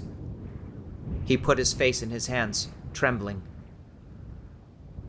After a few moments of shuddering release, a hand landed on his shoulder. Eric spun around and tumbled backwards onto all fours. For one wild moment, he thought the hunter had somehow doubled around to catch him off guard. Instead, he was met with the shadowy outline of Krystyl. From what little he could make out, a somber expression seemed to cover her face as she held the game tightly to her chest. My turn.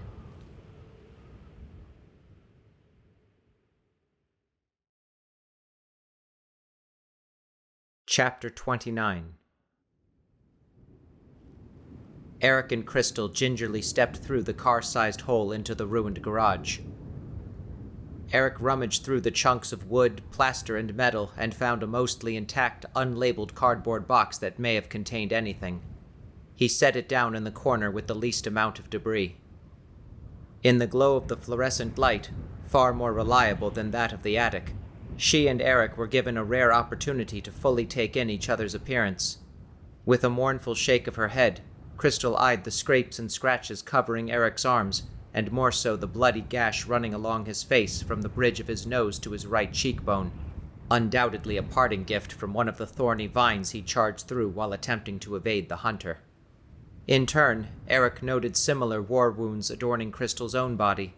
Part of her crop top had been torn off, probably snagged on a jagged branch from the tree she'd shimmied down. It now bore a somewhat absurd resemblance to a toga, with a strap of red lace blending in with a horrible scrape that had removed the topmost layer of skin at her shoulder. Additional cuts and bruises now blotched her legs, and blood had pooled around one of her ankles through her short white sock and pink shoe. Eric glanced at a wall clock over Krystyl's mutilated shoulder. 9:34 p.m. They had been playing the game for a little more than 7 hours. I don't know how much more of this I can take, Eric admitted in a hoarse and cracking voice. He took a deep breath, burying his face in his hands. He was hunting me. We can't give up. Krystyl implored. There are people counting on us, even if they don't know it.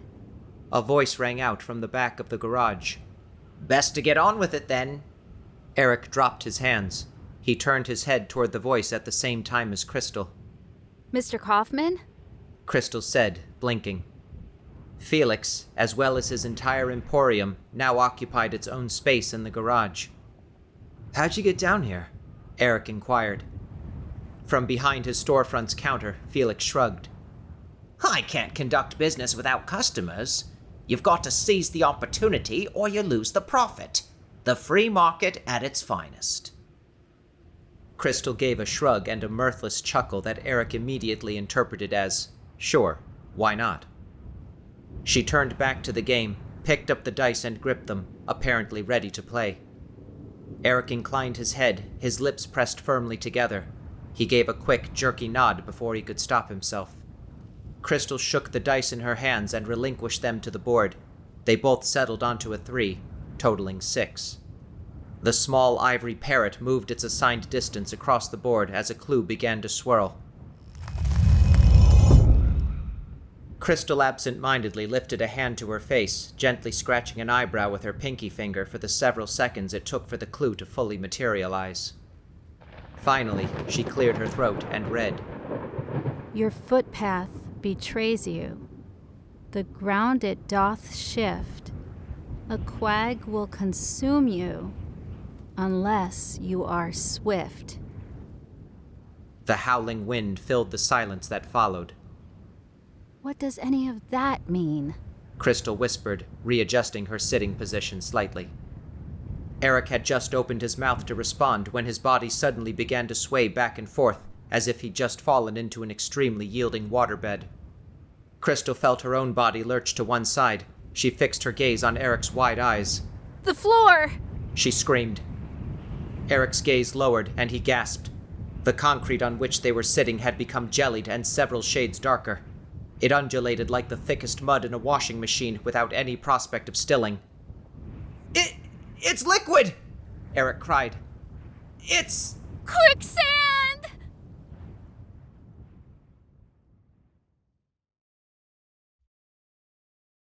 Chapter 30. Firm, slimy pressure gripped their legs as they sank into the goo. A profound sense of being tightly gripped, unable to pull free, tugged them even deeper. No! Eric screamed, desperately leaning back to try to grab hold of the edge to stay afloat. A sluggish whirlpool formed in the quicksand's center, causing them to twirl in a slow circle as they sank deeper. With a jolt of horrified realization, Eric recognized the movements of the mire as identical to those of the game's orb when generating a clue. Perhaps as a bit of tragic irony, or just as a final screw you, the game had sentenced them to death in a single, final, enormous act of its accursed abilities. Krystyl feverishly wriggled around, but the quicksand only tightened its grasp. The more she struggled, the worse her situation became. She tried in vain to pull her left arm free, but it wouldn't budge. I can't get out! She cried in a panting, strangled voice. Eric was no better off. I can't reach! He yelled, feebly clawing at gobs of muck. This is it! It's over! Krystyl wailed. Only her right arm and shoulder, neck and head remained out of the clutches of the vortex. No! We can't lose! Not now! Eric wheezed, his chest beginning to compress as he sank ever lower. Each time Krystyl tried to tug one of her limbs free, the pressure only intensified as if the quicksand was mixed with hardening clay. Mr. Kaufman! She screamed. Help us! Felix shook his head without a flicker of expression, although his eyes remained unblinkingly fixated on their swirling, drowning forms. I am not permitted to offer assistance in that way. Krystyl's lip trembled. Using her one free hand, she knocked the box aside before the quicksand fully claimed it. The game board landed in the muck and floated in a lethargic circle, but the dice tumbled across the garage floor, striking the side of Felix's store and remaining still. The quicksand was almost at their necks. I'm sorry. Krystyl whimpered, tears streaming down her face and dripping into the bog. I'm sorry. I wanted to play. I didn't mean for this to happen. Caught in the slow undulation of the whirlpool, she seized the back of Eric's neck with her one free arm and strained her head toward him until they were close enough to touch. Eric tried to implore, but speech quickly failed him. What was there to say in perhaps the minute at most before the undulating hybrid of clay and liquid concrete consumed them? Krystyl, apparently understanding that he was at a loss for words, summoned the last of her strength and pulled his body to her own. She stared into Eric's eyes for a second, trying to convey her final thoughts. She planted a desperate, passionate kiss on his lips. In that moment, Eric perceived everything. He realized Krystyl's true motivations for wishing to spend time with him today, as well as her intentions behind dressing up and applying a little extra makeup. He understood that the 2 months Krystyl had spent haranguing him about going to his senior prom without a date had been fueled by her unfulfilled desire to be his date. Every coy smile, wink, and playful nudge and pretended upset she had given him over the last 3.5 years suddenly fell into place and fit together like a pocket watch. With great reluctance, Krystyl broke away from him. She offered a trembling, remorseful smile. I love you. She gasped, just as she and her final words were sucked away into the liquefied ground. Krystyl! Krystyl! Eric screamed with a desperation unlike anything he had ever felt. A single bubble popped weakly to the surface in response. No! Krystyl! Several feet away, Felix observed Eric's panic and despair from behind his store's counter with impassive, vacant eyes. It was over. The game would claim them, and they would become part of it forevermore. And yet, somewhere within the deepest recesses of Felix's mind, long since assimilated by the Jumanji and imprisoned within the game that he himself had painstakingly carved, assembled, and colored by hand, a single nagging thought assailed his senses, like a single ember that inexplicably remained after a fire had burned itself out 125 years prior. If the other one dies too, then I remain trapped. There it was, a single bit of information that was not the game's knowledge, but his own. Felix studied the nearly buried form of Eric for a moment longer before raising his eyebrows in semi-realization. The merchant's eyes swooped downward toward his store's counter. Slowly, listlessly, he reached under the counter and removed an old handmade broom. Moving in a dull, monotonous fashion, he stepped outside through the back of his shop and began to sweep around its edges. "What are you doing?" Eric wailed. Felix continued his robotic sweeping, making his way to the front of his emporium. Eric gaped at the man, incredulous at his pointless actions when the girl he had just realized he loved was gone.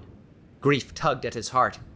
The heart that could barely beat, smashed within his chest and enveloped by this liquid beast. Felix kept sweeping, moving closer to the dice which lay by his store.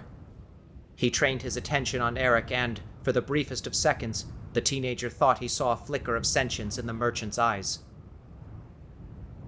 Tightening his grip upon the broom, Felix forcefully swept the dice toward the pit's edge. Eric grabbed them with his one free hand. He glanced at Felix, who had already resumed his mechanical, glassy-eyed sweeping. Without thinking, Eric threw the dice onto the slowly twirling game board, which had just begun its own descent into the gunge. The orb, barely visible, swirled with the green of a clue. Eric had been swallowed up to the bridge of his nose, so he could only silently read the words that undulated and eddied like the quicksand that was seconds away from claiming him. "The game is lost, but is it fate? A second chance may set things straight." Before Eric could comprehend, the last of his panicked face disappeared into the bog. The room fell silent. With a slight shrug and disappointed shake of his head, Felix continued to sweep.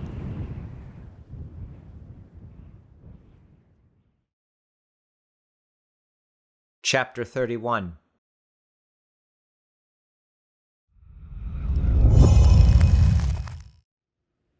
Krystyl gave a shrug and a mirthless chuckle that Eric immediately interpreted as, sure, why not?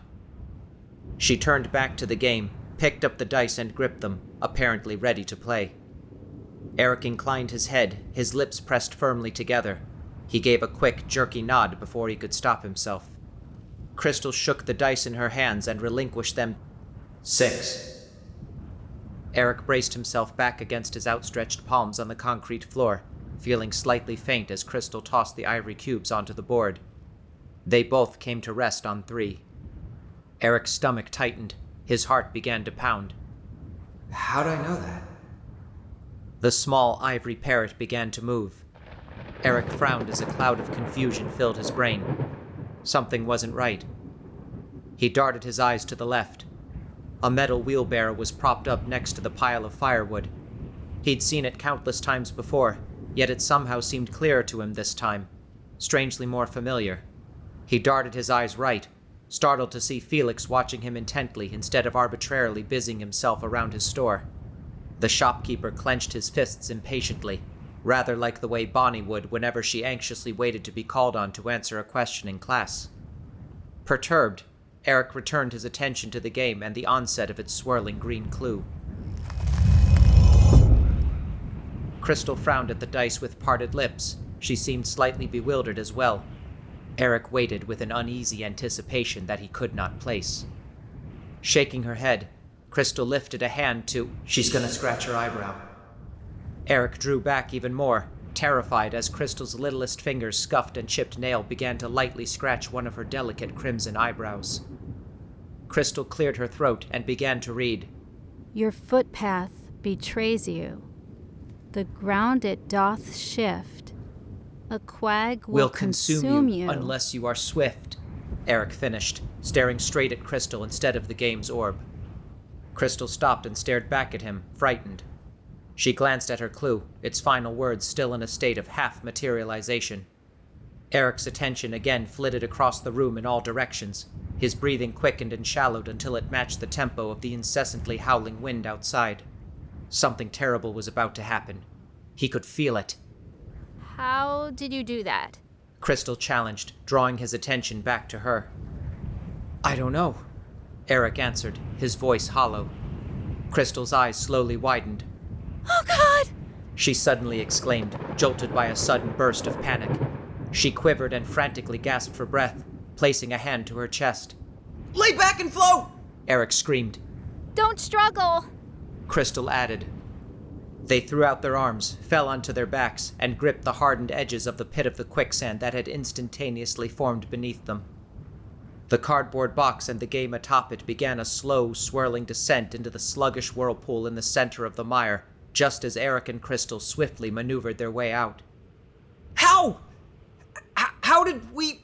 Eric demanded, pointing at the bog with a trembling finger. I don't know. Krystyl breathed, nearly hyperventilating.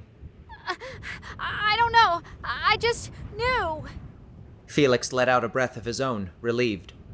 He took another old rag out from one of his pockets and began to wipe his store's counter. Well, perhaps your instincts are just that keen, he offered with a conspirative smile. Eric furrowed his brow, now trying to remember something else. Something that, oddly enough, he did not seem to recall as terrifying, but rather highly pleasurable with only moderate terror. Krystyl's face was marred by a similar look of consternation as she massaged her temples with her fingertips. She mimed grabbing something in front of her, as if trying to snatch a slow-moving moth out of the air. Her frown deepened with each attempt. Eric gently stroked his lips. There was an odd tingling sensation that he was not sure had been there a moment ago. Krystyl, he began cautiously. Did something happen? He studied Krystyl in the fluorescent lighting with faint realization, like a half-remembered dream. Something was different about her. About them. Something had changed. But what? Krystyl shook her head, albeit slowly and hesitantly. I don't think anything did. She gave a dazed shrug. Eric looked around for anything that might help him understand. Finding nothing of use, he returned his gaze to Krystyl and gave a dazed shrug of his own. Huh. Okay then.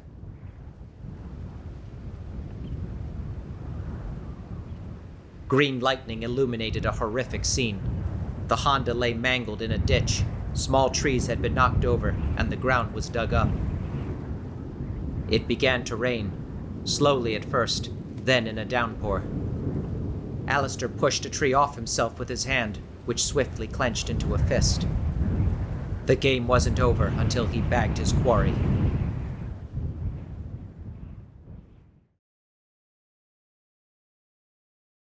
Chapter 32.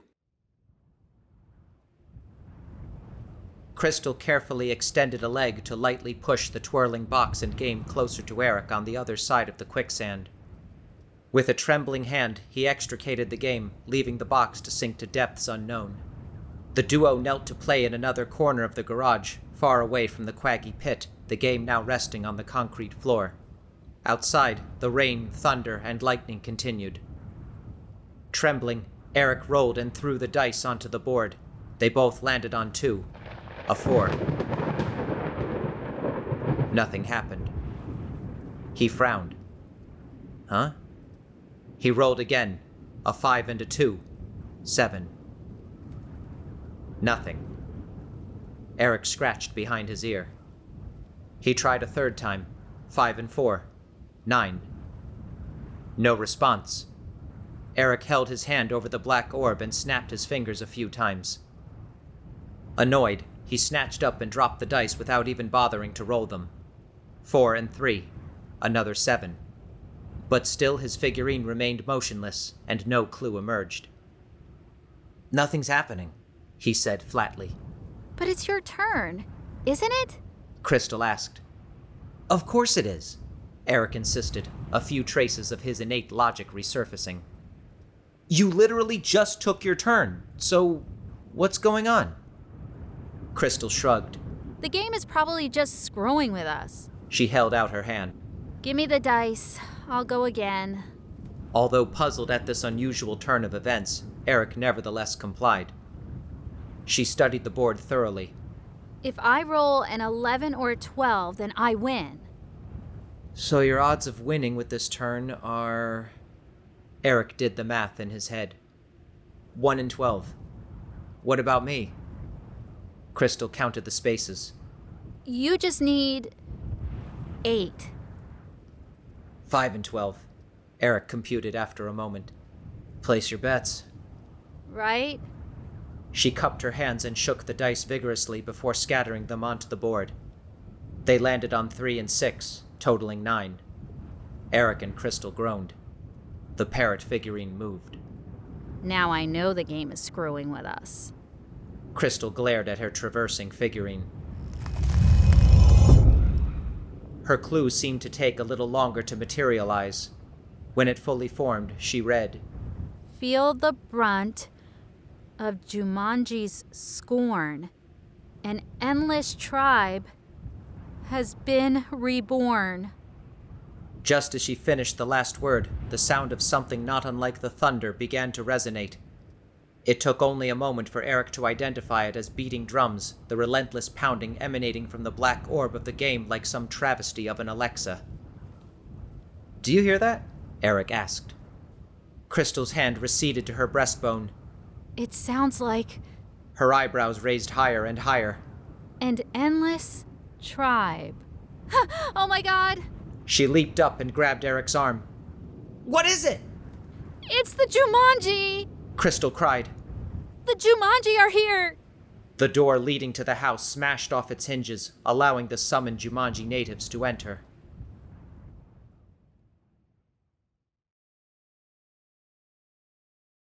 Chapter 33. Time seemed to have come to a stop. Even the storm that raged outside sounded serene. Eric stood, staring at the Jumanji natives, unaware of Krystyl's hand bearing down upon his own. He wanted to scream, to vomit, to faint, but he could do neither. His mind was too perversely enraptured by the sight of the creatures that had invaded his home to permit his body to have any sort of reaction that might take him out of the moment. Eric's mind swam back to another work he'd read for Dr. Mack's class, The Island of Dr. Moreau. The most proximate Jumanji native had the head and tail of a crocodile. Another had a monkey's yellowed fangs and rubbery face, and the one next to it stood like a gruesome statue, bearing a bush pig's tusks and snout, as well as some of its bristly hair.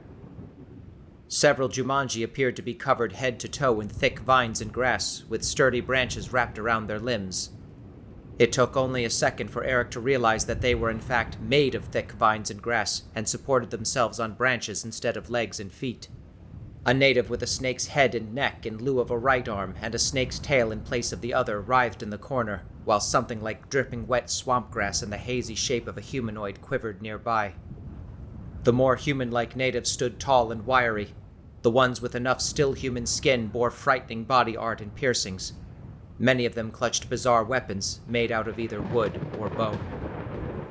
A wrench, still hanging from a pegboard on what was left of the back wall, fell to the ground with a noisy clang, startling Eric and Krystyl from their reverie. The Jumanji paid it no mind.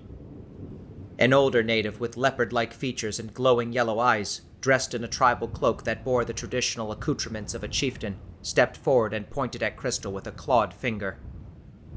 He opened his fanged mouth and screamed something terrible and foreign. Krystyl hastened behind Eric, whose jaw had hardened into something like solid metal.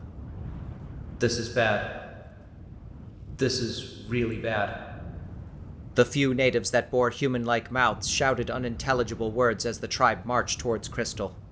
"Get away from me!" she cried. Eric threw out his arms to further shield her from view. A native grabbed him by the throat with a rough, calloused, monkey-like hand and nonchalantly pitched him out of the way. One of the plant-like Jumanji held one of Krystyl's arms in its sinewy vines while its leaves shook and quivered. The crocodilian native seized her other arm with a distorted, hissing growl. Krystyl screamed and thrashed, but they held her tight. The chieftain again spoke loudly in a language incomprehensible to either of them. The porcine native squealed excitedly and clamped his hoofed hand over Krystyl's mouth, silencing her screams but seeming to immediately moisten her eyes. Several other Jumanji yanked vines from the plant-like native who held Krystyl's arm. They bound her hands and feet with the vines, using sharp bone knives to slice them clean from the native's body, who did not seem to register any discomfort from the mutilation. Eric picked himself up off the floor, a sharp-shooting pain surging through his hand and forearm. He'd landed awkwardly on his wrist when he'd fallen to the concrete and felt it snap upon impact. His gaze sought Felix, who stood stiffly behind his store's counter, watching the natives swarming upon Krystyl like it was a vaguely interesting school play. "What are they doing to her?" Eric shouted. Felix cocked his head and pointed at the leopard-like tribal chief. Roughly translated, the chieftain there intends to light a pyre and sacrifice her to their Peppo. "Sacrifice?" Eric sputtered. Felix hooked his thumbs into the sleeve holes of his vest, rocking back on his heels. He's making the assumption that she is a virgin? Natives pounced upon the pile of dried firewood in the corner, picking up pieces of all sizes and throwing them into a more spaced-out heap in the center of the garage. Two Jumanji, their bestial faces crumpled in concentration, tried to start a fire with sticks, twirling the ends of the wooden rods into one of the logs they'd scavenged. Eric clutched his swelling wrist tighter, his eyes trained on Krystyl's struggling form. Time was running out. "The game's over, boy." Despite the ruckus and the storm, the chilling voice rang out very clearly from behind Eric. Certain his skin's coloring was as close to Krystyl's as it could ever be, Eric slowly pivoted. Alistair marched into the garage from the howling storm outside, chin held high, and his face bruised, scraped, and battered. He lifted his gun, peered through the sight at Eric, and cocked the hammer. Eric froze, neither raising his hands nor backing away. He stared at the hunter's hardened visage, trying not to give in to panic. A thunderous clamor sounded from the sky.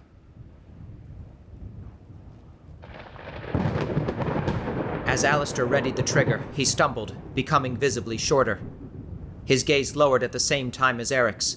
He had been so focused on cornering his prey that he had neglected to notice the nearly invisible pit of quicksand. Blast it! He shouted. Eric scurried across the garage to where Krystyl lay, now trussed like a Thanksgiving turkey. The crocodilian native bound a large leaf over her eyes, using the plant creature's endless tendrils as twine. The hodgepodge creatures trying to start a fire still methodically twisted their sticks into the logs. Finally, a few wisps of smoke puffed from the indentations in the wood. Eric! Krystyl cried out, writhing against her restraints. Take your turn! Eric glanced over his shoulder right as Alistair freed his boot from the quicksand.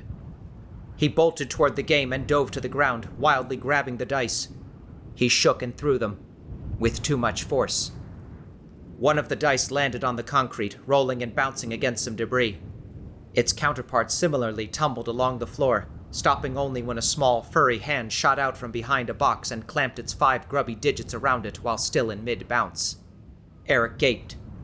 A small monkey, perhaps the exact same one that had ridden his bedroom ceiling fan, hopped up on top of the box and curiously examined the die in its palm. "Hey!" Eric yelled. He craned his neck and looked to the game.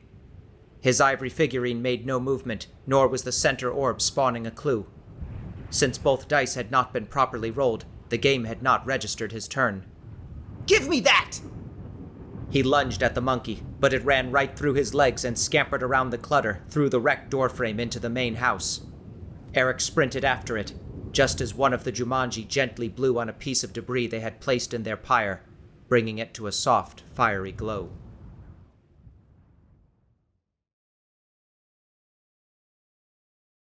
Chapter 34.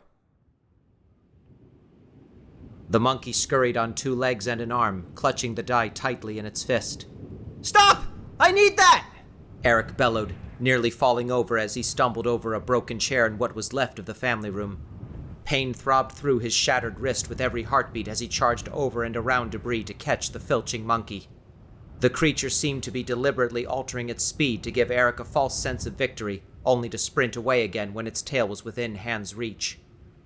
Rounding a corner, the monkey and Eric barreled into the front foyer.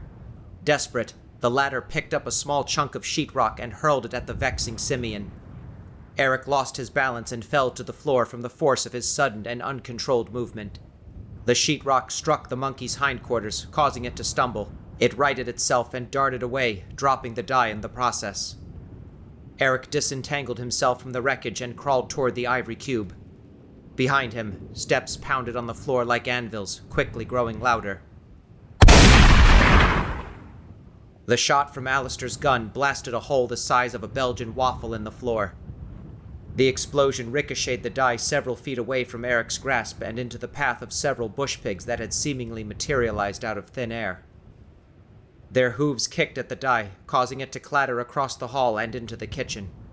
"Oh, come on!" Eric cried, bolting out of the room. Alistair smirked and casually cocked his weapon.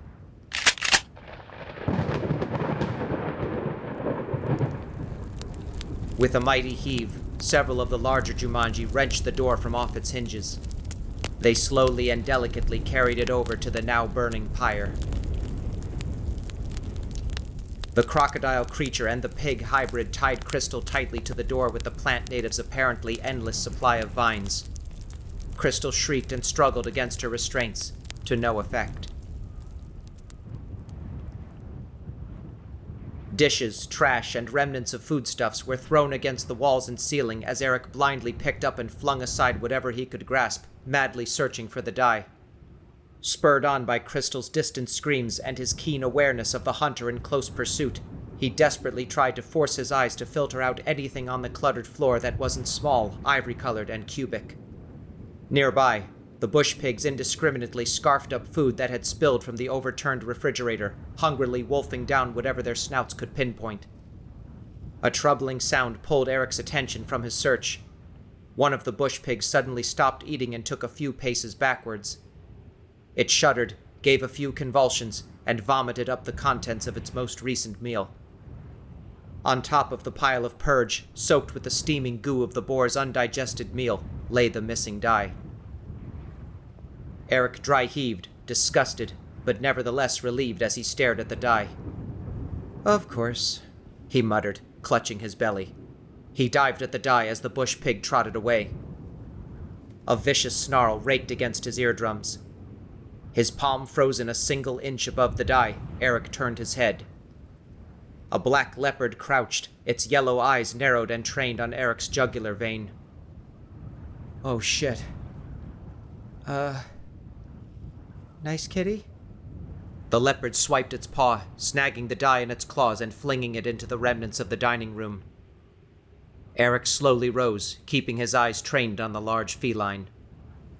Just as the leopard readied itself to pounce, its head tipped up, its eyes widened excitedly, and it swiveled its head, sniffing the air. Eric followed its gaze. The bush pigs lapped at a puddle of water dripping from the bent-up pipes beneath the kitchen sink. The leopard snarled. Whether it was the genuine article or a facsimile of such, it could not deny its natural instincts. With a leap, it pounced upon the pigs. A cacophony of frightened squeals rang out. Eric shuddered. Desperation clawing at his insides, he raced into the dining room, then just as quickly froze solid, rooted to the spot in the doorframe. The die sat lodged in the corner, inches away from Krystyl's lacrosse stick that he'd flung into the room earlier. But now, thousands of scorpions swarmed across the floor, walls, and shattered furniture.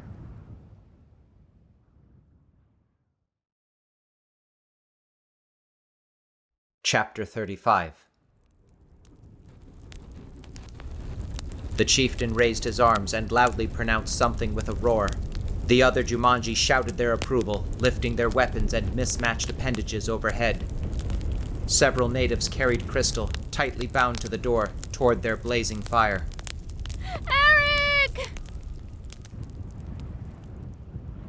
Her voice echoed and ricocheted off the walls and tore at Eric's heart, snapping him back to attention. With jerky movements, he nimbly sidestepped the scorpions and over the lacrosse stick, heading for the die. "Hold it!" A half-expected, authoritative voice commanded. Eric tilted his head upwards. Alistair had appeared in the room's other doorway, having apparently navigated around the first floor to catch his prey off guard. "I've had quite enough of this," Alistair said stiffly, leveling his gun.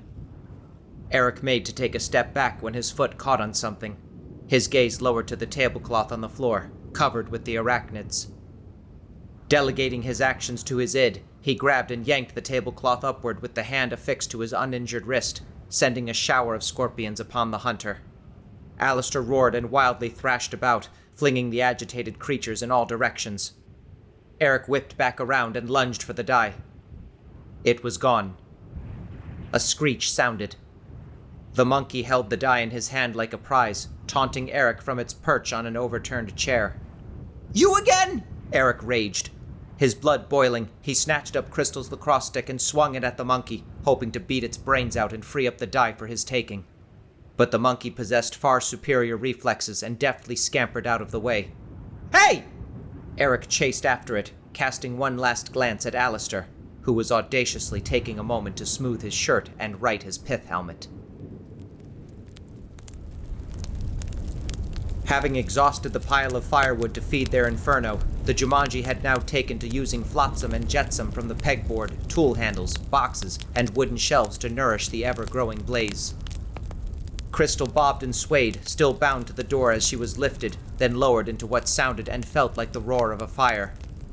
The smell of burnt hair assailed her nostrils as her short tresses began to singe. Smoke soon billowed, making her cough and gasp as she tried to kick her legs or wrench her arms from their restraints. Eric! Help!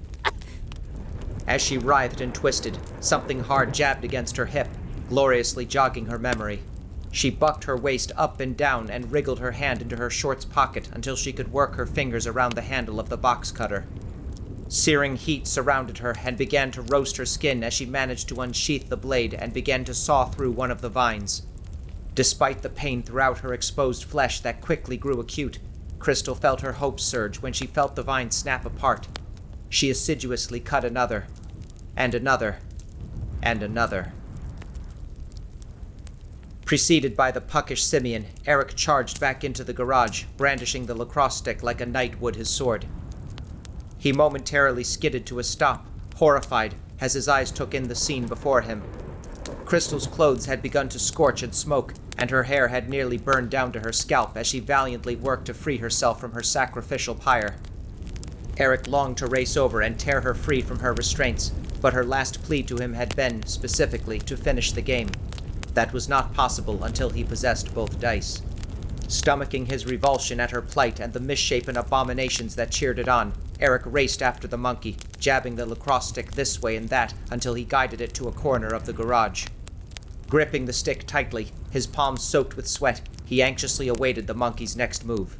Additional sweat dripped from his scalp and forehead, stinging his blazing eyes. From somewhere beyond the crackling flames and the chanting natives, a loud mechanical click sounded. A hot, horrible sensation, like boiling metal, lanced through Eric's lower back and exploded out from his stomach in a violent cascade of blood, bone, and viscera. His scream was unending as he fell to the floor, his legs no longer able to feel or bear his weight. A numbing paralysis crept down his waist to his feet. Through his pain and gritted teeth, he desperately willed his legs to bend, to move, to thrash about and stand back up, to no avail. Tears of enraged helplessness pricked at his eyes. Alternating between screaming and retching, he threw out his arms and tried to drag himself to safety as the tears dripped from his cheeks onto the gray concrete. His heart hammered furiously, pumping more and more blood out of his wound. His pulse smashed against his eardrums, and a foggy sensation began to cloud his mind. Everything around him began to feel indistinct and ethereal. The monkey, startled by the gunshot, whooped and bounded away, dropping the die so that it could properly use all four appendages to flee.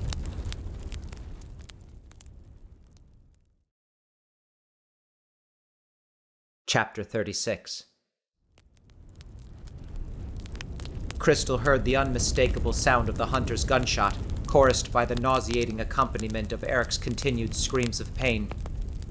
With a flex of her bicep, she managed to snap the last of the vine in two, freeing at least one of her arms from fiery doom. Her skin scorched and peeling, she yanked off the leaf that was blindfolding her and sat up, peering through the smoke in the direction of the shot. Eric writhed and screamed piteously, like an animal that had been struck by a vehicle. His eyes were clamped shut, and his hands were clenched tightly into fists, one still maintaining a death grip on the lacrosse stick. Searing pain ripped through Krystyl's heart, worse than that of her seared skin as she gazed at the blood, and other fluids she dared not attempt to identify, pooling around his abdomen and spreading onto the floor. Off to the side, Alistair casually leaned against the doorframe, hoisting his gun over his shoulder and casting a smug grin at Eric's agonized form. Felix continued to dully observe the chaos and bloodshed with a look of utter resignation, so immobile and awash with the malevolent glow of the fire that he and his store appeared painted into the background. The Jumanji chanted, the drums echoed, and the fire continued to rage. Black char with glowing edges ate through the door upon which Krystyl was still 3/4 trapped. Eric's arm swung this way and that, seemingly feeling around for something. Krystyl followed his movements to a lone die on the floor, mere feet out of his reach. Eric struggled to stay conscious, but his mind felt increasingly sluggish. He could feel the life steadily draining from his body as his raging heart pumped more and more blood out of his wound. Through the noise and his fading consciousness, two familiar voices sounded. We finish this game. No matter what. No matter what. Eric's promise rang in his ears, stirring his eyes open.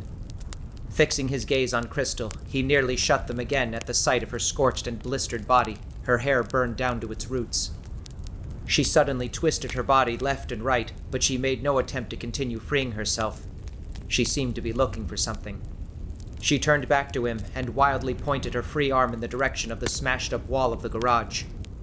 She mouthed the word. Her voice had been drowned out by the cacophony of everything else. Dice! Eric weakly followed her gaze, his neck barely able to lift his head off the floor. There, some 15 feet away and next to some slabs of sheetrock, concrete, and wood, was the other die.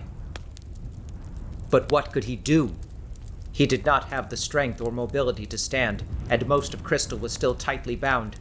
By the time she cut the last vine, the little bit of life Eric had left would surely slip away, and it was still his turn. Crying, Eric feebly pummeled the concrete floor with his fists. When his sobbing rage yielded nothing, he finally surrendered, giving the floor one last pound. A pound that, strangely, felt cushioned by something soft. Through Eric's sweat and tears, a flash of lavender caught his eye. Krystyl's scrunchie. The scrunchie that was still loosely wrapped around his broken wrist. The scrunchie that, Eric realized, was essentially a glorified rubber band. Eric pressed his eyes firmly into his t-shirt's remaining sleeve to dab away the liquid that had accumulated. Gnashing his teeth at the pain in his wrist, he seized the end of Krystyl's lacrosse stick and swung it toward the die the monkey had abandoned. After a couple of tries, he covered the die with the stick's meshed end and pulled it toward him. With great effort, he pushed himself up to his elbows and wrested the scrunchie off his wrist. He held it close to his nose and breathed deeply. Coconuts. Alistair frowned and pushed himself away from the doorframe. What foolishness was this? Eric fit the scrunchie on his fingers. He looped the die into it. He pulled it back, took careful aim, and released the band. The ivory cube flew across the room, skidded along the floor, and struck its counterpart squarely on its side, causing them both to tumble and roll about. Utterly spent, Eric collapsed back to the floor and started to close his eyes, but booted feet heavily struck the concrete and vibrated in his ear, growing louder and louder. A vicious sneer painted Alistair's face in ugliness as he stared down at Eric. You just never learn, do you? He sharply kicked Eric's face with his mud and concrete-caked boot, splitting open his lip and dislodging one of his teeth. Eric screamed as his head was pivoted toward the pair of dice. They'd stopped moving, but it was impossible to say what number had been rolled. He excruciatingly slid his gaze to the game, still resting discreetly in the corner. The monkey figurine was sliding gracefully across the board. Alistair seized Eric by the neck and lifted his torso off the floor. Eric choked and wheezed as his hands weakly tried to pry the hunter's preternaturally strong grip from his esophagus. Look around. The game is lost. You and the girl will soon expire. The figurine continued to slide across the game board, and the hunter lifting Eric up off the floor had ironically provided him a superior vantage point to observe it. And your spirits shall spend all of eternity trapped within the game, as my prey, the colonel taunted. The monkey continued to move, showing no indication of slowing. Eric's hands dropped to his side as he dangled from Alistair's grip. The monkey moved 1, 2, 3 more places and stopped directly in the center of the orb.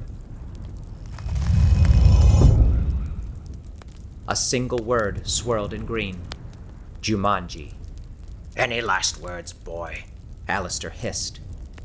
Eric looked directly into Alistair's eyes and gave a grin every bit as manic as he could muster. Jumanji! In an instant, everything stopped. The drums were silenced. The natives froze and looked toward Eric. The burning pyre immediately extinguished, casting thick plumes of billowing smoke into the air. Numb with shock, Alistair looked toward the game before returning his attention to Eric. Good game, Eric wheezed. The black orb in the center let out a crunching, scraping sound as it strenuously twisted. The sphere split open with a grinding, rusty snap, revealing a glowing, green ball of glass. All eyes fixated on the orb as it slowly levitated into the air. Even Krystyl stopped slicing through the vines in anticipation. A low humming vibrated in the air, growing louder and louder. Small hairline cracks began to form in the sphere. The glass ball shattered, releasing a wave of tornadic green mist enveloping the entire room. Alistair released Eric's neck, letting him fall back to the pool of bodily fluids with a squelch. No! Alistair bellowed. You cheated! You must have! He cocked his gun and aimed the barrel at Eric's head, but as he attempted to fire, he and his weapon vanished in a bright green burst of energy. His roar of defeat echoed and died away. The Jumanji creatures erupted in a frenzy of screaming. One by one, they too disappeared in bursts of green light. Krystyl sliced through the final vine ensnaring her and leapt off the woodpile. She ran to Eric, kneeling and placing her hands on his shoulders. Her gaze dropped to the floor, where his blood had congealed. Eric! Oh my god! You've... Krystyl. Eric gasped, weakening from loss of blood and barely clinging to life. Slowly, he raised a hand and caressed Krystyl's face. She clasped her burned and blistered hand over his and gave a tearful smile.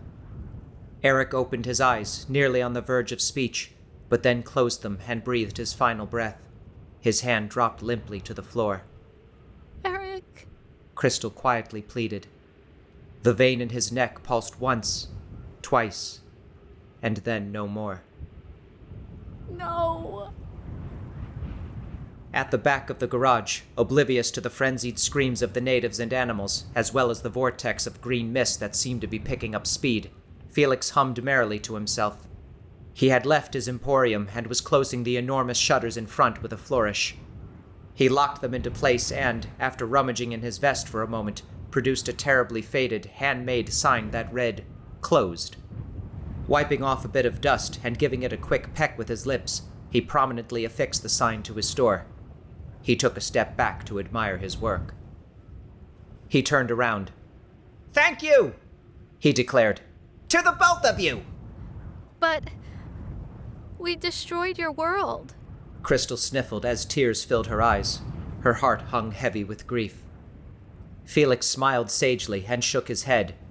No, you have freed me, and in doing so, you upheld your end of the bargain.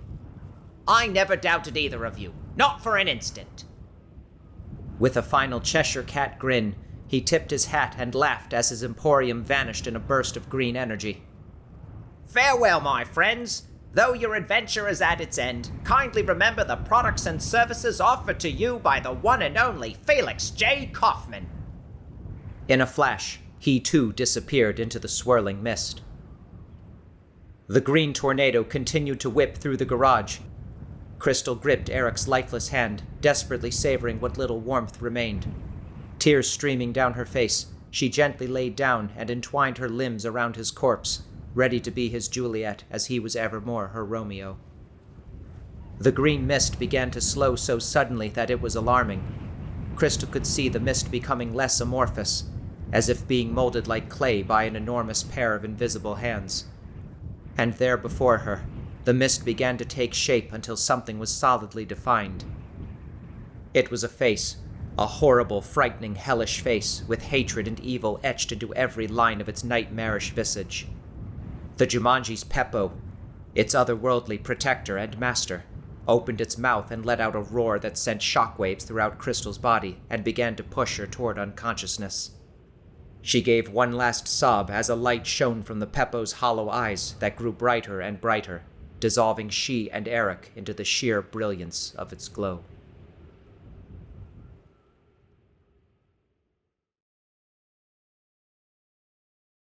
Chapter 37. The sunlight that pressed against Krystyl's eyes instinctively caused her to squint them shut. Sunlight? As she slowly meandered toward consciousness, she became increasingly aware of someone's arms and legs tangled with hers, and a heart beating against her chest. Stillness surrounded her. An old grandfather clock marked cadence with a steady series of ticks and tocks. A groan. From Eric. Krystyl's eyelids fluttered open. The blurriness dissipated just enough to see Eric's face a few inches away, staring at her and mirroring her expression of bewilderment. What happened? She asked, her voice thick with grogginess. She smacked her lips. They tasted of root beer. Eric shook his head. With a start, his eyes doubled in size as he sucked in a breath. He bolted upright and patted his lower back, stunned. He experimentally moved his legs, lifting and lowering them to the floor. Everything worked. You're all right. Krystyl breathed, carefully lifting herself up to a sitting position. Your back! Your legs! Eric pointed at her head. Your hair! Krystyl raised a hand to her scalp and palpated her now shoulder-length hair, held back in its usual ponytail with her trusty lavender scrunchie. She dumbly held her ponytail in front of her face, looking like she'd never seen such a thing before. Eric's hands continued to rove over his clothes and skin. His blue jeans were intact, and smooth denim was now in place of where the bush pig's tusk had lacerated his flesh. His palms, the left one possessing no gash or strip of olive green cloth, flew to his face. There were no cuts or scrapes to mark his frenzied crash through countless brambles whilst fleeing the hunter that had stalked him like a game animal. Every drop of blood, be it his own, Krystyl's, or the snake's, had vanished from his clothes and skin, and as far as he could tell, his body bore no traces of any bruising. He pressed a hand to his jawline. No pain, and his formerly missing tooth was back in place. He slowly flexed his wrist. Completely mended. Krystyl performed a similar inventory of her own body and clothes. Her skin was smooth, unbroken, unblistered, and retained not a trace of heat from the pyre she had been placed upon. Her clothes had not merely just been repaired, they had never been damaged. She scanned Eric's form again, awestruck. How? What? She began shakily. I don't... Eric's eyes slowly widened. He began to take in his surroundings with frantic, omnidirectional jerks of his head. Krystyl, the house! Krystyl braced her arms behind her and looked around, swaying slightly. No way. Eric's house was back to normal. The furniture was intact, the walls were painted and smooth, and Krystyl's duffel bag and lacrosse stick were back to exactly where she had unceremoniously dropped them upon arriving. Without preamble, Eric scrambled to his feet and raced away. Krystyl heard his footsteps pounding into an adjacent room, pausing for a moment, and then repeating the process elsewhere. Krystyl precariously stood up and inspected the living room. The sunlight gracefully streamed through the marigold-draped windows. A lone bird chirped merrily in one of the trees just outside. An occasional vehicle passed by on the road out front. She eyed the grandfather clock suspiciously, then felt at her shorts pockets. The box cutter was gone, and in its place her iPhone was tucked snugly into the denim. She fished it out and entered the passcode to unlock the screen. No new messages or breaking news updates, and the time read 2:24 p.m. Eric's footsteps thumped upstairs and about on the second floor as Krystyl's gaze landed on the game, neatly folded up on the coffee table. She repocketed her phone, reached down, and carefully opened the game's flaps. She ran her fingertips across the white tiles and along the opaque black center. It split open with a rusty snap, causing her to gasp at recoil. But there was nothing to recoil from. The glass orb was gone. Eric raced downstairs and around the corner. Everything's back to normal, he announced breathlessly. It's like the whole thing never happened. Krystyl continued to stare at the game. It didn't, she breathed. Eric blinked. Krystyl? She turned to face him, pressed her hands to her chest, and let out something that Eric could not distinguish between a shaky laugh and a joyful sob. We won! She cried, practically vibrating. We beat the game! We broke the curse! It said the exciting consequences would disappear, remember? Everything that happened as a consequence of playing the game disappeared, including the time we spent playing. Look at the clock! She lifted a trembling hand and pointed over Eric's shoulder. I just got here 20 minutes ago. Eric's gaze slid around the room. But what about Mr. Kaufman and... Their spirits are finally free. Jumanji is gone. Look! Krystyl pivoted and gestured to the orbless game. She wiped away a few tears with her other hand. Eric's mouth hung open for a moment. He soon began to laugh in disbelief. They reached for each other in perfect synchronization. It was impossible to say which embrace was tighter. For a long while, they just hugged and swayed, as if sharing a slow dance. Can we just do this for a while? Krystyl murmured against his neck, her chin firmly planted on his shoulder. As long as you want. Eric acceded, dilating his nostrils and inhaling long and generous breaths of coconut shampoo-scented air. Just before Krystyl's eyes drifted completely shut, her gaze tracked back to the ivory figurines scattered haphazardly on the game. They laid on their backs, their carved eyes staring vacantly at the ceiling. She could swear they looked humbled.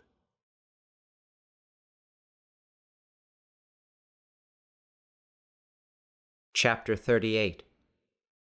Africa, 1895. The air had stilled once more. A sunset painted the sky in vivid purples, reds, and golds as Timothy and Nigel stood solemnly before two small piles of stones with a makeshift wooden cross embedded in each. Behind them, Hassani continued to pick through the rubble of the looming, semi-collapsed cave. Timothy quietly intoned a few final prayers for their fallen cohorts, ending with, "We ask it in your name. Amen." "Amen," Nigel assented. Silence stretched between them as they stood, contemplating the markers.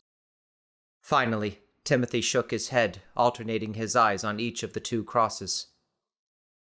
"It's all my fault, Nigel."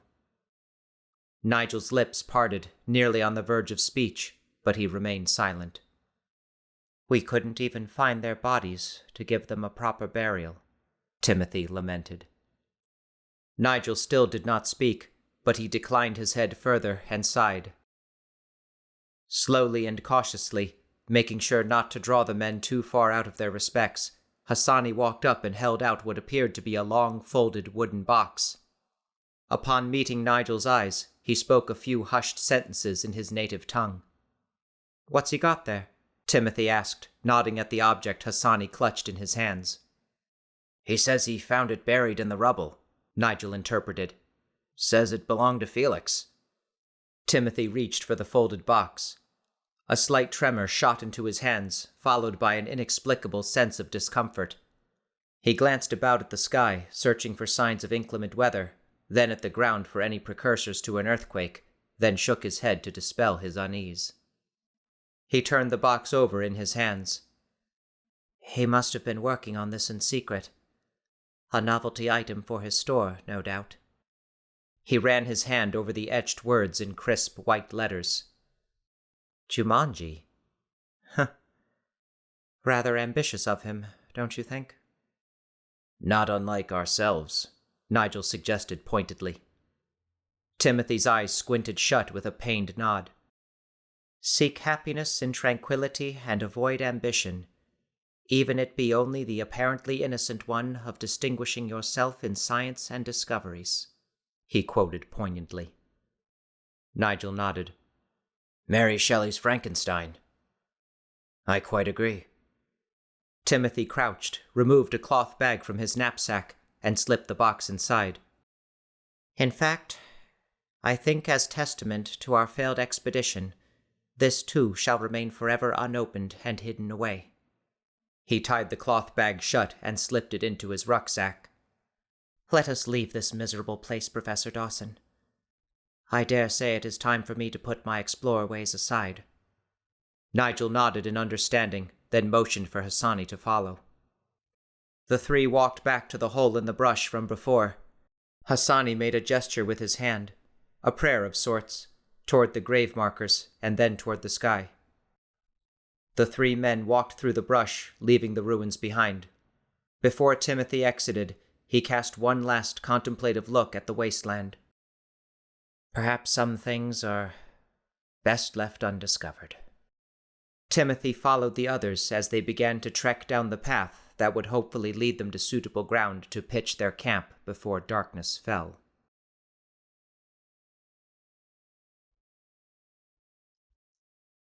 Chapter 39. The sun shone brightly as Eric stood before the fire pit, surveying the kindling and tinder nestled between the neatly stacked logs. He had made sure to arrange everything in a crisscross pattern to allow for maximum airflow and to expedite combustion. Eric pulled a match from the matchbox and, with a single drag of its head across the side, ignited it.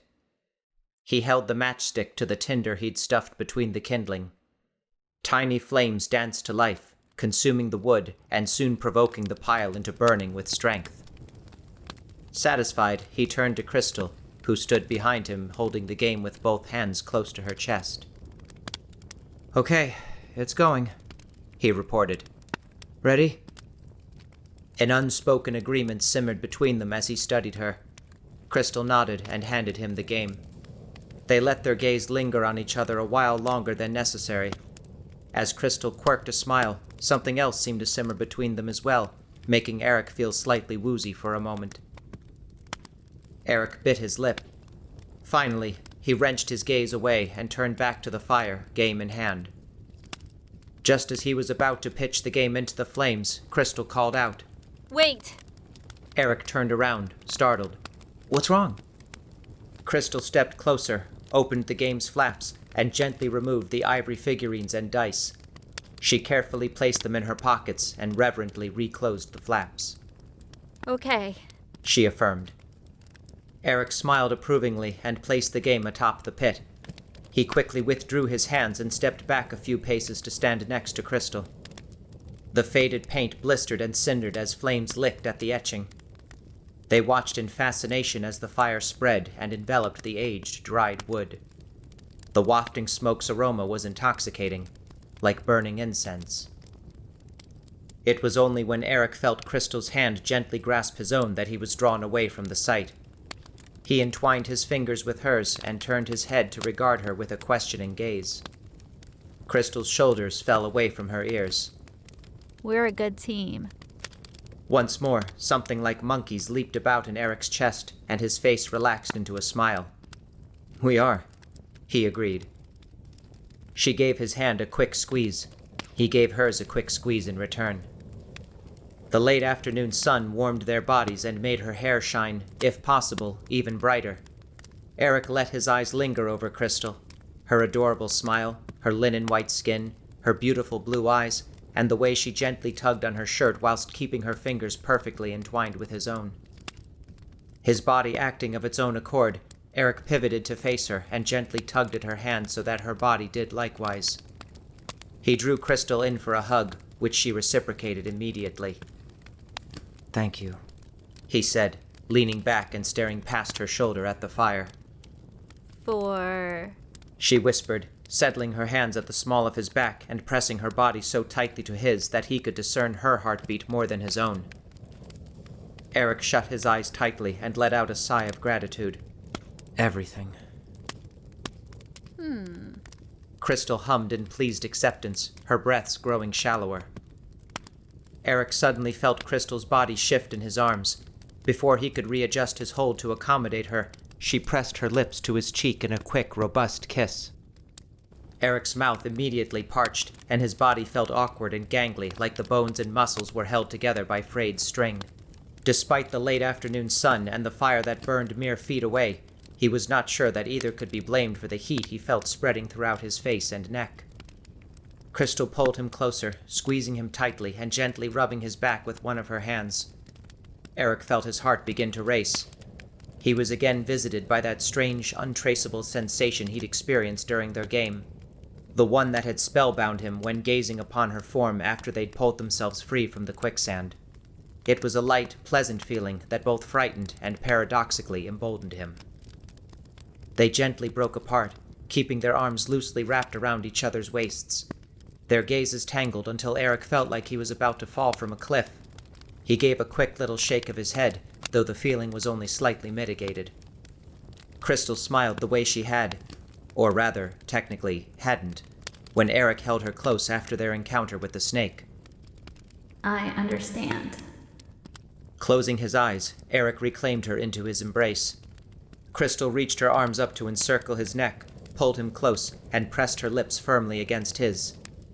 Eric let out a long sigh, his lips softening and opening a little. He heard a muffled chuckle from Krystyl, but then he felt the tip of her tongue spear into his mouth, forcing his top and bottom teeth apart. Eric stiffened in surprise, then slowly relaxed and let his tongue gently massage her own. A feeling of weightlessness and detachment permeated his entire being. It was more than disbelief, more than ecstasy. He could not even begin to comprehend the myriad of sensations surging through his body and mind. After what felt like an eternity, they broke their kiss, their faces scant inches apart. Slowly, the giddy and contented look on Krystyl's face melted into one of confusion and concern. She released her hold and took a half-step backwards.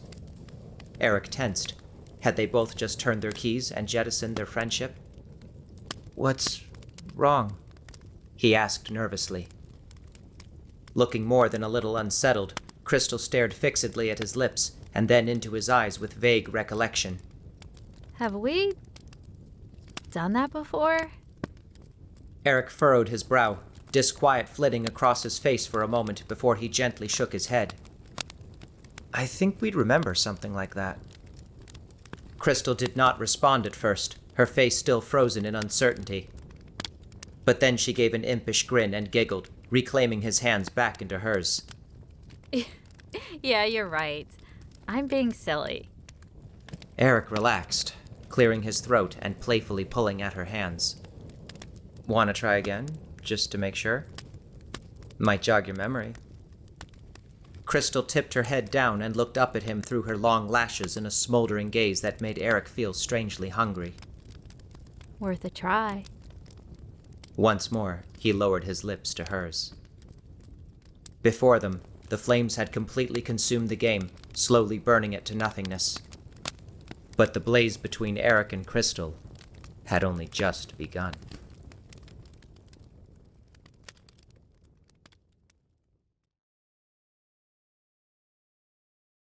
Chapter 40. 16 years later. A reddish glow lingered in the slow burn of summer twilight after the late August sun had set at 7:45. A few traces of stars had begun to sparkle in the dusky sky above a large 2-story colonial that sat on 2 acres of semi-wooded land over a field dotted with cows grazing on an adjacent farm in the distance. The leaves on the trees were just starting their glorious dance of color, and a pumpkin patch in the backyard was yielding the forebears of what was sure to be a bountiful harvest come October.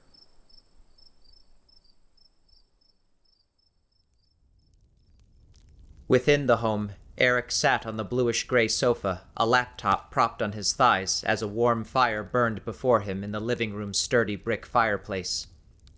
His features, while still bearing vestiges of his youth, were a bit more defined, and some rebellious strands of silver had begun to mingle with his chocolate-brown hair. It was perhaps unusual to show signs of graying at only 34 years of age, but he decided that he rather liked the look. It made him appear more dignified and professional at the college, a necessity, considering he was the youngest professor in his department. His forehead creased in concentration as he made keystroke after keystroke on his computer, pausing occasionally to reflect on and approve his progress. He tapped the keys a few more times and nodded, satisfied. Honey, what do you think of this one? Krystyl called to him from the kitchen. Eric closed his laptop and set it on the side table. He twisted his torso to greet the delightful form of his wife of over 8 years approaching him, clad in a hoodie and simple jeans, holding 2 mugs of cocoa. After passing an apple pie that she had baked earlier using the fruit from one of the very trees lining their property, she sat down next to Eric and handed him one of the mugs. Clearing her throat, she ran her free hand through her shoulder-length copper hair, brushing it away from her face. Okay. She straightened her spine and intoned. One small trade makes fortunes rise, but what remains is just your size. Eric quietly considered the words as Krystyl waited, her eyes sparkling. He smiled as a thrill spiked through him. Even after 8 years of marriage, every time he looked at her, he could still see a glimmer of the capricious, effervescent girl he'd met at that fateful Halloween party almost 20 years prior. Still the yang to his yin, and the ENFP to his INTJ. One small trade makes fortunes rise, but what remains is just your size. Eric stroked his chin thoughtfully. All right. I would say that probably relates to the balance between material success and our humanity. Krystyl nodded eagerly, taking a sip of cocoa. So you might go into business and make a fortune, or become very successful in other aspects of life, he continued. But at the end of the day, that doesn't matter nearly as much as who you are as a person. His eyebrows arched questioningly. Is that it? A broad grin split Krystyl's face. Yes, that's it. That's exactly it. I really like that one. Eric returned the grin. Then in the book it goes. Krystyl set her mug down on a coaster and picked up her tablet. Her hands flew about the screen like a concert pianist's as she typed. Your first draft is due in a month, right? Eric took a sip of his steaming chocolate beverage. Krystyl looked up from her typing. Exactly 1 month. I think I have enough of them by now, but just to be on the safe side. Eric nodded and glanced over at a small book on the coffee table near where her tablet had been. After setting his cocoa on the side table, he reached over and pulled it toward him. Clues by Krystyl Kelly Williams. Eric casually opened the cover and flipped through its pages. After a brief foreword and author's introduction, each page contained a short clue in bright green lettering against an inky black glossy sphere. Try as you might to escape your fate, you'll never pass through the gateless gate. Failure looms, but who's to blame? Set it right, or repeat the game. When you fix what has been broken, then you'll know the eyes have spoken. Solving problems is a game. The highest point should be your aim. Hey, if it sells as well as your first one, Eric mused as he gently closed the cover. Why stop at another book? Why not just turn it into an app? Krystyl jerked her head in exceedance. You sound like my agent. Good idea, though. She placed the tablet far away from her on the coffee table and leaned back to stretch. Okay, that's enough for one night. This is our time. She reclaimed her mug and snuggled against her husband.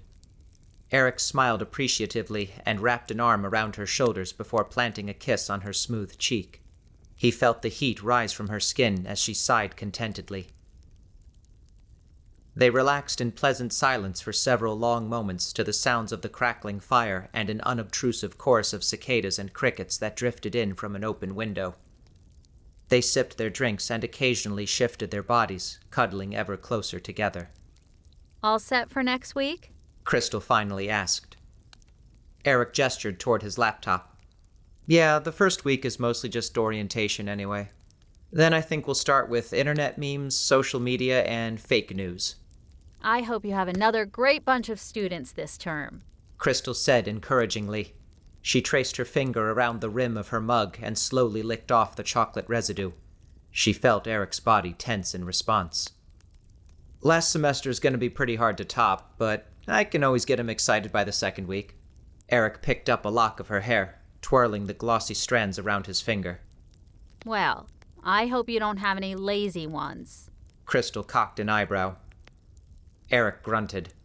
The lazy ones I can deal with. It's the oblivious ones that drive me crazy. The ones that legitimately don't know when an assignment's due. Oh, those ones frustrate me like you wouldn't believe. Krystyl gave him a pointed look. Eric scanned his mind for a clue, puzzled. When did my students ever frustrate you? They didn't. Her look took on a touch of mirth as she casually draped her leg over Eric's. But I know how maddening it is dealing with an oblivious 18-year-old. Eric's eyebrows rose as he studied her. Krystyl giggled and lifted her empty mug to serve as a bastion between her furiously blushing face and her husband's wry gaze. Heat crept up Eric's neck. Oh, knock it off. Dropping hint after hint, year after year. Krystyl teased. I was not oblivious. Right. Krystyl said, lowering her mug just enough to reveal her mischievous, crinkled eyes. I was being way too subtle. Eric took her mug and gently set it down next to his own. He returned his attention to his wife, who was now quivering in anticipation. I'll show you subtle. He grabbed Krystyl's underarms and pulled her into his lap so that she straddled him. She gave a startled gasp that Eric cut off with a searing kiss. She responded immediately, matching his passion with equal intensity. They broke apart for a moment to gaze into each other's eyes and take a few much-needed breaths. Krystyl caressed his face with her hand before lowering her lips to his for another scorching osculation. Their tongues dueled for dominance as Krystyl dug her fingers into Eric's hair and pulled him harder against her. She shivered as Eric's hands glided under her hoodie, eagerly cupping her breasts before tracing the thin lines of her bra straps. Something primal stirred within him as he felt her hands adeptly unbutton his jeans and gently tug down the zipper, giving him the cue to redirect their position so that she laid on top of him. Their sofa was not as spacious as their bed, nor as enticing as their kitchen table, but they knew from experience that it would do whenever the mood struck them in its radius. Mom? Dad? The soft, high-pitched voice that echoed from the top of the stairs shocked the amorous couple out of their frenzied desire. Still in mid-kiss, their eyes popped open in surprise. Eric quickly pushed Krystyl off him, inadvertently displacing her to the hardwood floor. She righted herself and tugged down her hoodie, which had scrunched up around her neck. They hurriedly smoothed, straightened, buttoned, and zipped the rest of their clothes as soft footsteps hopped down the stairs, one at a time. Eric propped himself up into what he hoped would pass for a nonchalant sitting position, just as a 5-year-old girl with Krystyl's shoulder-length penny-red hair and skin almost as fair and freckled, clad in pink silk pajamas and white socks, tiptoed into the room. Eric and Krystyl had decided 6 months before she was born that, had they been blessed with a daughter, she would be named Deirdre after her maternal grandmother, and Orion if they had a son, named after one of the more discernible constellations they would often see in the night sky. However, when the nurse had presented an exhausted, disheveled Krystyl and an openly crying Eric with a wrapped pink bundle, they chose to hold off on filling out the birth certificate until they became more acquainted with her. When their baby opened her eyes for the first time to greet the sight of her parents, Eric and Krystyl were met with 2 of the most vivid emerald green orbs they had ever seen on a human being. A stark contrast to his smoky quartzes and her sapphires, but practically a genetic inevitability between them. At that moment, Deirdre was relegated to her middle name. Krystyl was certain her late mother would have given consent. They knew there was only one name to properly bestow upon the child that had just come into the world. Jade frowned at the sight of her parents. Why is Mommy on the floor? She asked, cocking her head to one side and placing the hand that was not gripping the banister on her hip, looking positively adult-like. Eric and Krystyl exchanged glances. Mommy was about to do some exercising, Eric said. Krystyl snorted and elbowed Eric's shin. She rolled to her knees and brushed a few strands of hair away from her face. What's wrong, little pumpkin? Can't sleep? Jade shook her head, her coppery locks swaying in the same way her mother's did. Are you nervous about school starting? Krystyl asked shrewdly. Jade hesitated, then nodded. Oh, sweetheart, Eric said tenderly, patting the sofa cushion next to him. Jade padded toward them, sidestepped the coffee table, and climbed onto the sofa next to her father. Krystyl settled on her other side. As was their standard procedure in such situations, Eric and Krystyl each took one of Jade's hands in their own. I know you're feeling a little scared, and that's normal, Eric reassured. Kindergarten can seem scary at first, but it's not. Really, take it from 2 people who have been there. You're going to make so many friends, you're going to learn so many things, and you're going to have so many wonderful stories to tell, Krystyl supplemented, gently stroking her daughter's hair. Jade nodded, appearing slightly more relaxed. After a moment of indecisively rocking her body left and right, she pivoted to lean against her mother. Krystyl offered Eric a slightly guilty look, to which he shook his head and smiled in approval. And the other kids are going to like you very, very much. Eric asserted, rubbing Jade's back. And remember, you like learning new things, don't you? Krystyl asked. Yeah, but I like being here with you.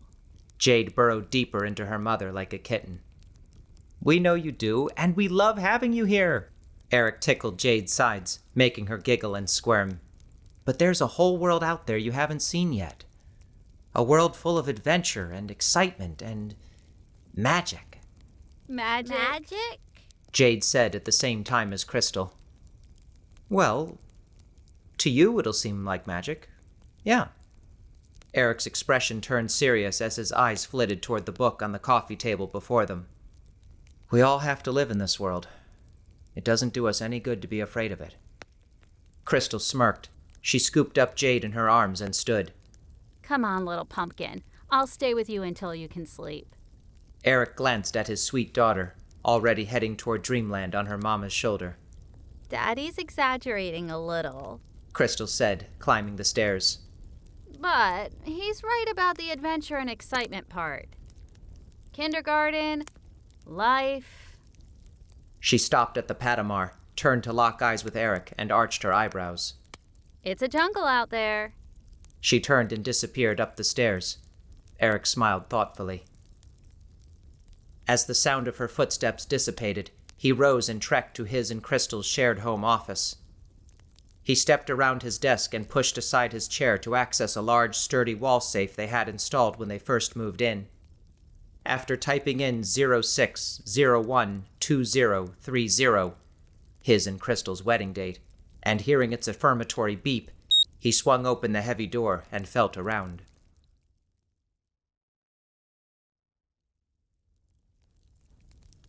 Krystyl descended the stairway and re-entered the living room, yawning. 5 minutes, and she was out like a light. She reported. Her gaze dropped to Eric's form. He was crouched over something, his back to her. Honey? Eric turned in his seat and presented a small steel chest with a combination lock on its front. Krystyl froze for a moment, her lips parting in touched surprise. All tiredness forgotten, she joined him on the sofa, leaning in close to await his next move. Eric punched in the combination to the lock, 04302022, and opened the lid. There, against a small sea of black velvet, rested 2 ivory figurines, a meditative monkey clutching a fruit-bearing branch, and a haughty-looking parrot perched upon an ivory pebble with its wings poised in a takeoff position. Beneath them lay an antiquated pair of ivory dice. Wordlessly, Eric removed the monkey figurine while Krystyl reclaimed her parrot. For a while, they just sat and stared at the figurines in their hands. Krystyl stole a quick glance at her husband, but then swiftly returned her attention to the avian curio. This was one of the few instances, perhaps the only one, where she was unable to read him and determine what precisely was going through his mind. Eric turned over and rubbed the ivory simian in his hands, taking in its smooth and pristine exterior. Perhaps the game's magic was no more, but Eric nevertheless asserted that the trinket he held still retained the uncanny ability to cast a net backwards in time and dredge up memories whenever he held or even gazed upon it. As Eric continued to scrutinize his figurine, he reminisced about the trip he and Krystyl had taken to New York City the summer after his college graduation. They had toured countless museums and landmarks, taken over 1,000 pictures between the two of them, and on their final night, seen a production of Wonderland, a new musical, on Broadway. The trip had not entirely been without its hiccups, though. Despite their assiduous planning and coordination, there had been some difficulties he had not foreseen and thus could not have planned for. Their train had been delayed upon arrival, and they had lost their dinner reservations for the evening. Eric had been pickpocketed on the subway, and in their haste to contact the police, one of Krystyl's newly purchased souvenirs had fallen out of her grasp and shattered onto the tracks below. Still, they found that those few and far between unpleasant moments were trivial in retrospect, and that they were able to experience them together still made the trip all around enjoyable. Next to him, Krystyl ran a fingertip along the poised wings of her ivory parrot, which seemed to possess the same recollective abilities as its counterpart. Perhaps inspired by the crisp autumn air, her mind flitted back to the night she gave birth to Jade. Dedicated and loving husband that Eric was, he had made sure to constantly monitor Krystyl's health during her final trimester, packed her overnight bag for the hospital well in advance, and even made several practice drives to the hospital itself so he could be sure of the quickest and safest route. However, when Krystyl had unexpectedly gone into labor on Halloween night, 1 week shy of her due date, their plans had been forced to change. Their town had shut down Eric's planned route to the hospital owing to its annual Halloween parade and pumpkin festival. With sweat pouring down his face and a wife seated next to him whose contractions were 3 minutes apart, Eric had delegated control of the situation to his instincts and, on sheer impulse, driven their car off the road and directly through a neighboring pumpkin patch to grant them access to the interstate that would bring them the rest of the way.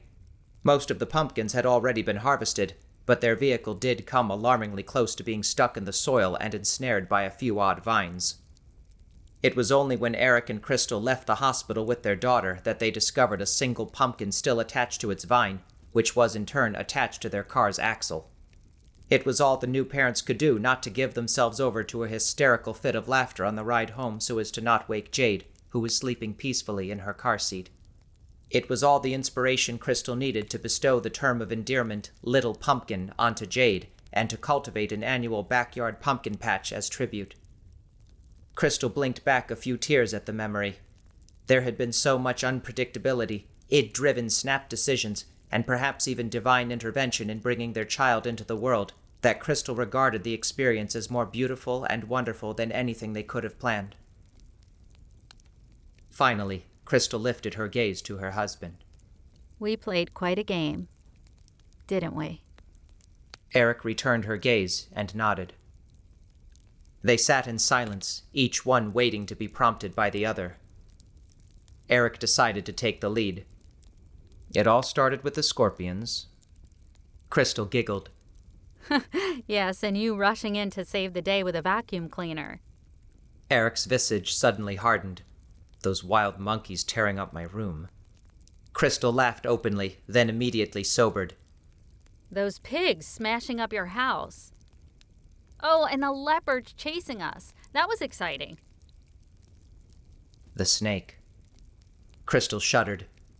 Wincing slightly, Eric scooted over and drew her into a protective embrace with his arm. She relaxed, savoring his warmth and touch. Thank you for saving me, she whispered. Thank you for saving me, Eric countered. The parasites? Krystyl sighed.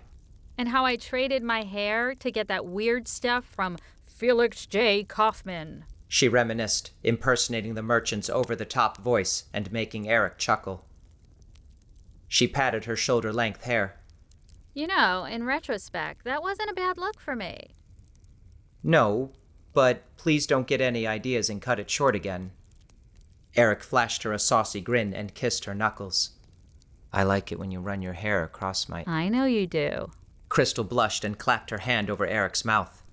He lightly seized her hand and kissed her palm, then her wrist, then worked his way up her arm. Then he paused, lifting his head. Still not sure what happened on that turn with the quicksand, though. There's seriously a hole in my head with that one. Krystyl's brow crumpled. Yeah. Mine too. They sat in uneasy silence. That was the one aspect of their game which, even after 16 years, they'd never been able to fully work out. Krystyl shrugged. Riddle for the ages, she decided. Now then, I think you were headed here? She coquettishly tapped her lips. Eric grinned and replaced his monkey figurine in the box, never breaking eye contact. He kissed his way up her lovely neck before lingering a while at her succulent lips. Krystyl moaned into his mouth as she straddled him once more, his fingers again inching up her hoodie and gently scratching her back. As Krystyl broke their kiss and pivoted to drop her ivory parrot back into the steel chest next to its counterpart, she snagged out the dice in exchange. "Hey!" Eric exclaimed. "What are you doing?" Krystyl yanked her hand away from Eric and playfully pushed him back. What does it look like? I'm rolling the dice. With a snap of her wrist, she did so, releasing the dice upon the coffee table. They rattled to a stop on 6 and 6, totaling 12. Eric and Krystyl stared dumbly at the dice for a moment before bursting out in laughter.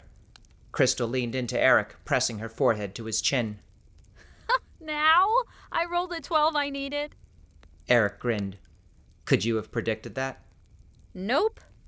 Krystyl scooped up the dice and dropped them back into the chest.